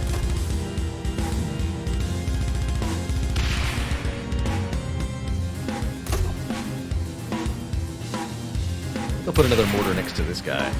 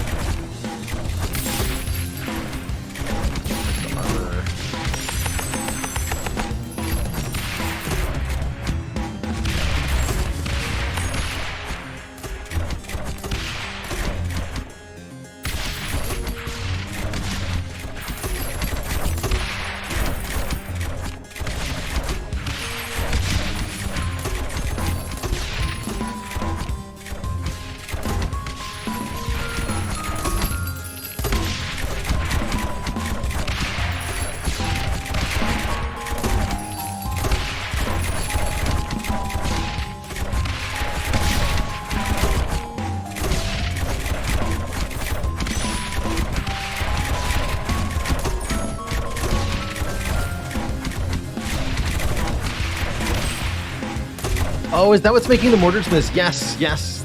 I've been noticing that the mortars are missing sometimes, and I hadn't connected it with the movement slowdown on the enemies.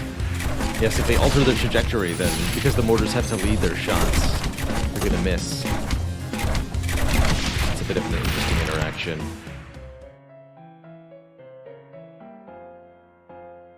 Alright, let's up the base health damage of the ballistas a little bit.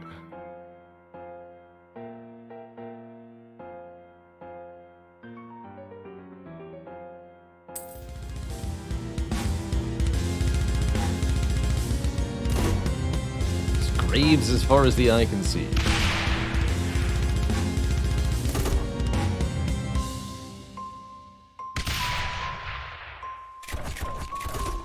It's a good spot for our Tesla, potentially. What does the Tesla do?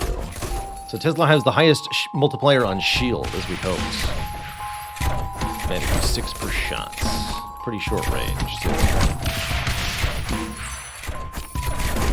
Think about that. These are so fast.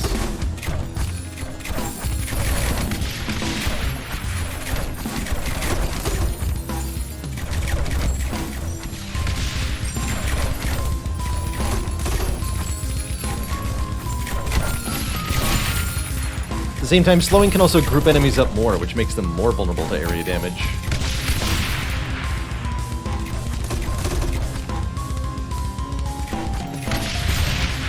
Hey, congrats on that Shard win Omni. What a good day for the Prismatic Shard. If we upgrade Mana Siphons, we can't. Our only hope is to find more Mana Crystals.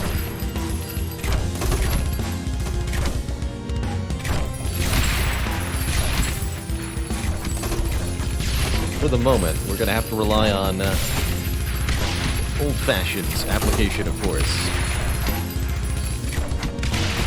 But I think the early houses that we got are going to turn into just an obscene amount of money for us.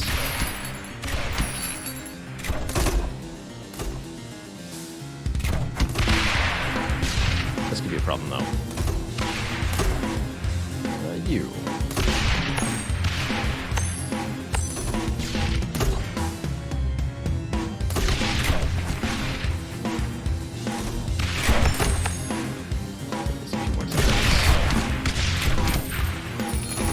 This one's on most shields. This one is actually on the first one. That's the way I want it at the moment. The others can finish them off.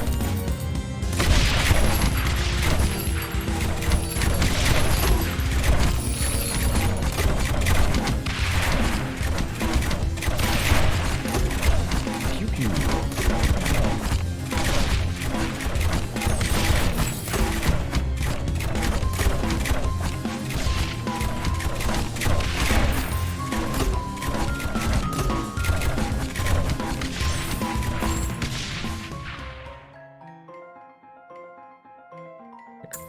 Yay!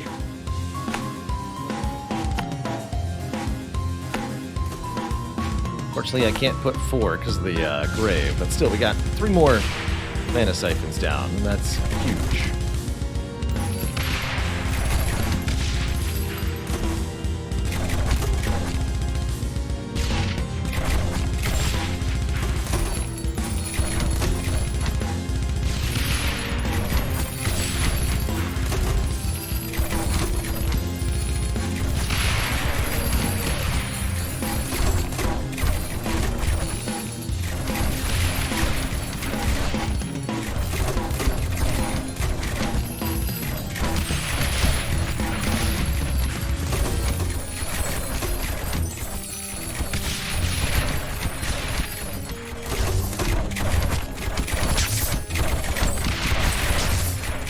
Cool. Oh, they're so fast! How dare they?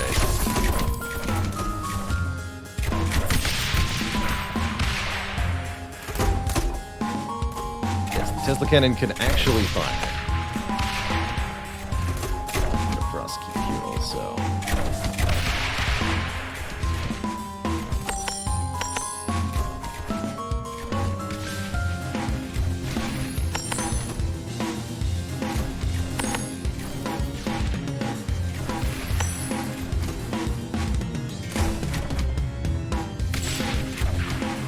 have no idea if I'm efficiently allocating my upgrade money or not. I have to do some serious number crunching to figure it out.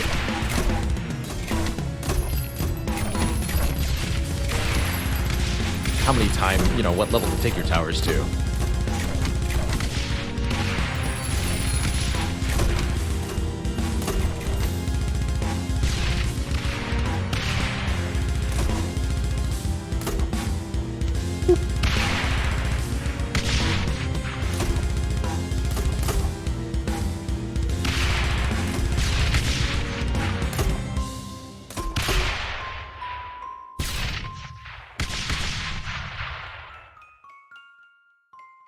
More.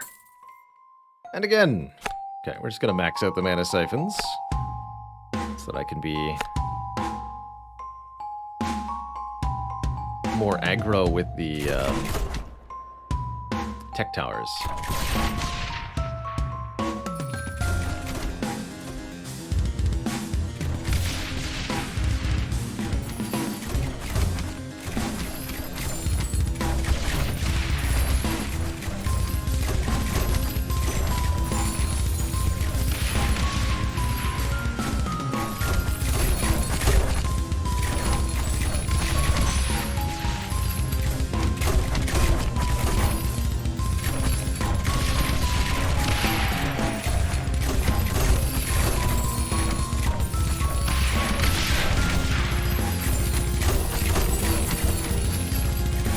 Our enemies with both shields and armor.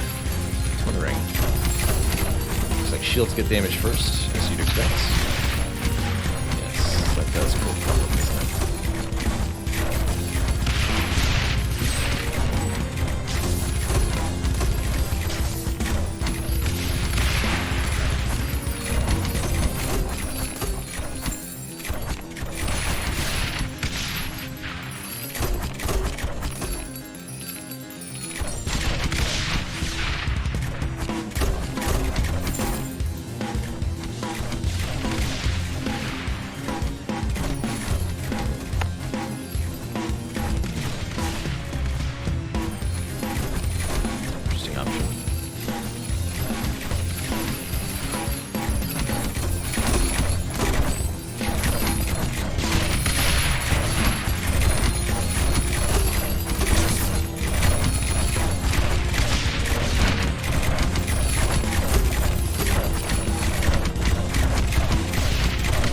When in doubt, a little application of brute force gets the job done.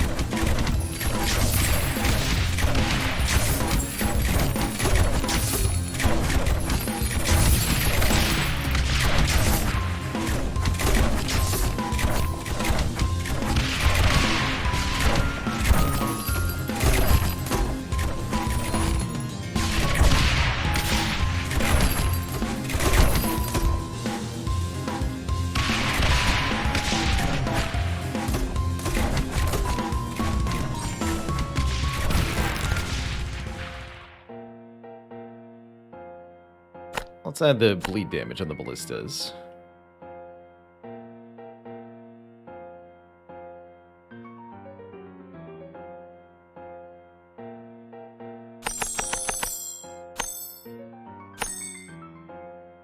Expensive. So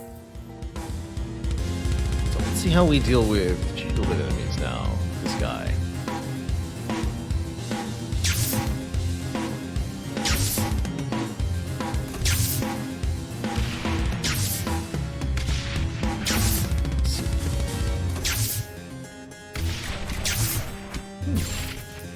Pretty satisfactory, actually. It's expensive, though.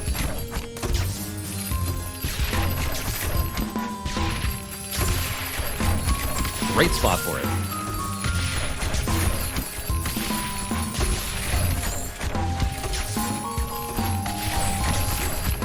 I agree, we want a frost keep near that, but we also want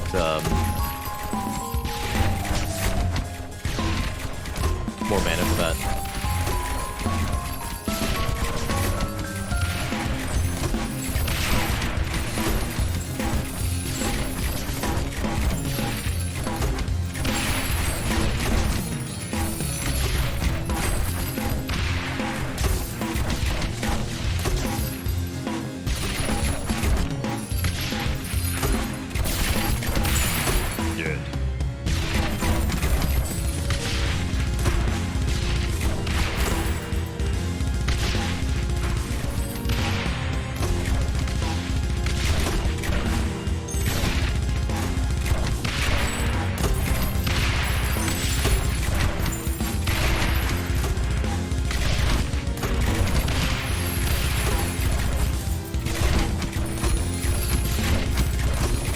even just reducing the shields of things slightly before they get to places. Let's get the health damage multiplied on this a bit too.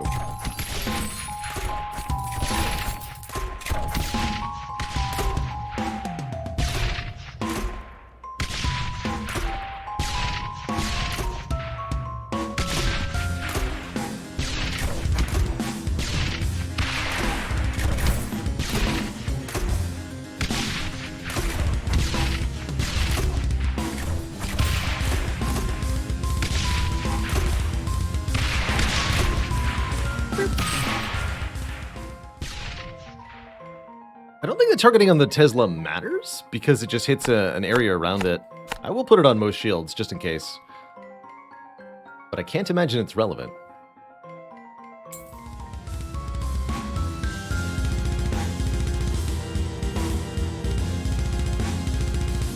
Music in this reminds me of Orcs Must Die, if anybody's played that game series.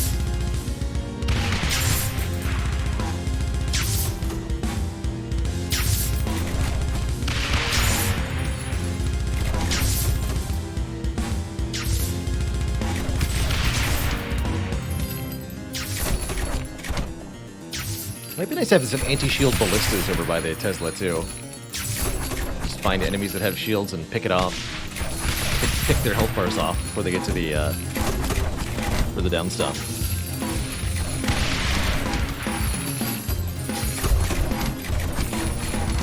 Targeting matters for what it gets XP from. Okay. That is intriguing. Good to know, though.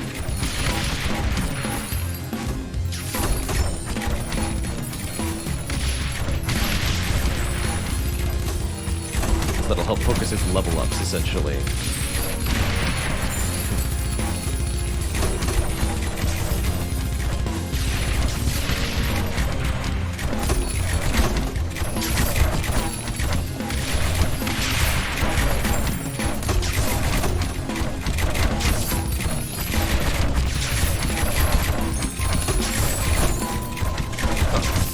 Oh. Get the bats inside them?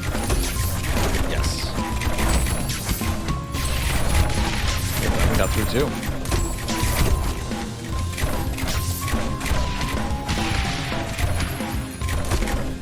Ooh.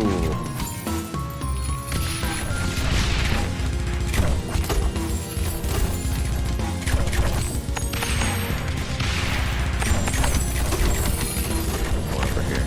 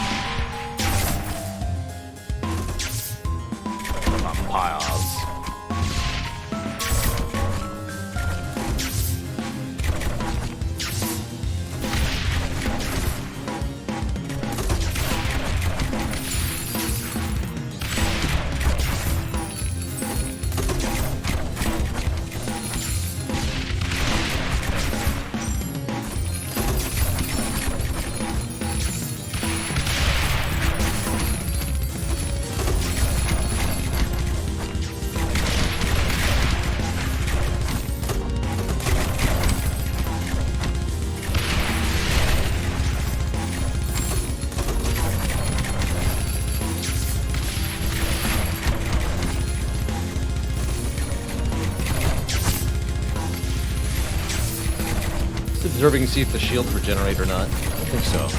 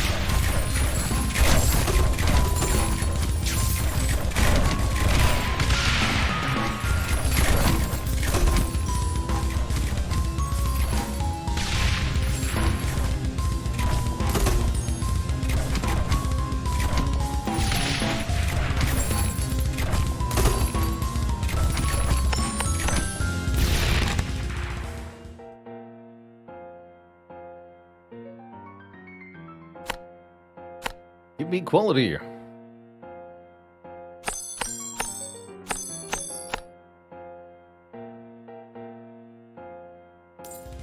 And give me mana. Only 2 on this one, unfortunately. But 2 is better than nothing.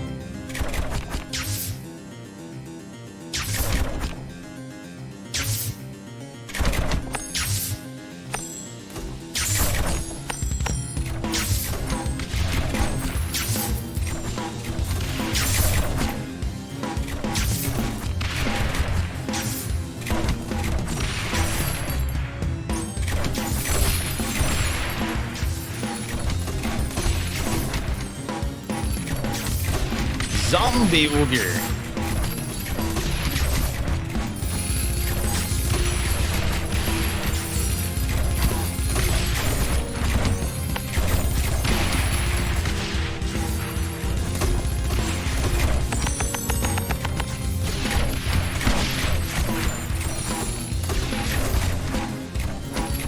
A bit more for the E-Band.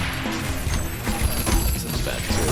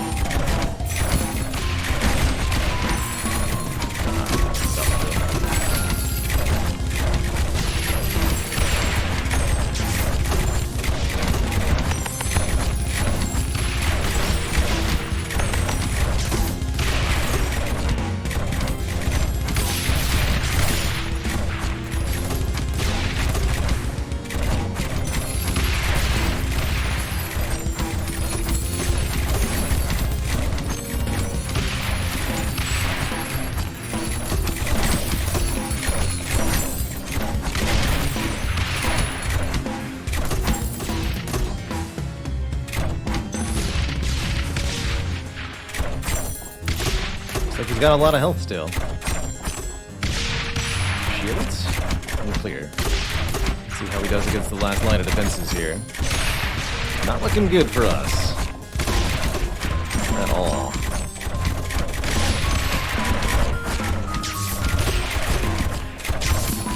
He'd even summon stuff? That's rude. Oh, he never got froze through all this. Well, GG, I suppose.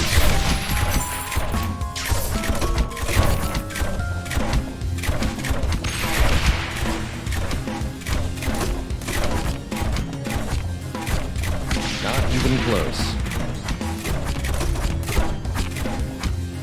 Game over.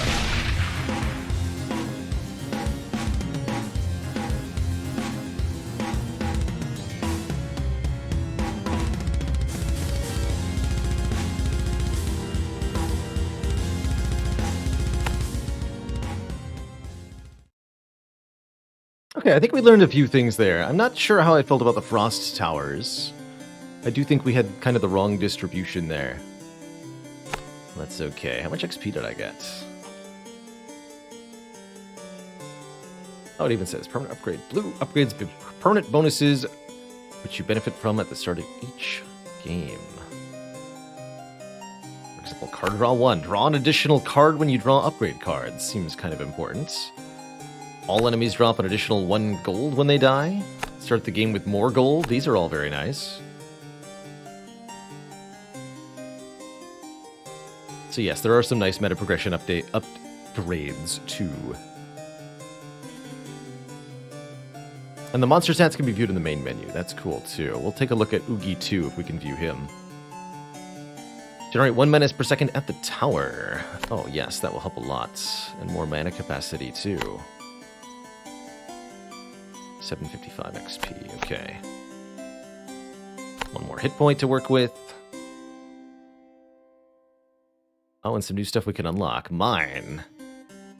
Gives your tower 1 max hit point and a 10% chance every level to repair damage.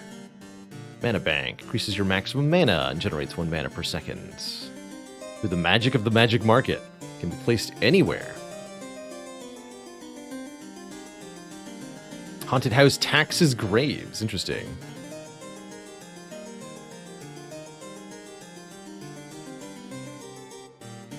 Interesting.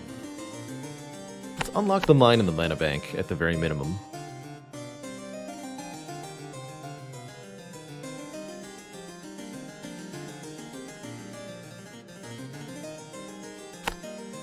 And we'll permanently upgrade some of the other stats. Radar. Calls in a biplane to perform airstrikes. So there's new tower types you can unlock as well. I understand. The Shredder. Launches of saw blades to rip and tear until it is done. Sure, we'll try out the Shredder.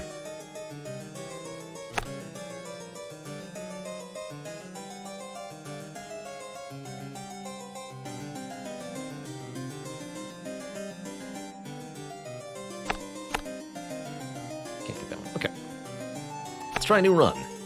And we'll make it a double defense.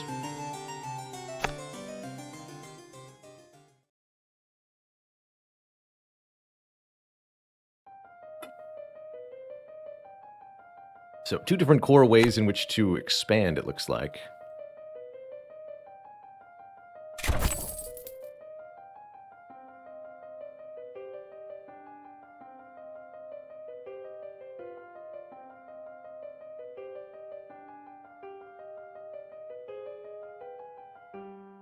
And a really good house. It's surrounded immediately. I guess there's no reason not to.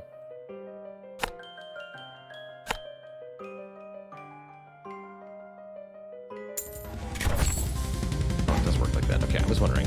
So yes, I want to expand down here, because enemies are going to come from both directions every wave.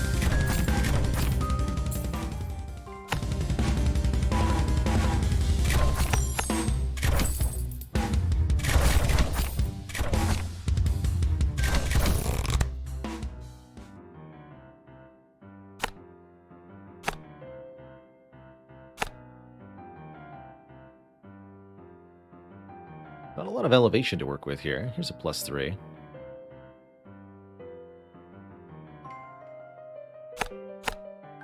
Forgot to look at Oogie stats. Oh well. Height difference makes houses not work. So it does. It's good to know. Got him.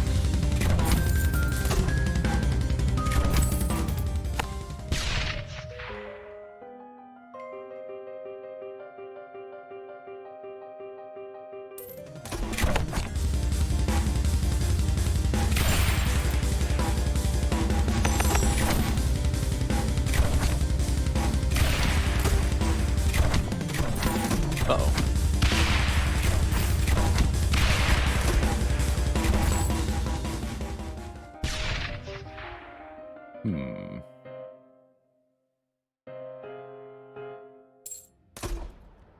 Lots of houses. More houses than you can shake a stick at, actually.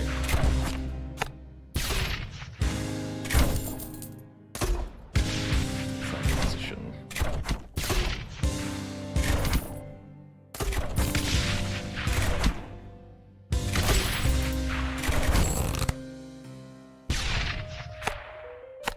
Shredder's 500.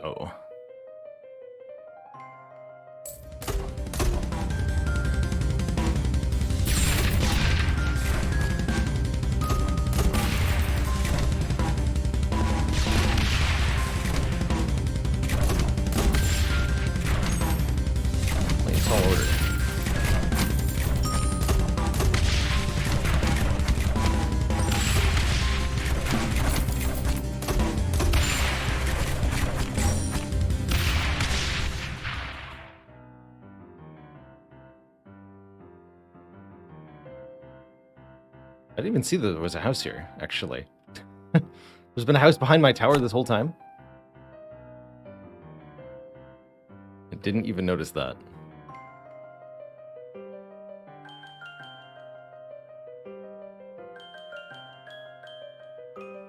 Yeah, this might be a good spot for the mortar tower, actually. Right here. Yeah. I'll probably surround that with mortars.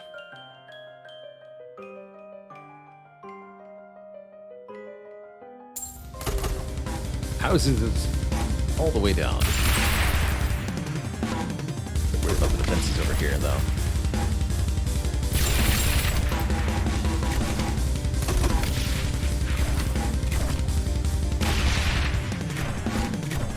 As I should be. Okay, well, that's not working.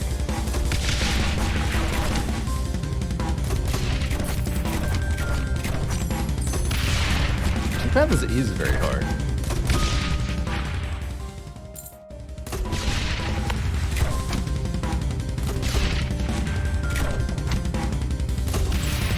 Does this work?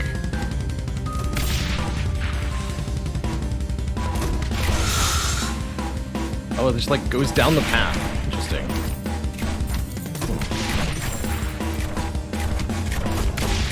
So I'm not sure the placement matters as much for those. Very interesting.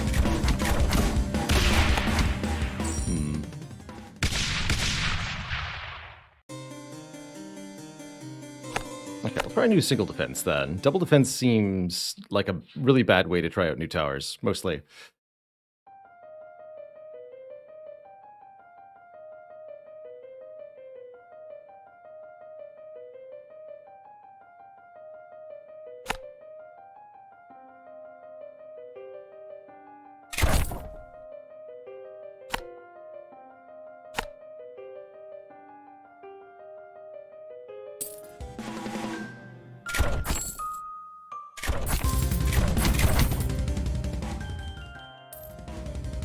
Lots of early mana available this time.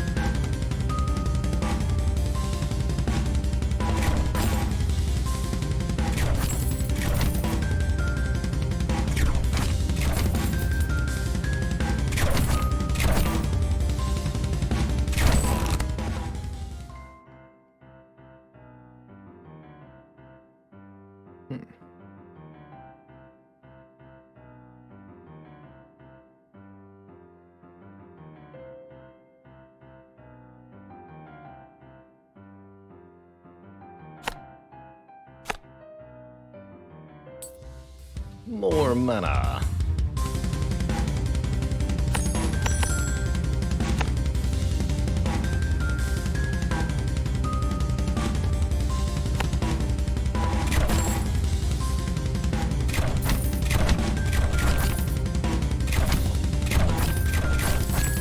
Actually clear how much of a bonus the plus is.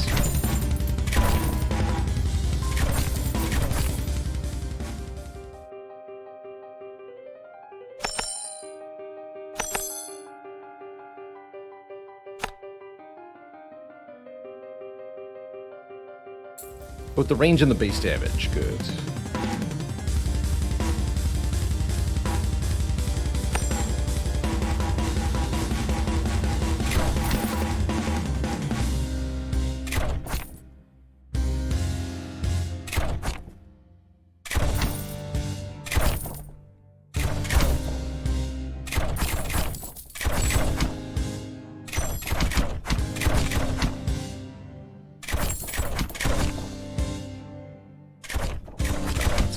For underinvesting.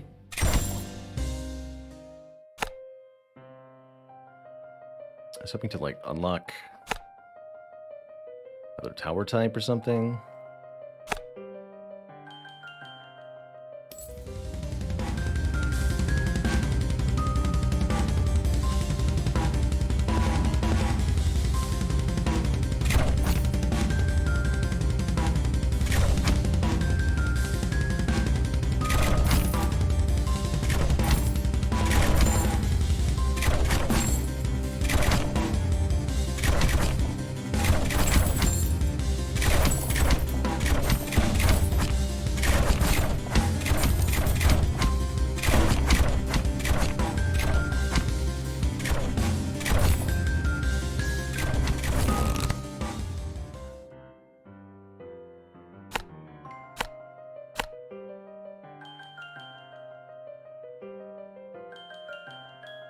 Just put a shredder here. See how this goes.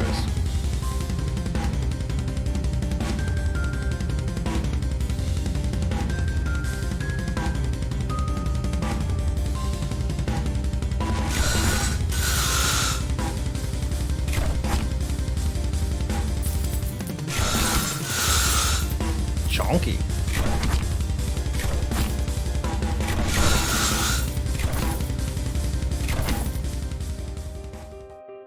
It just keeps going too. Cool.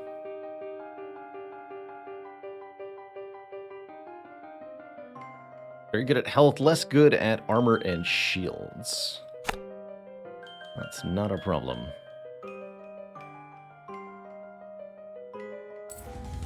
There's another house to work with too. Good.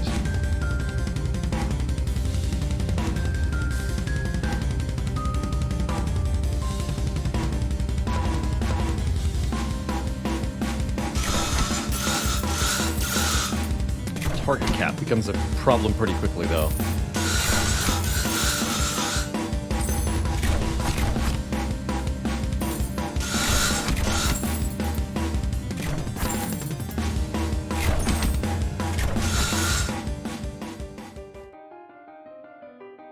Just keeps going.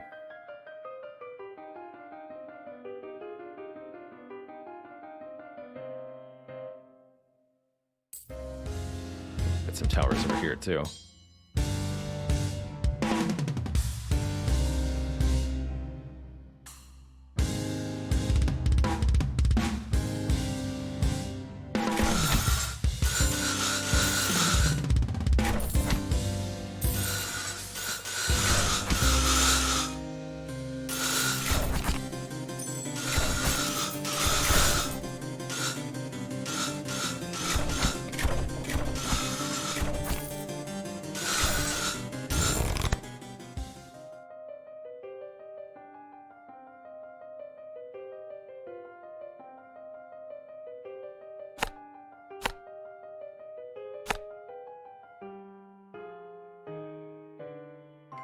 That is perfect location for a Tesla coil. Oh, let's focus on getting the house captured, though. This might also be a good spot for a Tesla coil.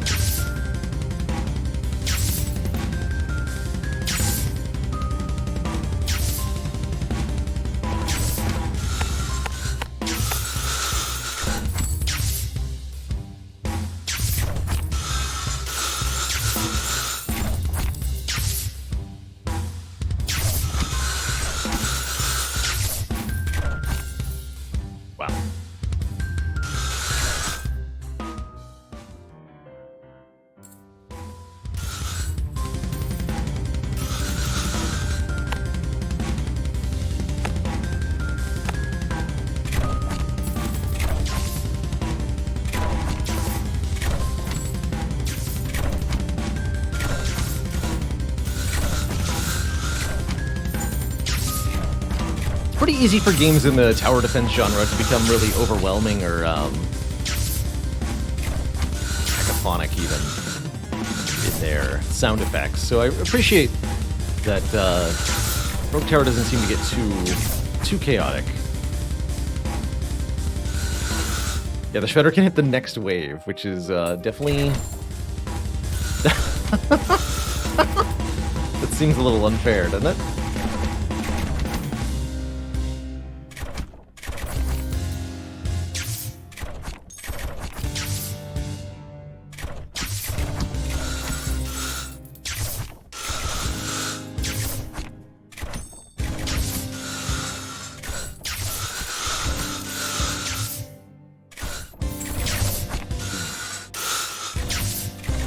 The fact that the saw blades are effectively infinite range is quite something.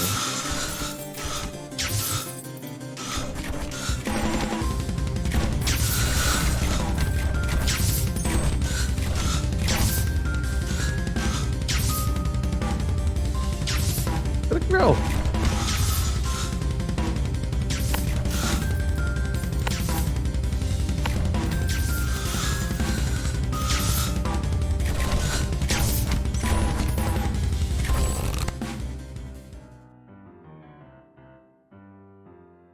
Another 2%.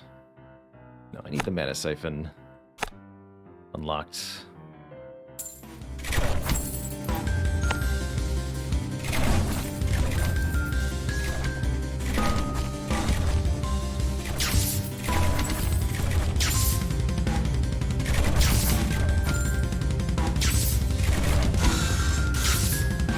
boss in a couple of ways you have to deal with.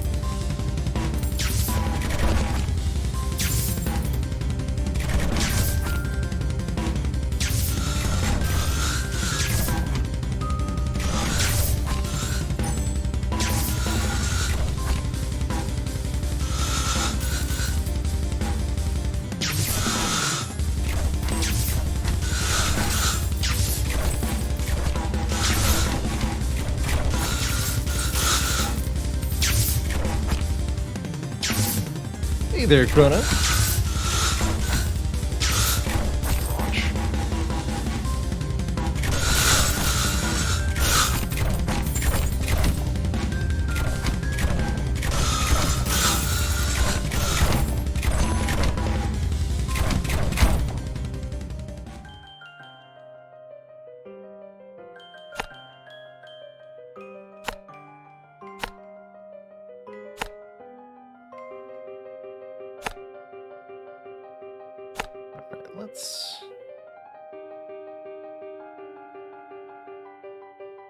That's not quite what I want.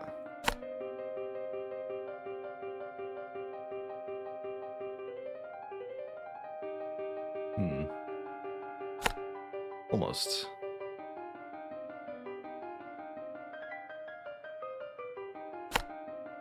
That's a pretty good spot. Yeah. Gonna affect everything except the stuff coming in from here.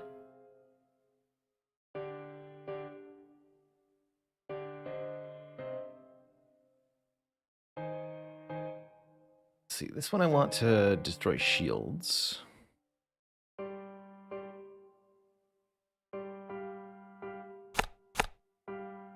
gonna be a health damage one.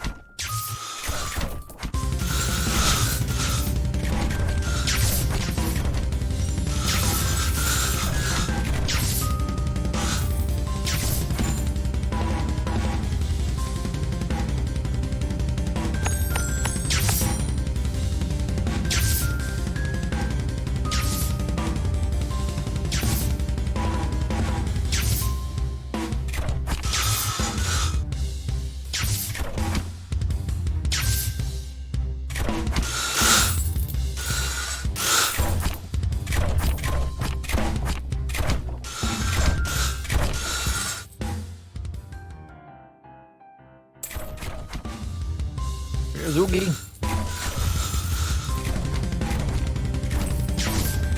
Oogie.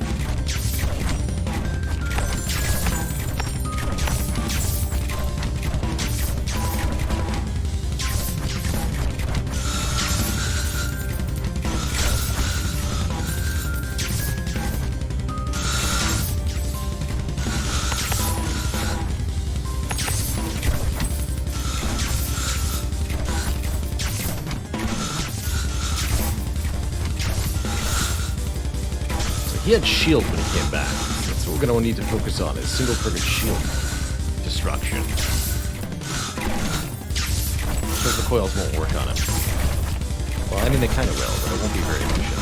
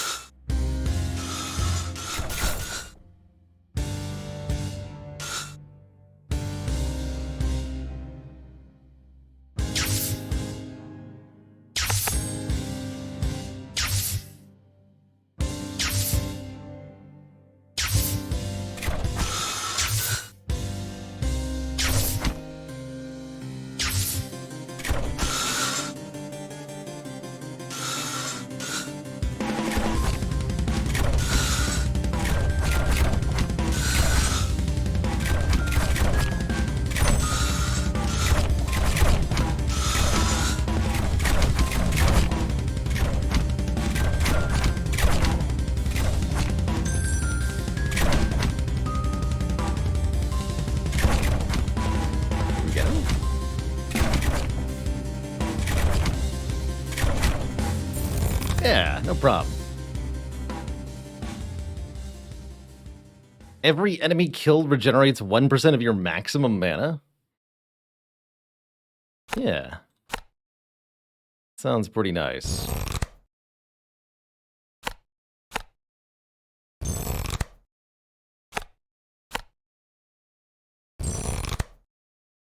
Tesla coils gain 25% poison damage. I want to try that. Poison damage, you say? Intriguing.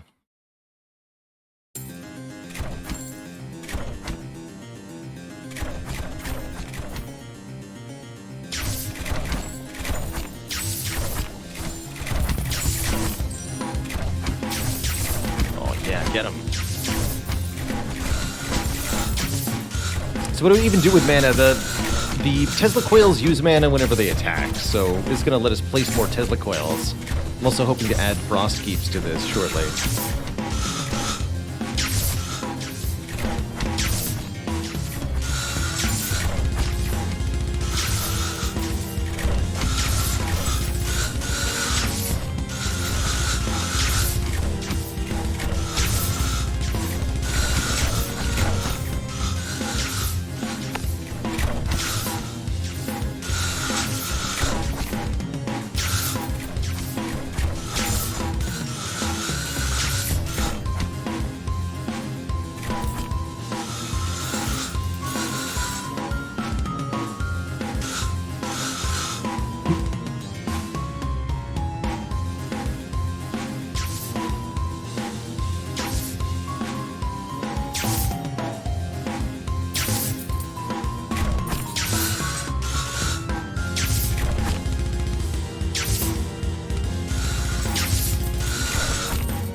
Glorious.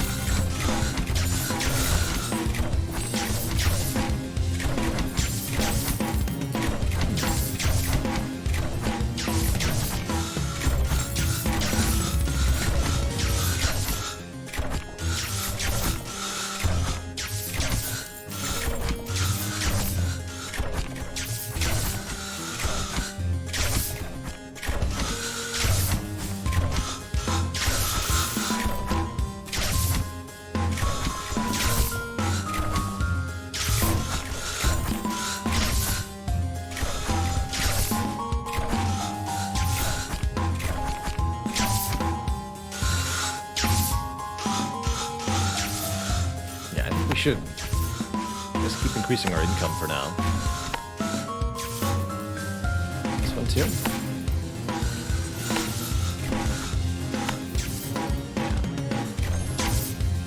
Okay, any additional houses would take way too long to pay off. Don't forget, we can always sell these towers later to like really get a lot of money to spend. We'll probably do that for the Ugi. That's probably what I should have done last time. Was when our second boss came in, sell all these extra towers, and get stuff.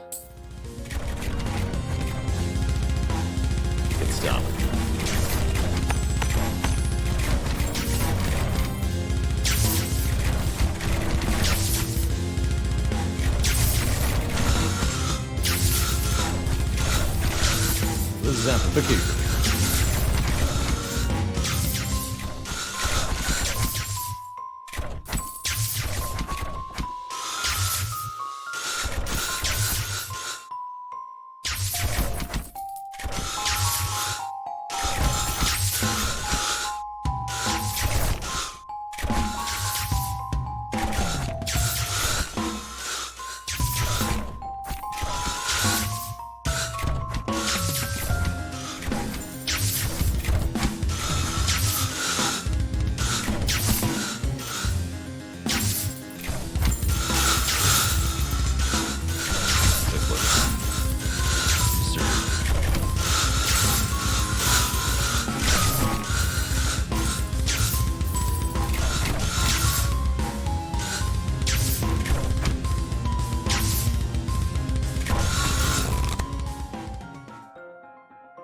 More poison.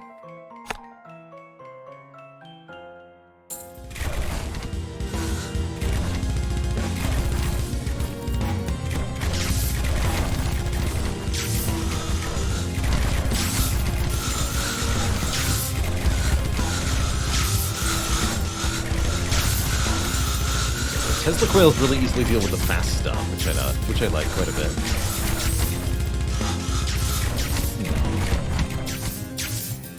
Money's really coming in now.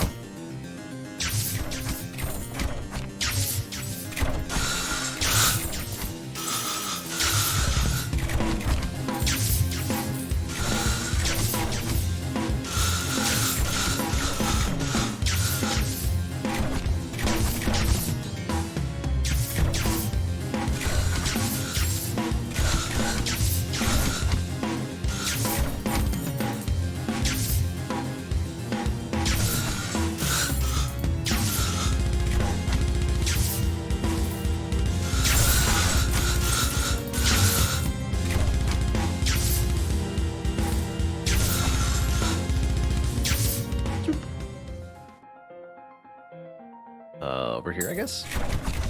Not sure what my goal with where onto the map I'm expanding is.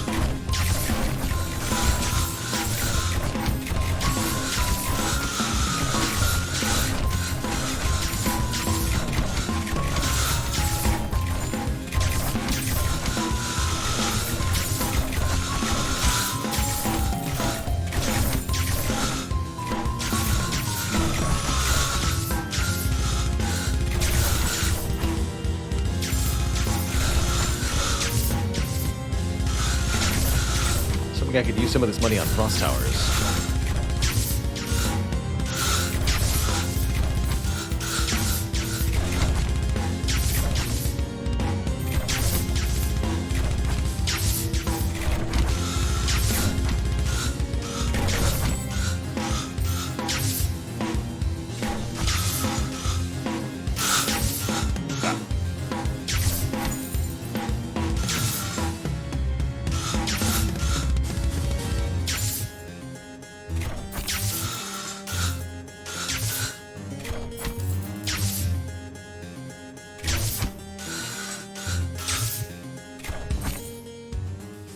Okay, let's spend a bit, huh? I think we need more Tesla coils. I'm just gonna do another +3 here. How about you? It's 1 + 2? Which do you cover? Enough.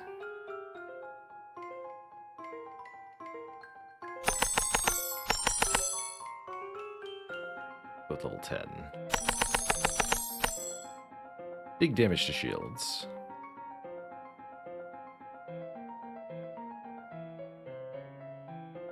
See how that does for now.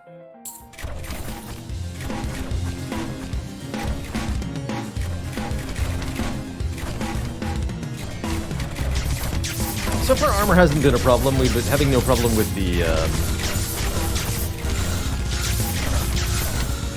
armored wagon things. And I know our next boss is all shield, so I want to prepare for that. We did successfully create an issue with mana. Good. Trying to make some more mana siphons then.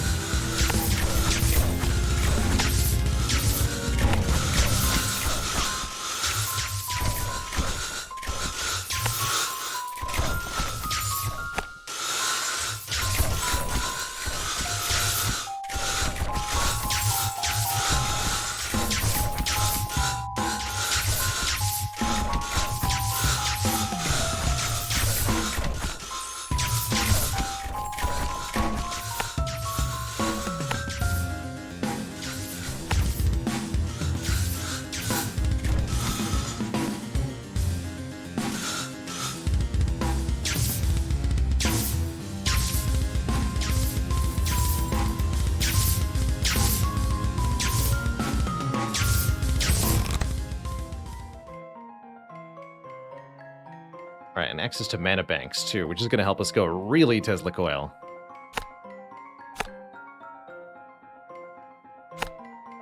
I don't think these get a benefit, do they? 6 mana through sorcery and clever investing. Yes.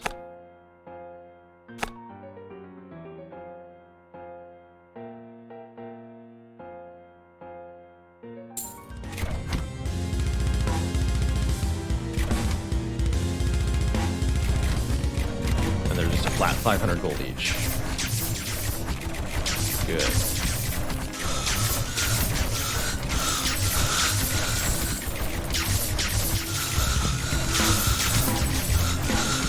Beautiful, is it not?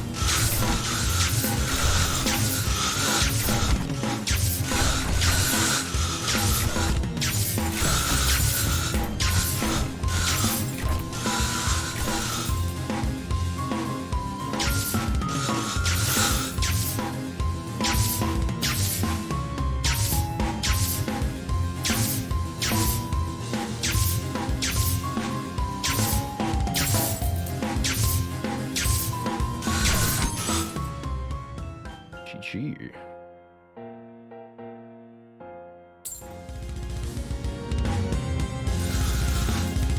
Okay, zombie oogies in a couple of waves. A little bit more shield defense for him.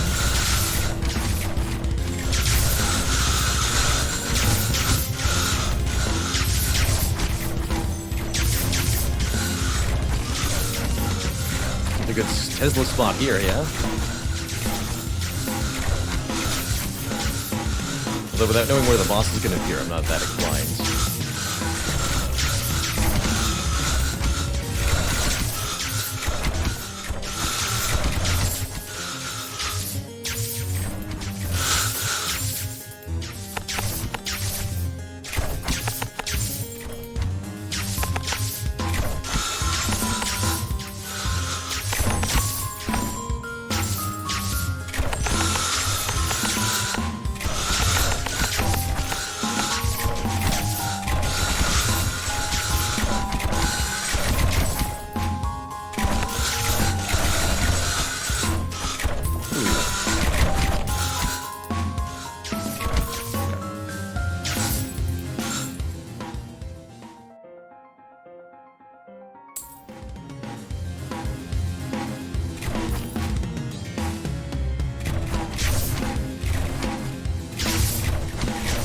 Getting faster.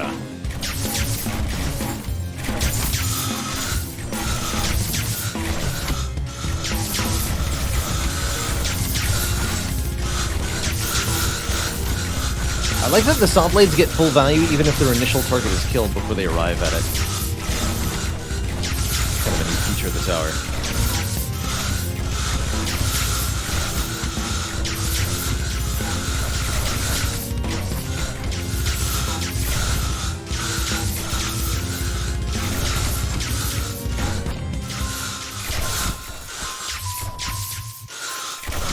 Where the boss spawns is predictable. My guess is either the shortest possible path or the longest possible path. Curious which it's going to be.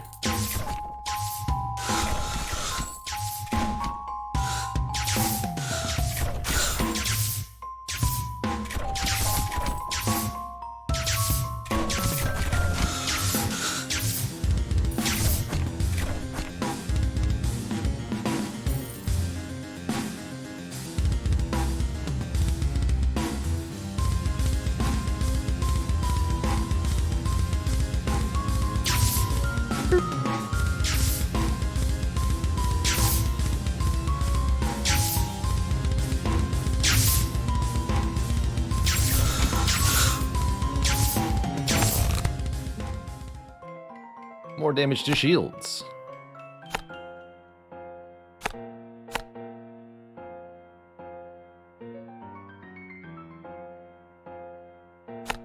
Got some shield killer ballistas here, too.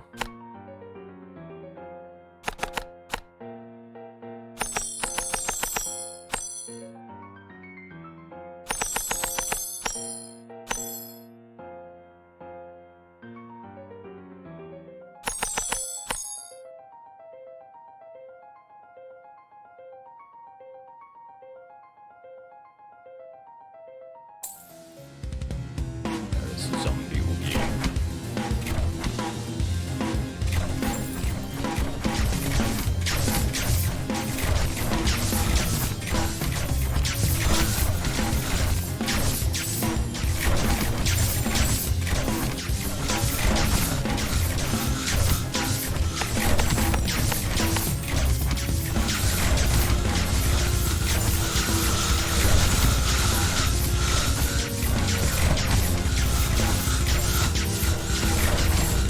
Hopefully he's slower than most of the rest of the creatures, so they'll all be killed before he arrives at the defenses.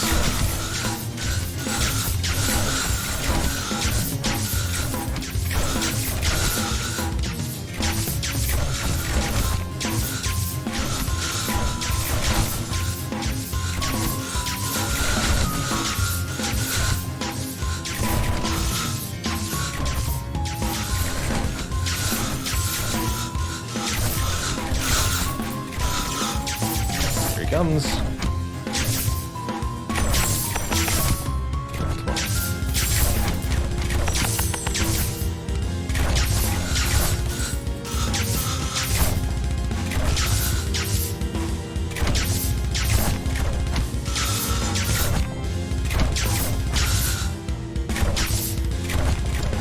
Well, that didn't do anything.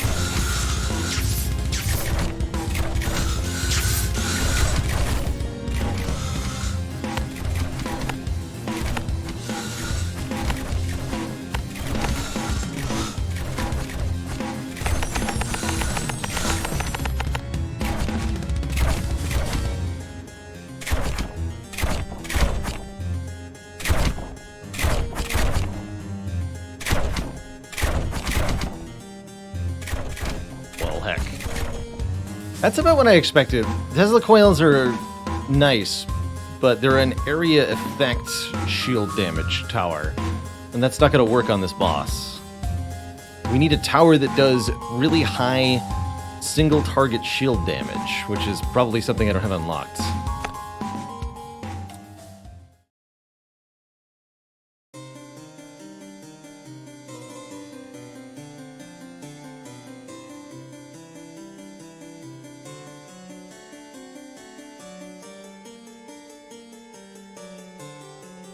Radar and obelisk.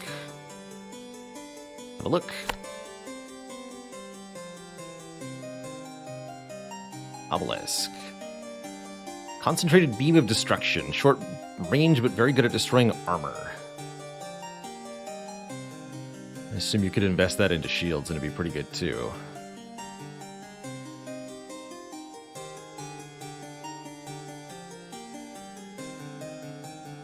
Radar.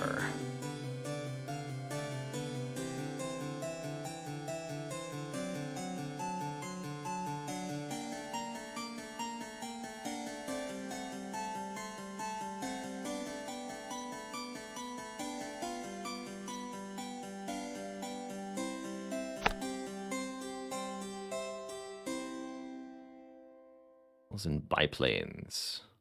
You can give them burn damage and poison damage too. Alright,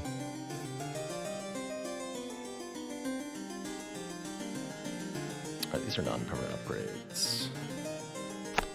We'll upgrade that.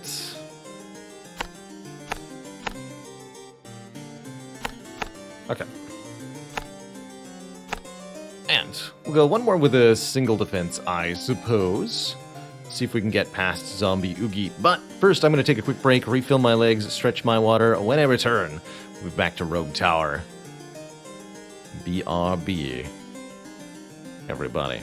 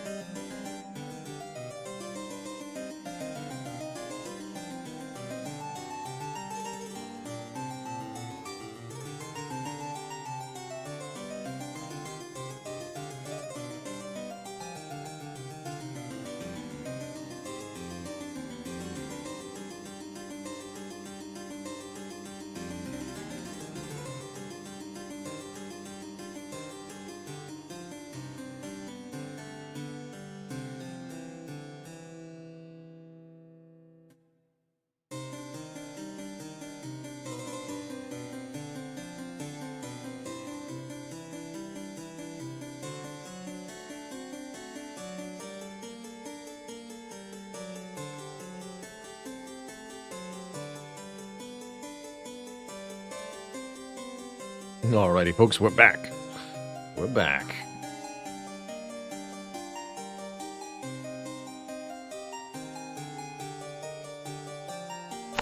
Actually, I want to take a brief look at the monster manual here. Oh dear. Regret it immediately. But it does give you the relative health and armor values of everybody. That's good to know.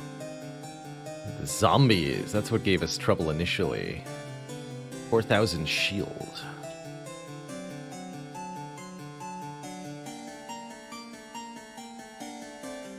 Lots of enemies we haven't seen yet either.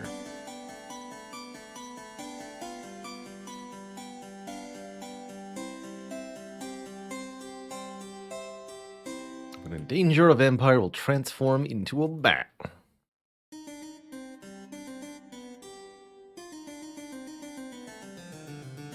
How's it going, Panthyron?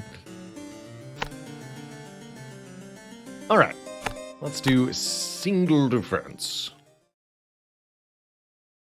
Poisoned enemies cannot regenerate their shield. So the different status effects do different types of damage. Burning melts armor, poison melts shield, and bleed melts health, apparently.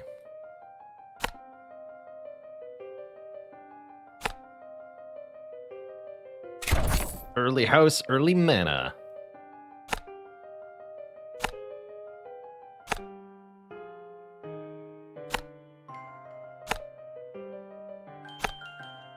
+3. Let's get some +3s. Alright, that's a really good spot.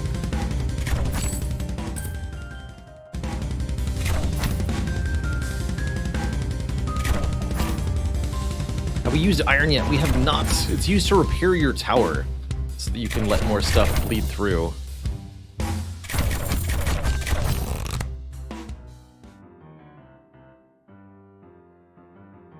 Alright, let's grab an early Tesla coil.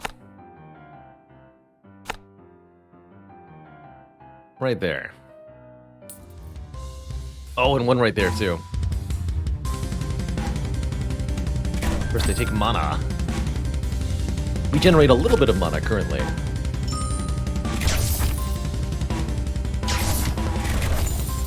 But there's a lot of mana crystals to work with. That said, I might not use a card on unlocking mana crystals. We'll see.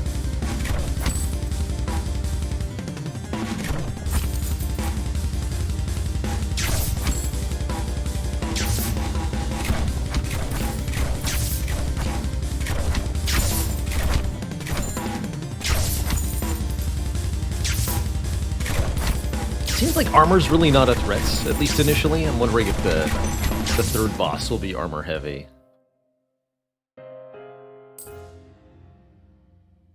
Also maybe a good spot for a Tesla coil. Yeah.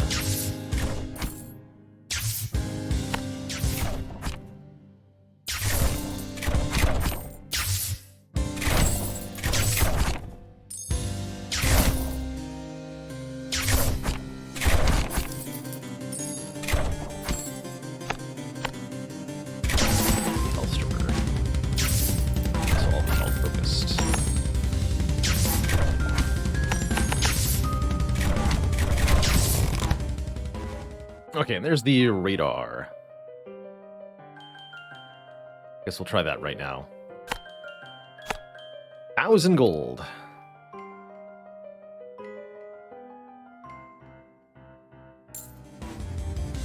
Interesting.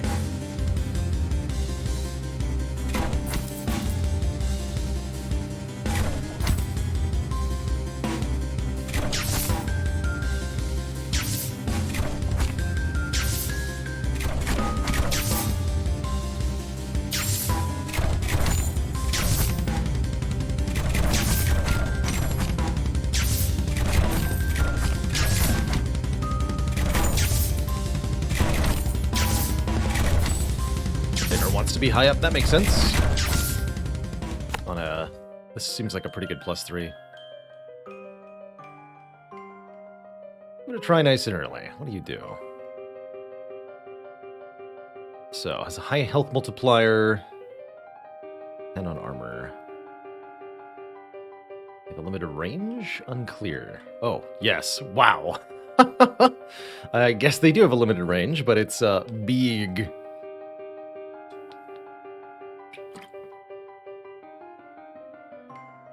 Yeah, so we probably want that more over here. Yeah.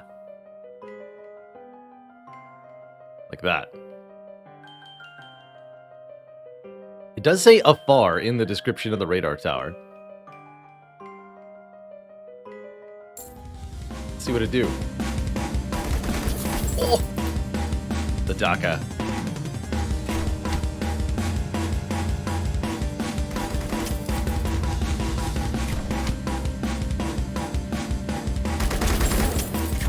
Oh, I see.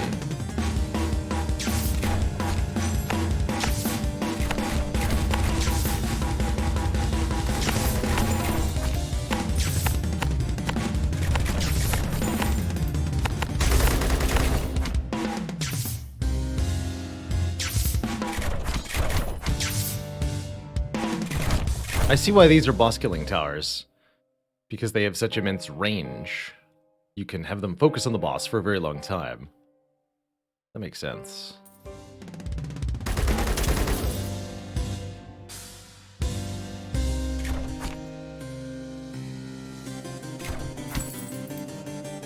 It's definitely not very good at what it's doing right now, though. Hence the Lake Game Tower.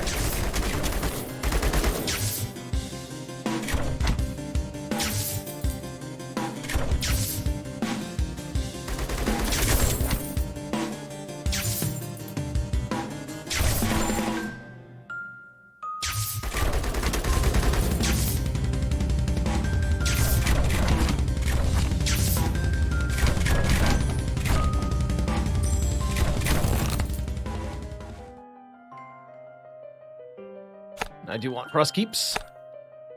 We're just going to need to get mana generation online now, and we also need to make sure that we can continue to kill things for the time being. So just focus on getting everything come up for the moment.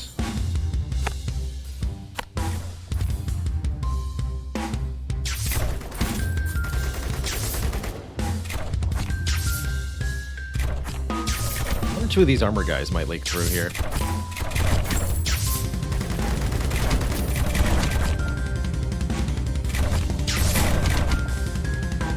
Yeah.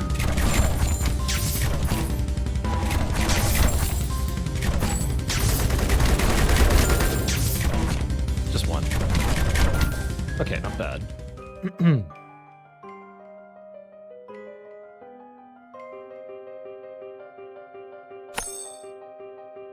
That a little bit. We need some more defense back here. I'd also like some real mana generation. We only have 5 waves until Oogie Boogie comes. I think we should just focus on using the basic ballistas to solve that particular problem.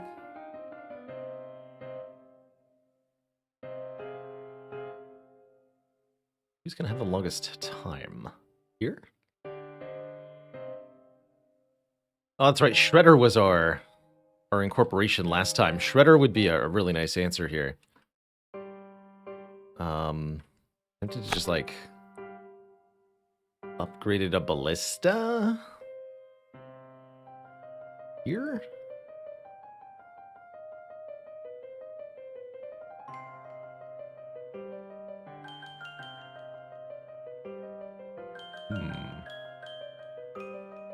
Also focus this on armor a little bit. Actually, let's just give it the targeting priority, most armor, for now.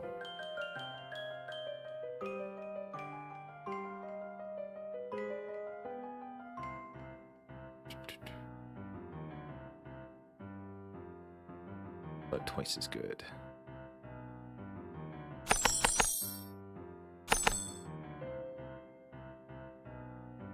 Okay.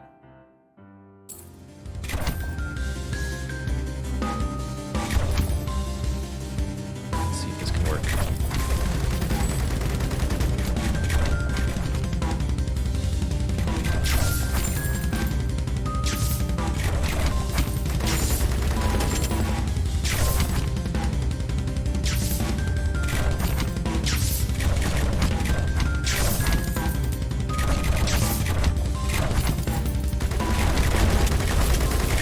Oh, good job, plane. Bravo.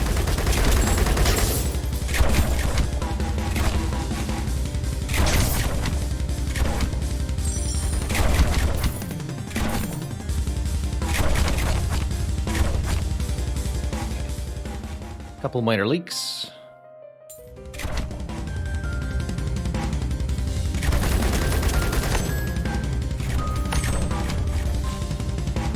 These things are here now.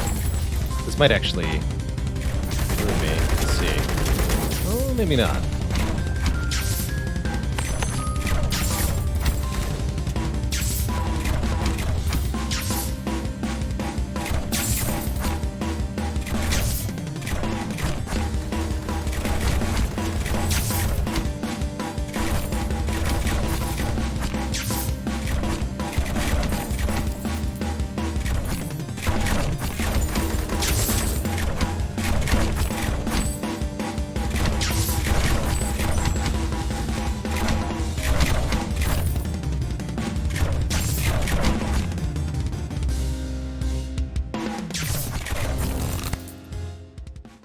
Okay, and we have access to Mana Bank now, which is going to be really expensive.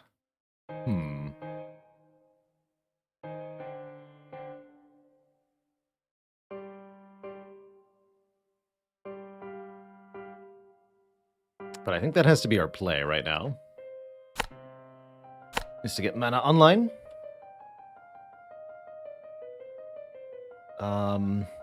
Are we going to be able to hold through these next couple waves, though? That's the question. I'm not sure.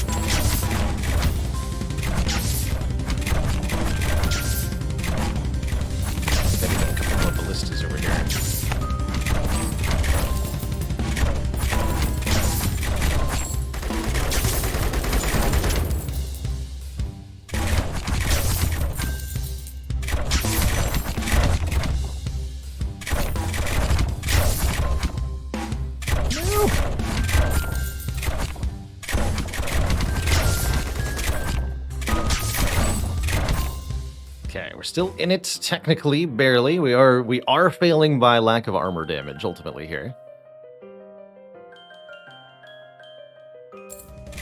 This is not good. So I'd expect to lose on this wave.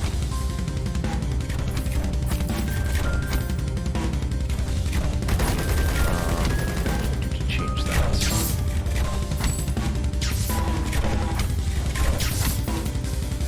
All ballistas.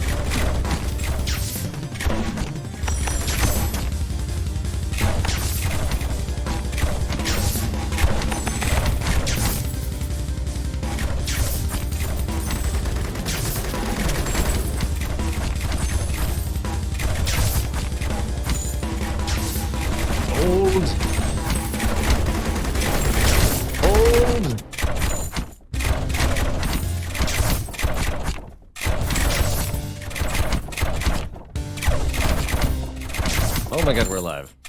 Well. Yes, still alive. Impossible.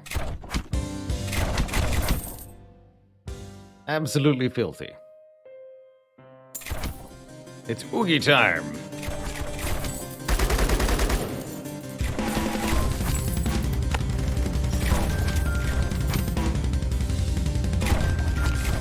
That'll be enough.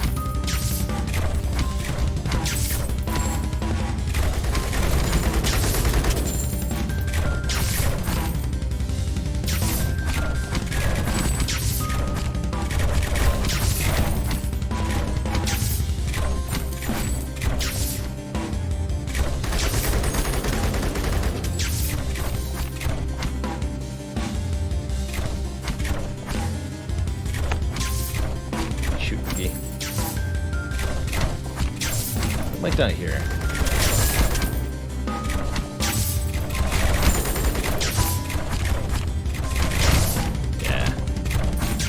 RPG. Wait. There we go. Okay, so definitely need a little bit more armor damage than that in the mid game. That's where I think armor starts to become really relevant. Is around wave 10 to 15. Getting a better feel for that now. Good.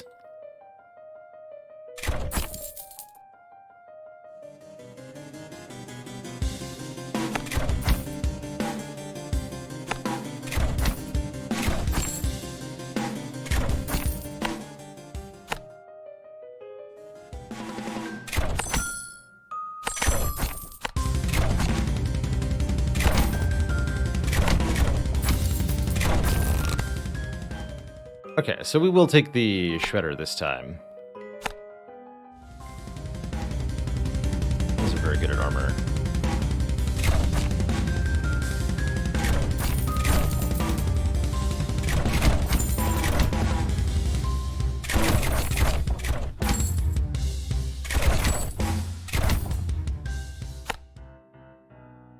That's a good location for a Shredder. They want to be high up without actually a particularly good view of the anything, really.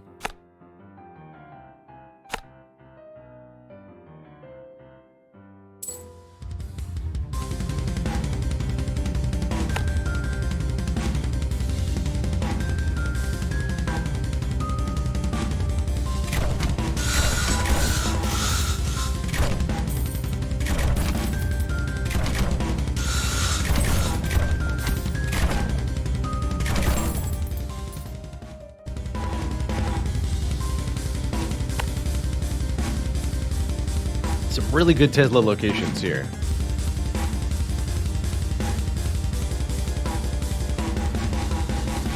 And some available mana crystals.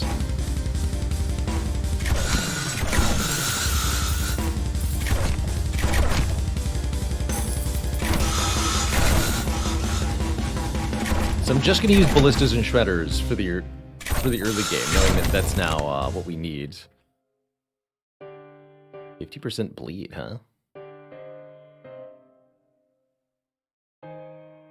Sure.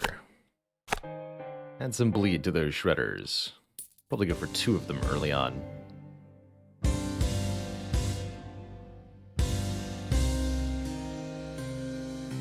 And then we're going to focus a mana-heavy strategy with ideally Ice Towers plus Tesla. That's what I'd like to see.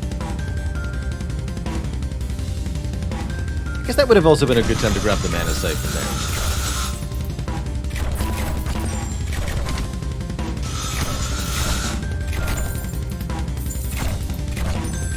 Still not convinced that I want Mana Siphon.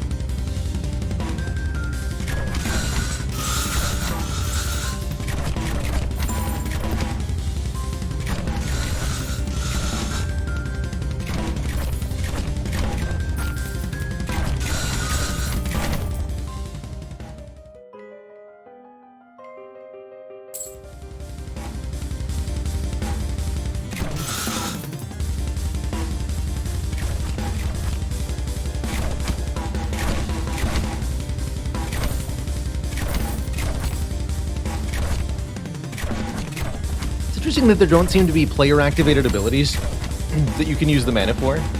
That's kind of what I thought it would be for. It's like, you could cast spells onto the battlefield.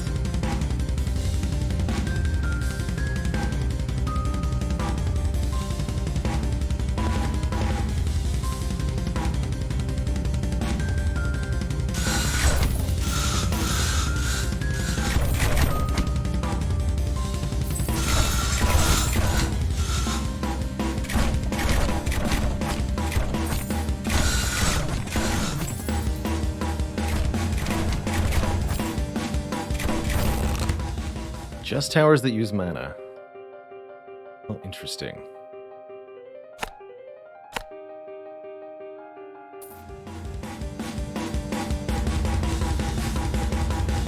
These things should be on most armor.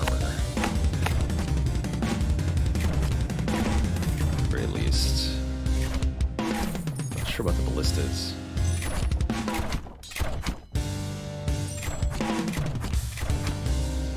This one should be most armor also. A couple armor upgrades too. This is +3 also. Make another most armor here.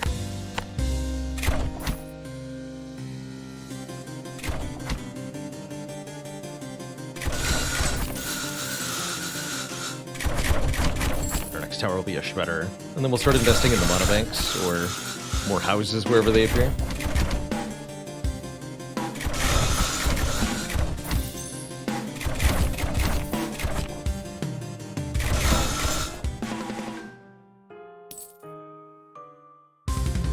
Nothing.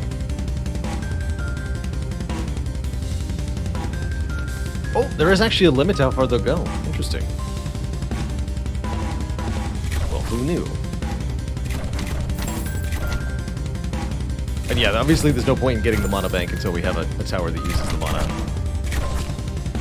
Got nothing to spend it on.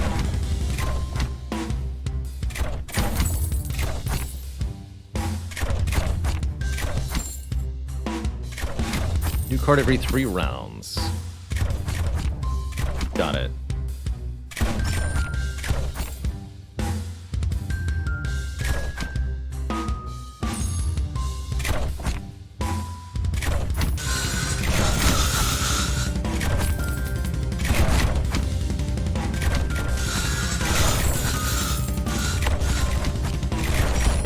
Actually, is that where I want that? Is that a Tesla spot?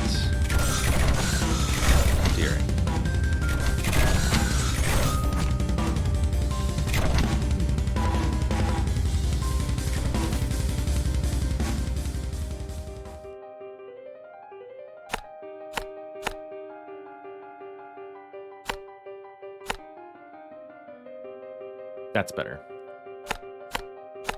Okay.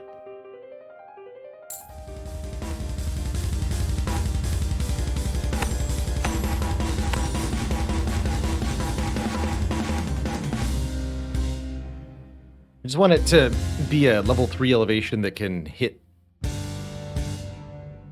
different parts of the track without occupying something valuable like a Tesla coil location.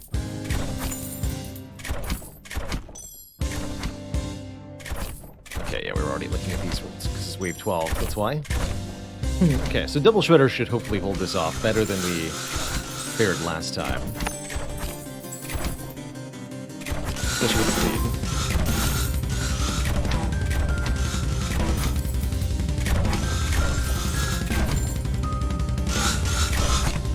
So are these things immune to bleed because they have armor? Is that how this works? And they don't take any damage from the bleed until the armor's removed? Seems like this is what's happening.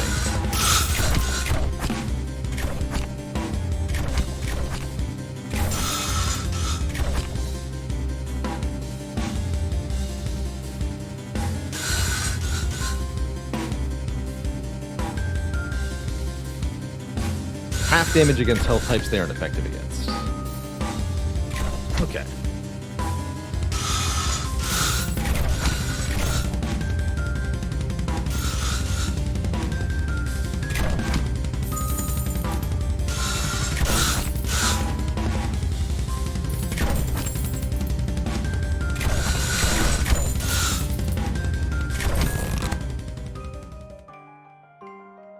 Okay, we'll grab our Tesla coils now, I think. Although, 3 of the 4 things here that I want Radar, Frostkeep, and Tesla coil. I think we'll do without Radar. I suppose.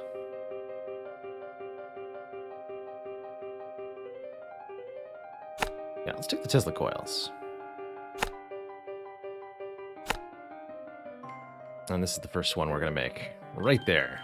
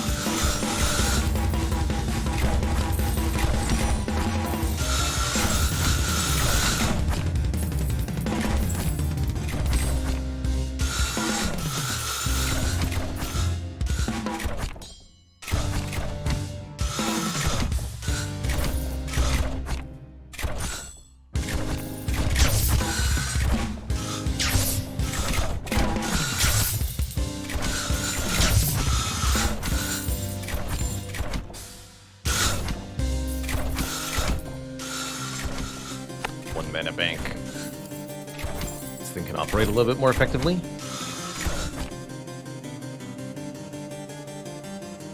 That should be all we need for now, is just one.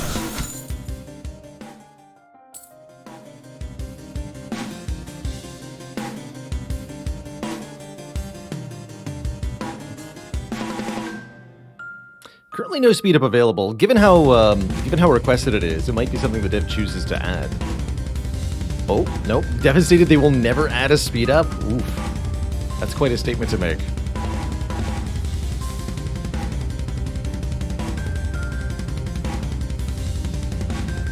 Why would you say that?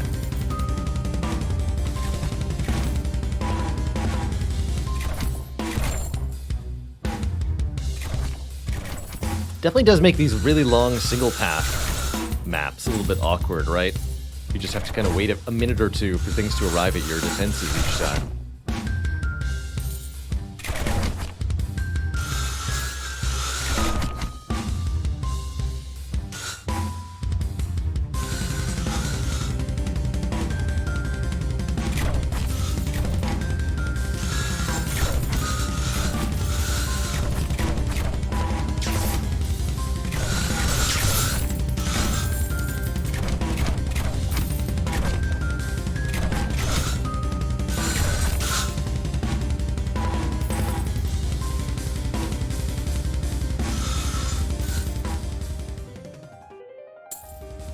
There's Ugir.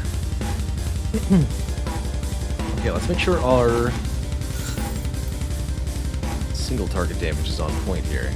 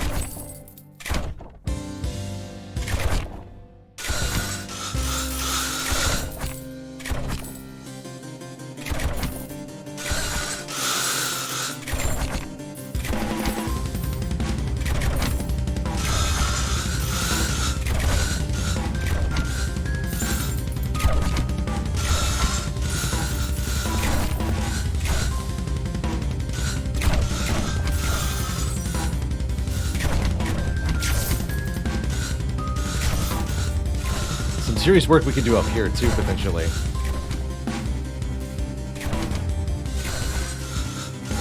Oh, the saw blades. Get them.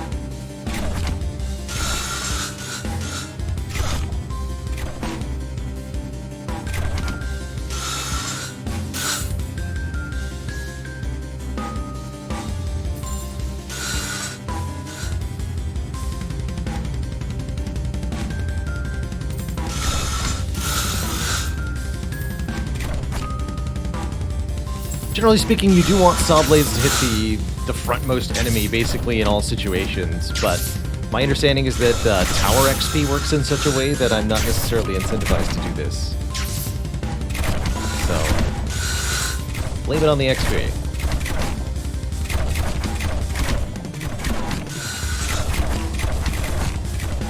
Wookie gets smashed.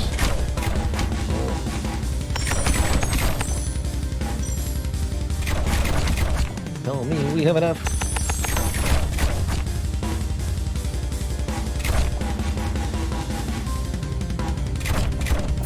There we go. All mana banks for an extra 10 max mana. Interesting. Of course, here now I get none of the things that I want. There's sorcery here.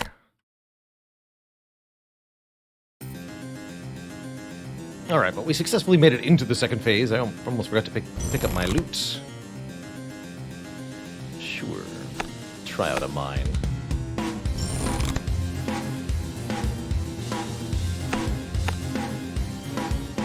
Got different numbers of chests.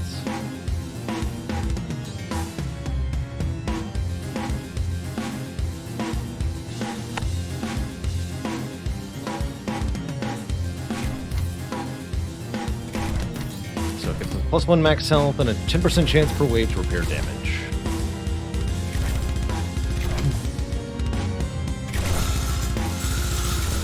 And the health in question is the health of our main base. That's what the towers repair.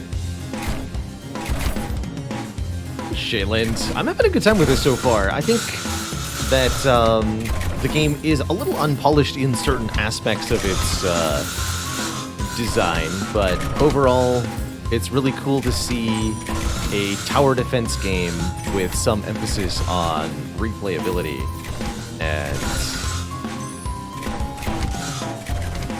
roguelite aspects. I like it in concept. I really like it.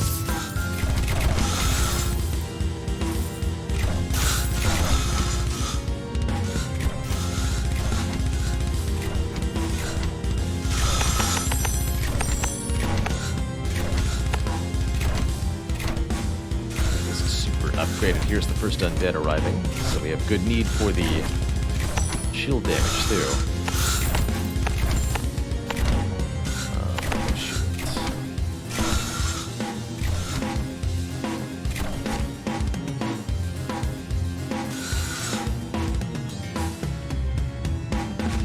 I've also got quite a few hours in Bloons TD6. One of the things that boggles my mind is how much, at least I think Bloons could be more interesting if the enemies weren't the same on every single wave, every single time.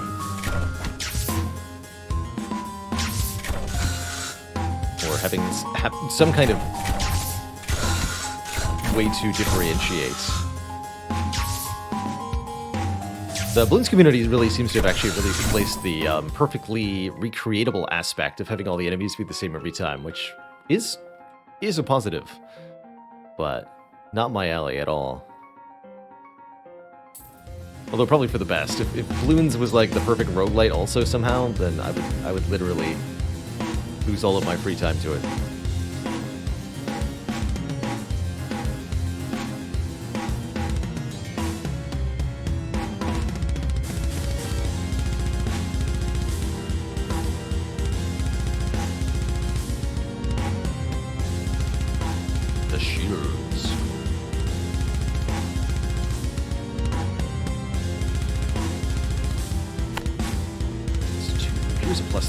Coil spawn also. +2, +2. Not sure about these spots.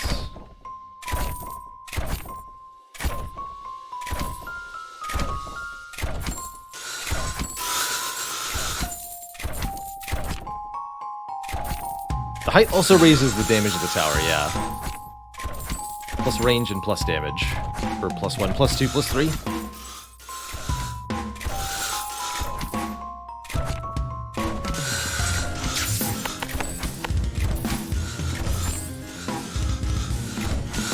Start upgrading the health damage of this one too.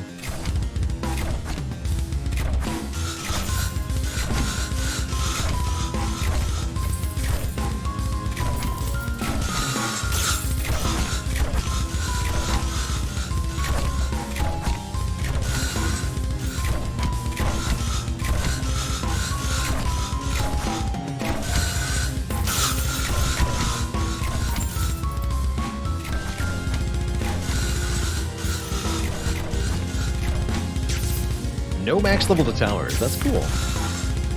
The way the cost increases puts a practical cap on your ability to upgrade them.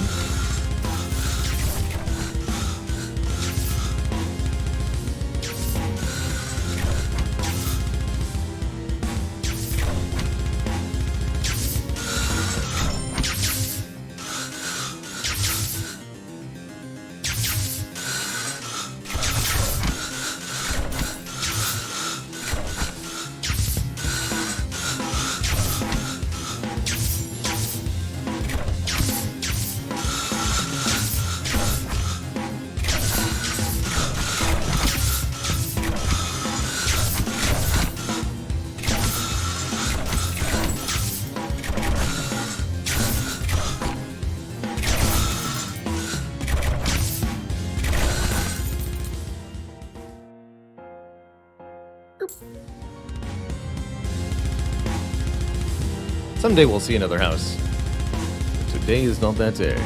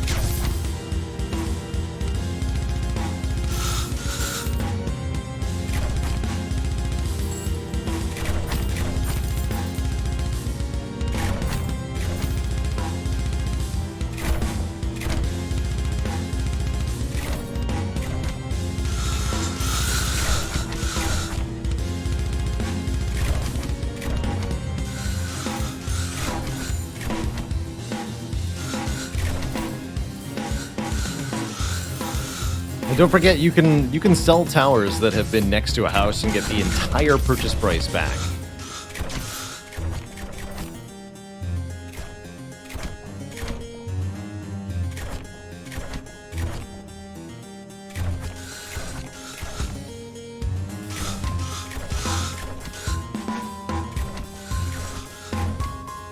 Mine seem pretty bad.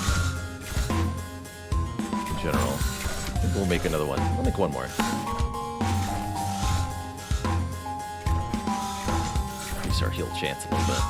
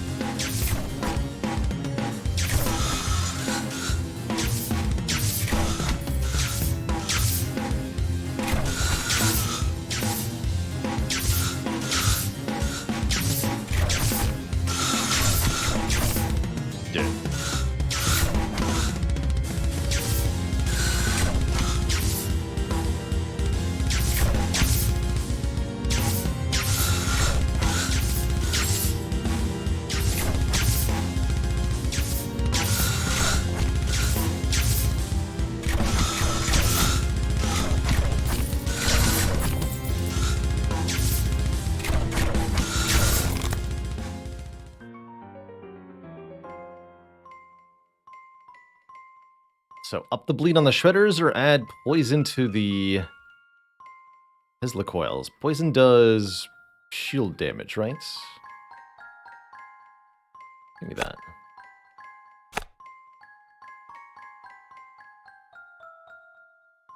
We can have poison and bleed. I think that means I want another Tesla coil. Whereabouts? It's almost good. I want a health damage Tesla. Somewhere effective.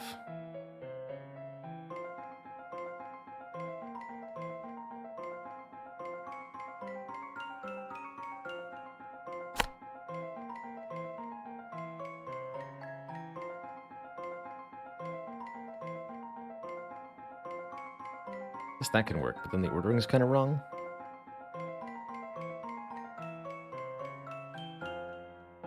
Oh well. Or I could actually, yeah, that's what we should do, is make one way further up. Here.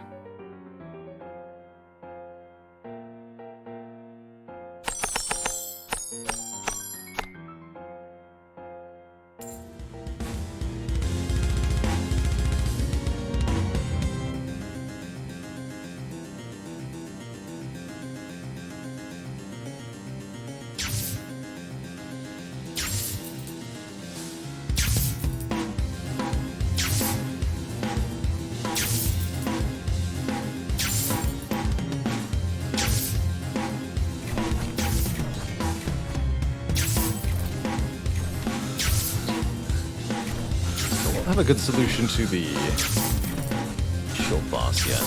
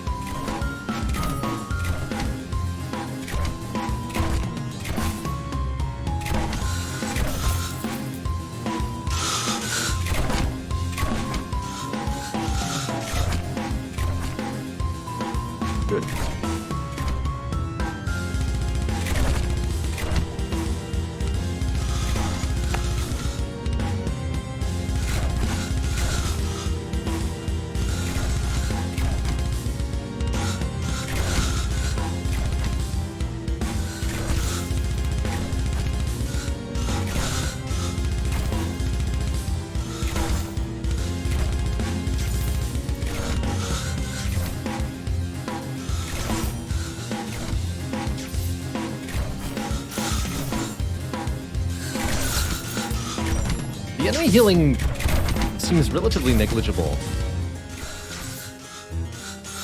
Might be certain enemies, though.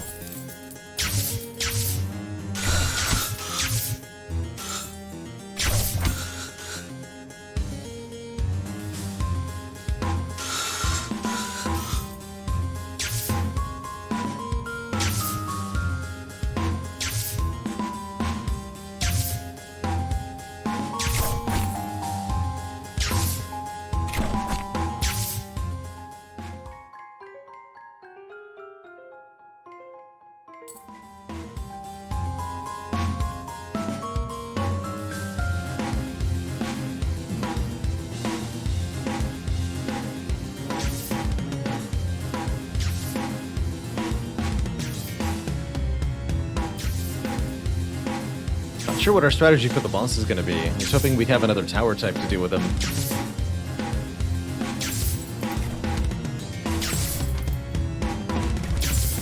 Guess we'll see.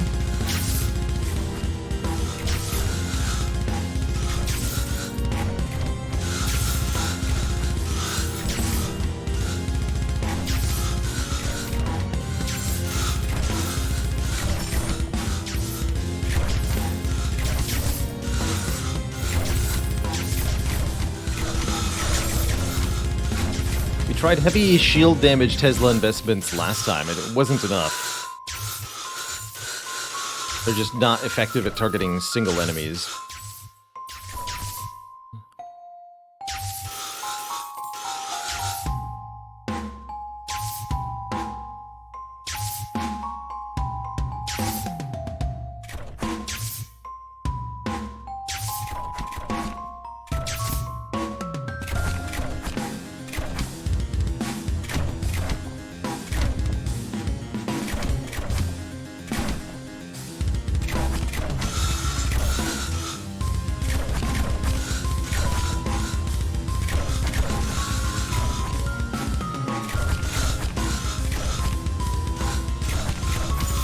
We still get, what, two more cards. Wave 21 and Wave 24 before Oogie arrives.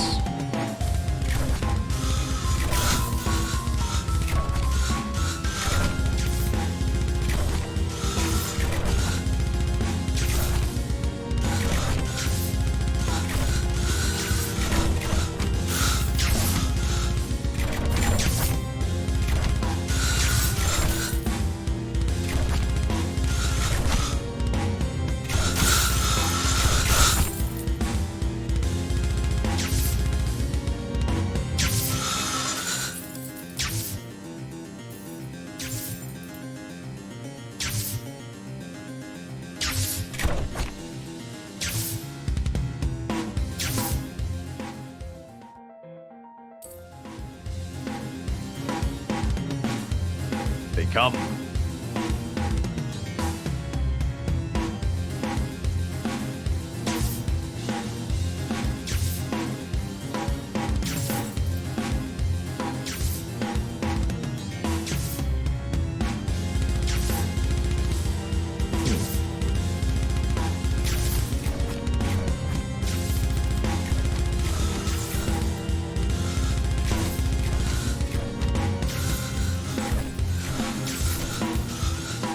Simply waiting. Guess we'll see what we get at the end of this wave.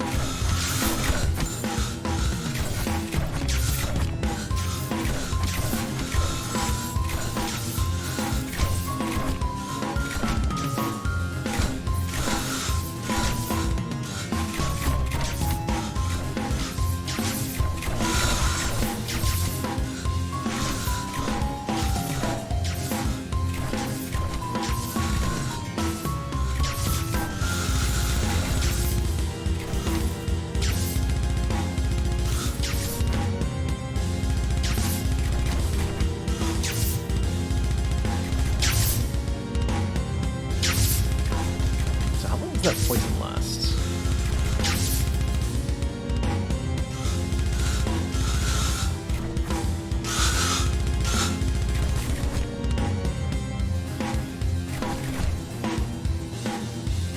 Need them pretty evenly spaced if we wanted consistent DOT uptime.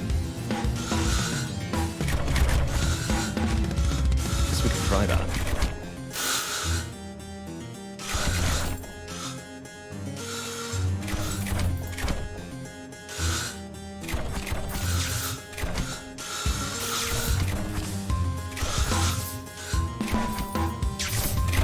It'll last longer the more damage you do, as I expected. That's why this one isn't doing, like, really any DOT. It's not specialized yet.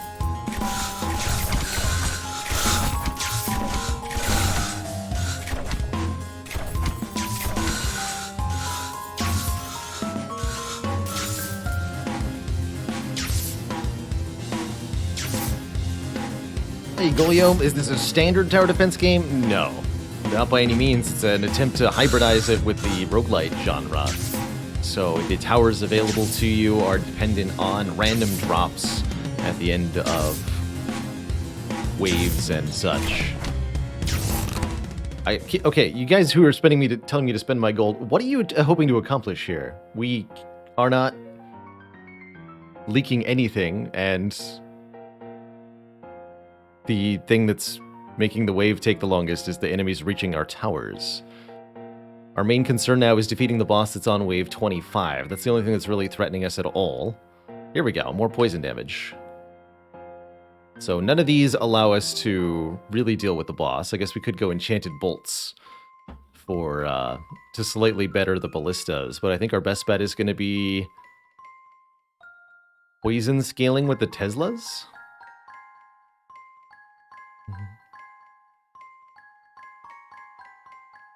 It's definitely not fortification or savings account. Enchanted Bolts unlocks another card for the ballistas, which is nice, but we only have one card drop to find the follow-up there. Let's try the additional poison. But yeah, this is not an RTS. I don't need to spend all of my money at all moments to gain in some kind of advantage over my opponent. If enemies aren't going to leak, they're not going to leak.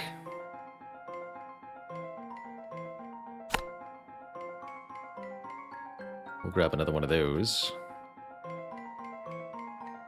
Now that I know we're going extra poison, what I should do is space out the Tesla coils a little bit. Put one here. About that. No, that's terrible. Want one here. Here. And probably here. So we're going to upgrade all of those with anti-shield capabilities. Let's see how that does for us.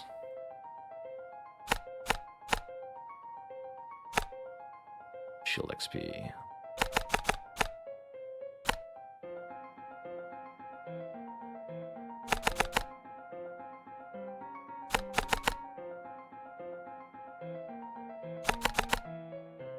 All right, good luck to us.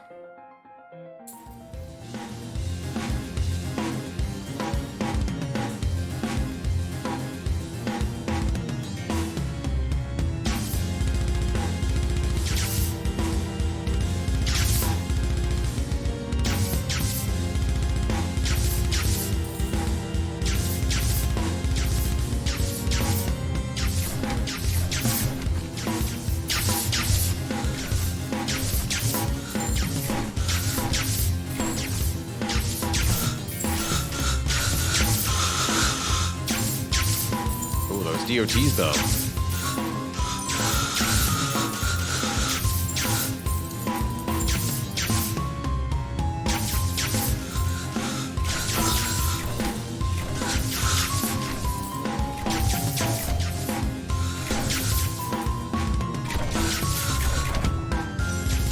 My understanding is that there is a way to win this. There's a finite number of waves, and there is, in fact, an ending.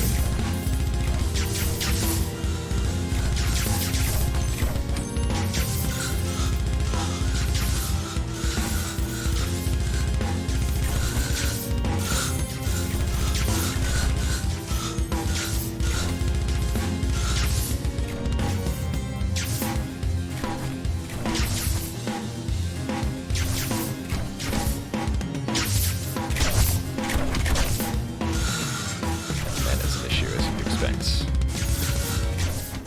Tesla coils. They really can't all fire.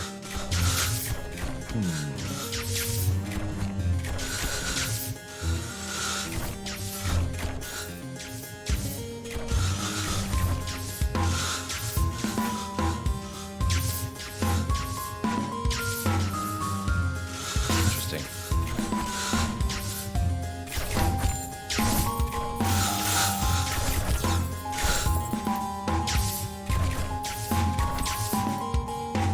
I think I want to sell a couple of these towers. Let's see.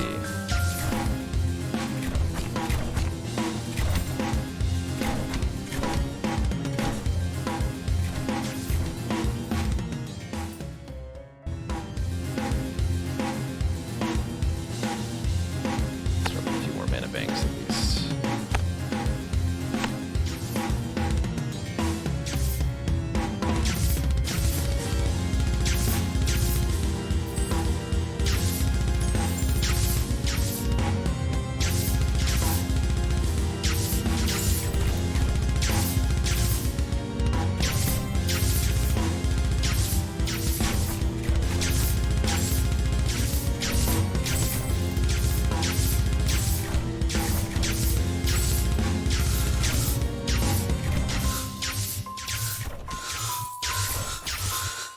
Doing better.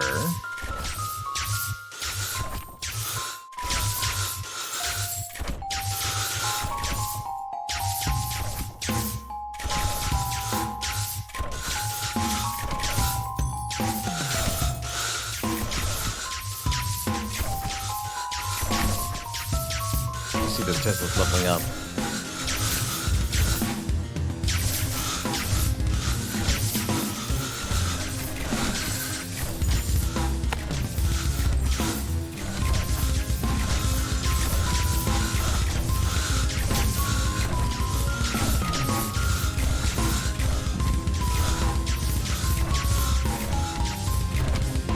You skip 4 per second. Holy moly.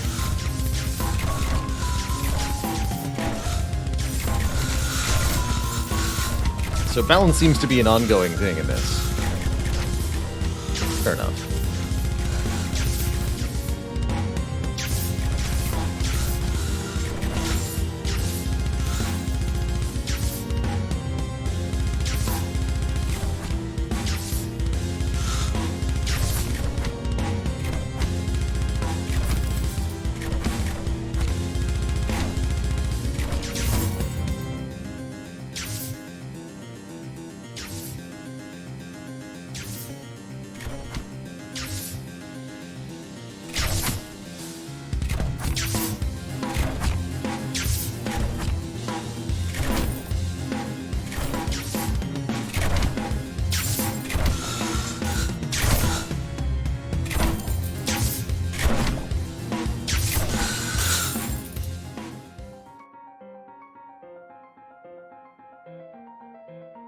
Wait, I'm allowed to expand here? What?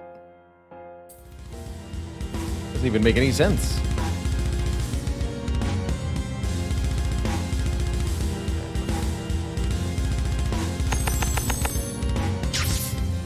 It's to shield destroying 10.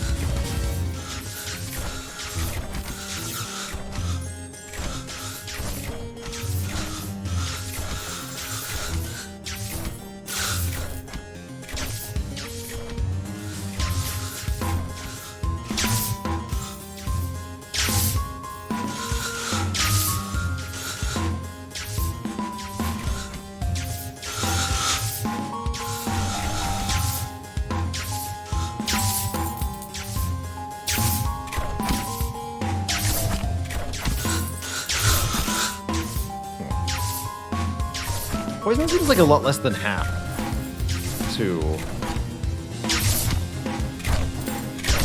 The wrong damage type. Oh, I see, because the armor multiplier is so low. So it does damage based on armor. Ah, got it.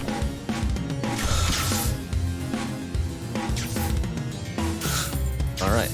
Here's our last card reward before Zombie Oogie.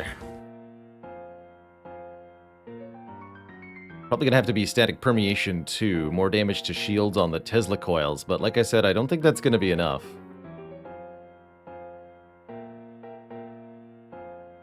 Sorcery 2 could also help with more mana, making the Teslas work too. Another 2% per... that'd be another plus 6 mana per second, actually, very good.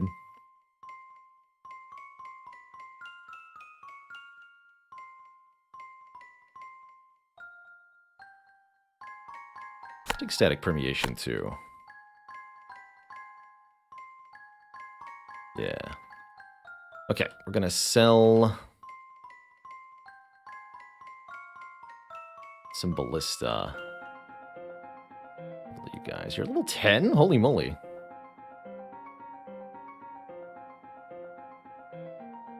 Good job.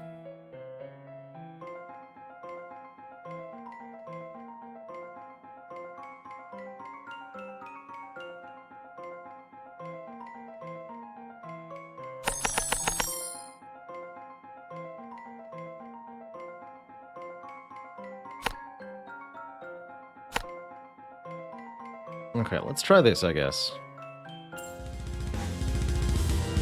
Zombie Oogie.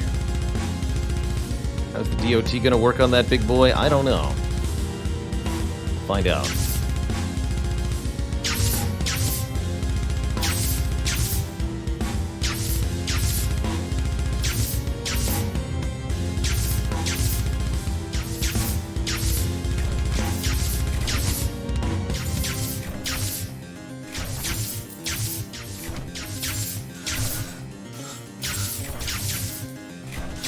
Get him, Zawblades. If the boss reaches our tower, we do lose, yes. If Zombie Oogie gets to the end, it's all over. So you have to beat the boss.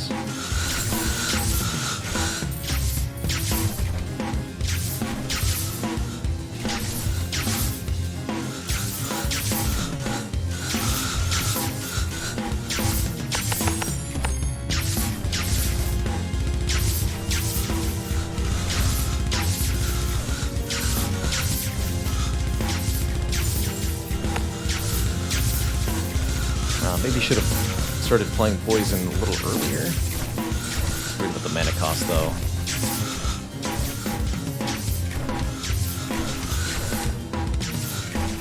Yeah, this is now a problem. One more mana back. Get the Poison going.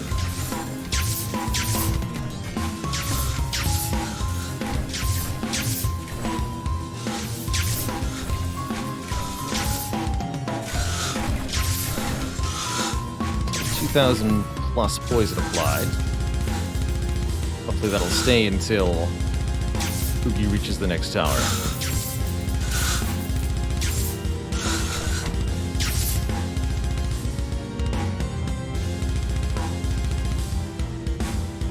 Okay, we got our mana back too.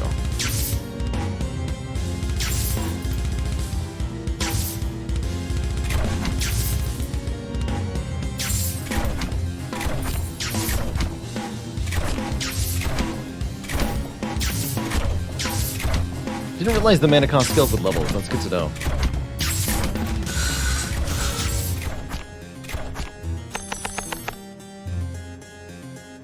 Not looking good though.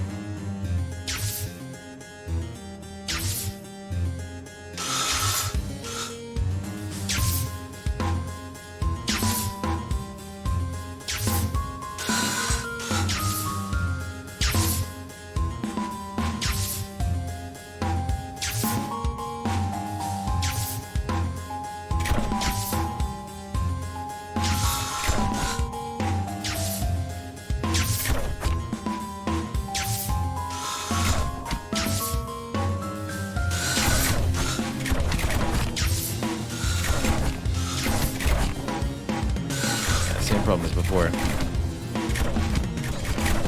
He's just too tanky, man.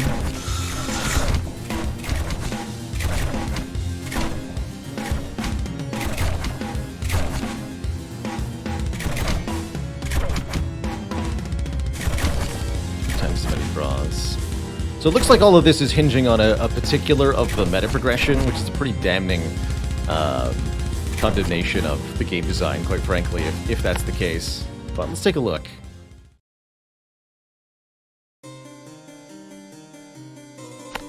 So what I need is somewhere in here. Draw frequency.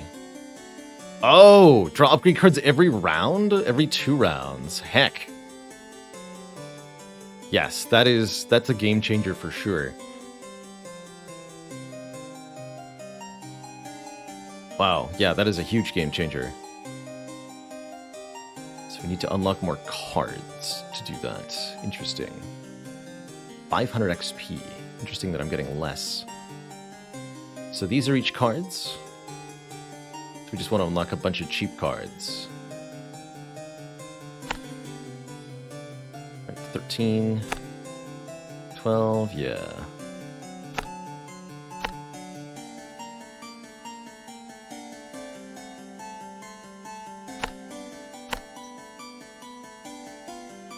Yeah, let's not add new towers here.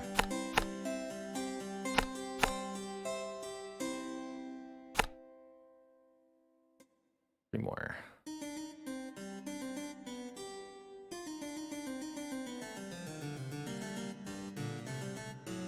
Here. Oh yeah, there's the poison upgrades too. Banditry. All enemies drop an additional 2 gold when they die, but they also deal more damage if they reach the tower. Oh, yeah, that's huge. Jeez, those are also game-changing. One more cards. Okay, that'll be...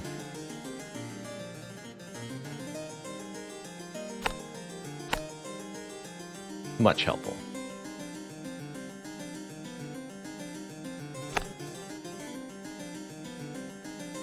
And more gold drop upgrades, too. Okay. Let's try one more time, now that I have some really good knowledge about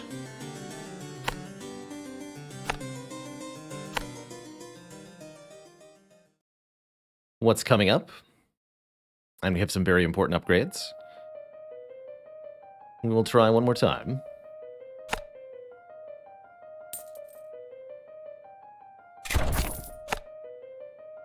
Pretty sad house, actually. My favorite tower so far is, I think, the Tesla coil. I really want to use the ice tower more, too, though. Ah. The Frost Keep. Oh, yeah, this is a big deal, being able to see more stuff like this.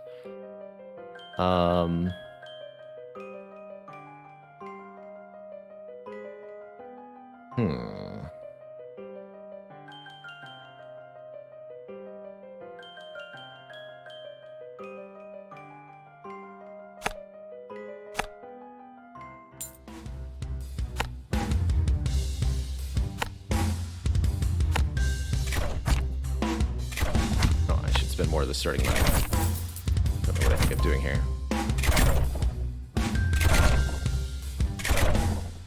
Oh. Did that to myself.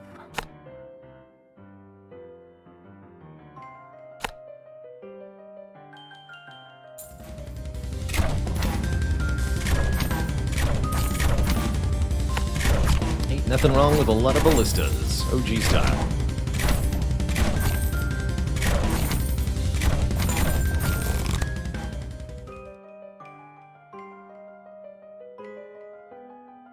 Oh, I see. This is an upgrade you have to grab. Sure.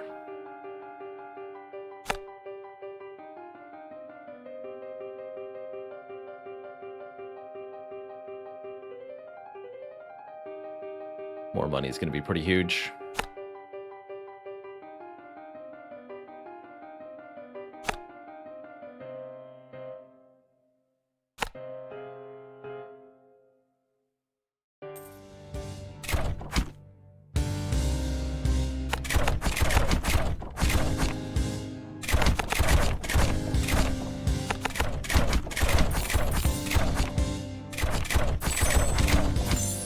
we're getting a lot more money than we did last time.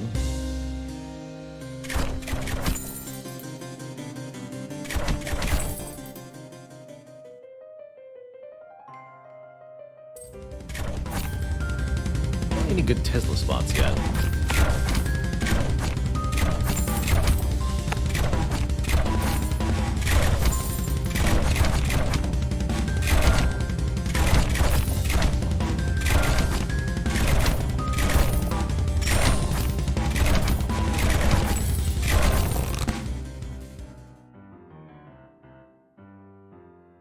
All right, let's grab the shredder.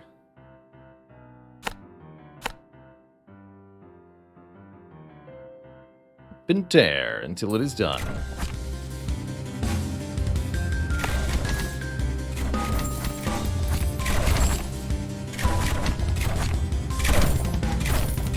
wants to be high up in a weird spot.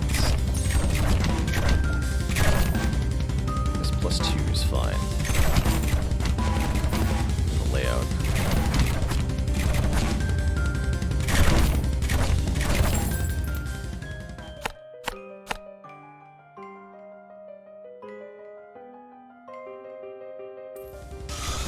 There we go.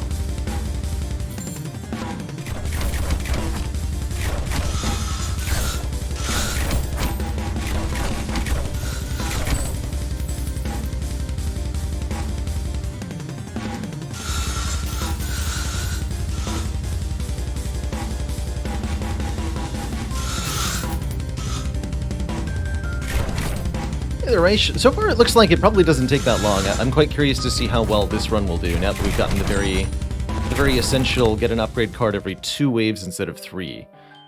That one's huge.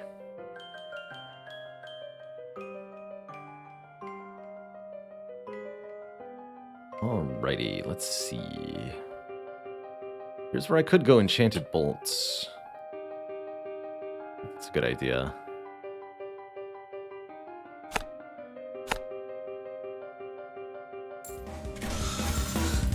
So, grab this house.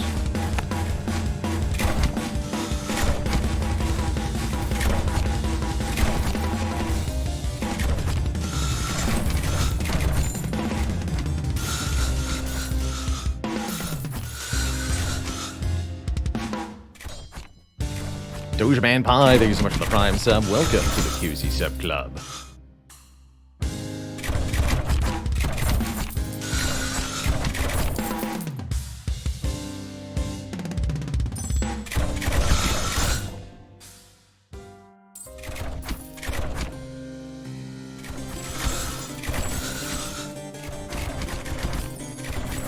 Start expanding in different directions. Let's see. We almost made an entry point here. Actually, a little awkward. Feels like I need a second shredder.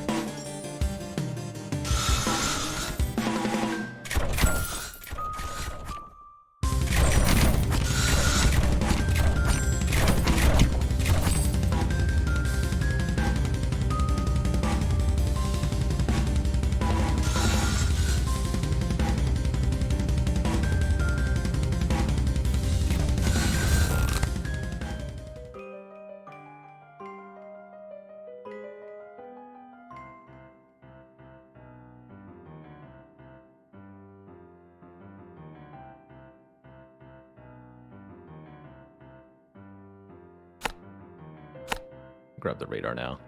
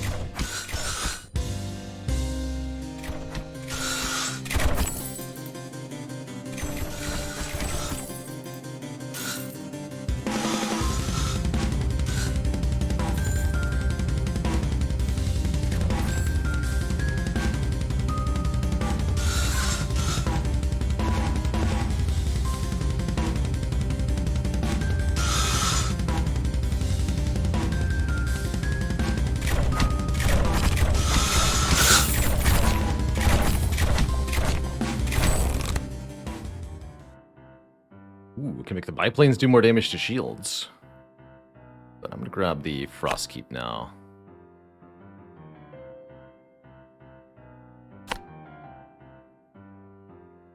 And our next thing, acquisition, should be some kind of mana generator.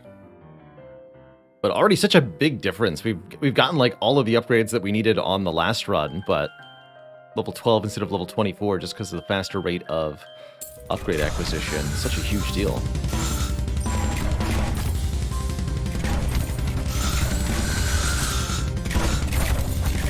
I think it's time to actually place a test as well. Seems like a good idea.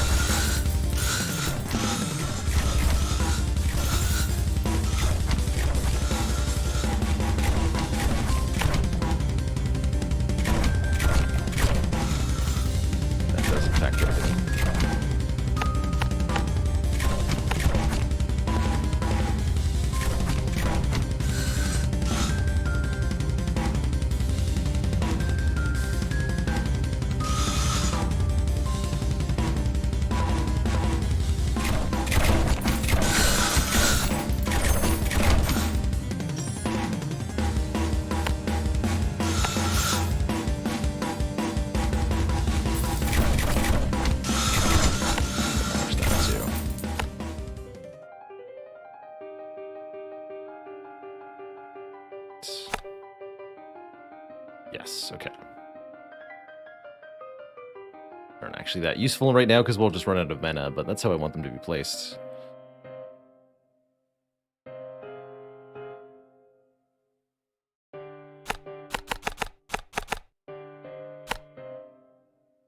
I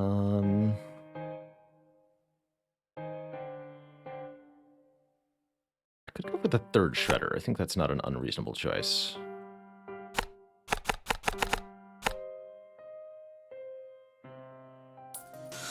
Okay. Got plenty of money after all.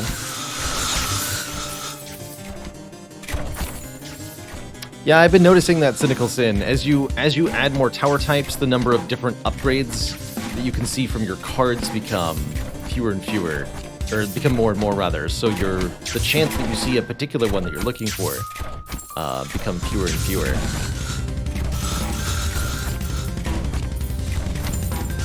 Is awkward.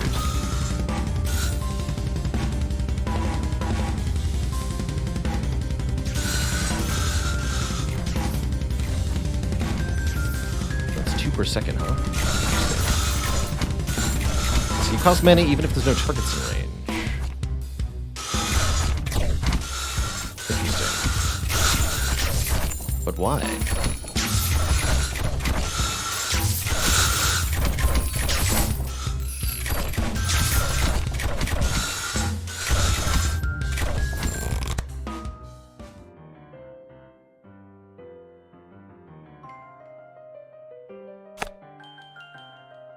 See.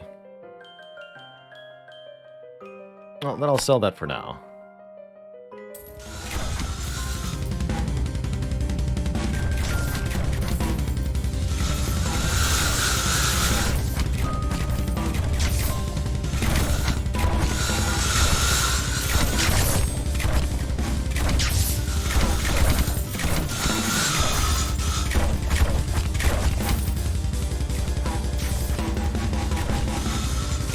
Time already. All right.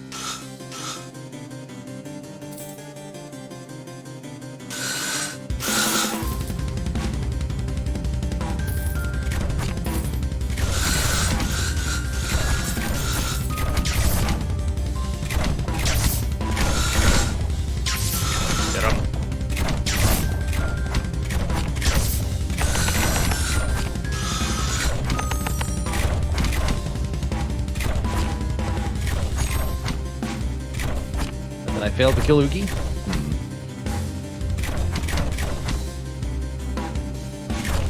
Well, that's embarrassing. Dang. Thought that was gonna be it. Guess I needed a few more ballista. Maybe one less shredder. Interesting. GG. GG. Well, I think this has been a delightful look at Rogue Tower.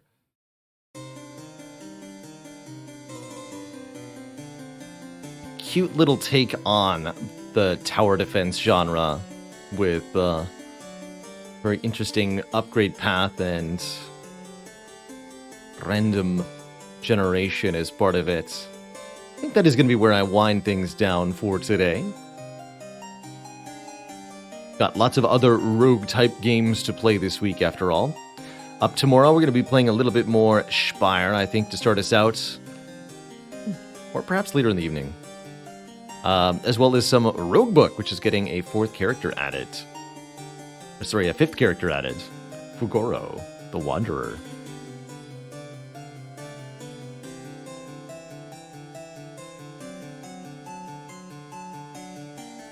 And then on Friday, there's not going to be a stream this week. So I'll be helping my partner with recover from LASIK surgery.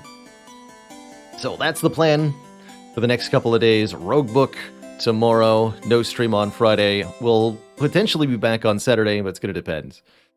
But either way, I'm really excited. It's been a pleasure to have taken a look at Rogue Tower. Much love and appreciation to everybody who participated in the game vote this month to help me choose this game.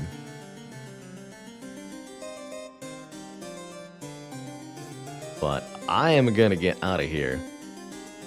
So thank you so much for watching, everybody. See you later, Hyrule, Ave Machina, Rubem, Batman, Shaylind, Cynical Sin, Malarkey, Custard is Massive, Bob Green, Virtual 256, and everybody else. Thank you so much for watching. Ta-ta for now. I'll see y'all next time. Until then, toodaloo, and good night.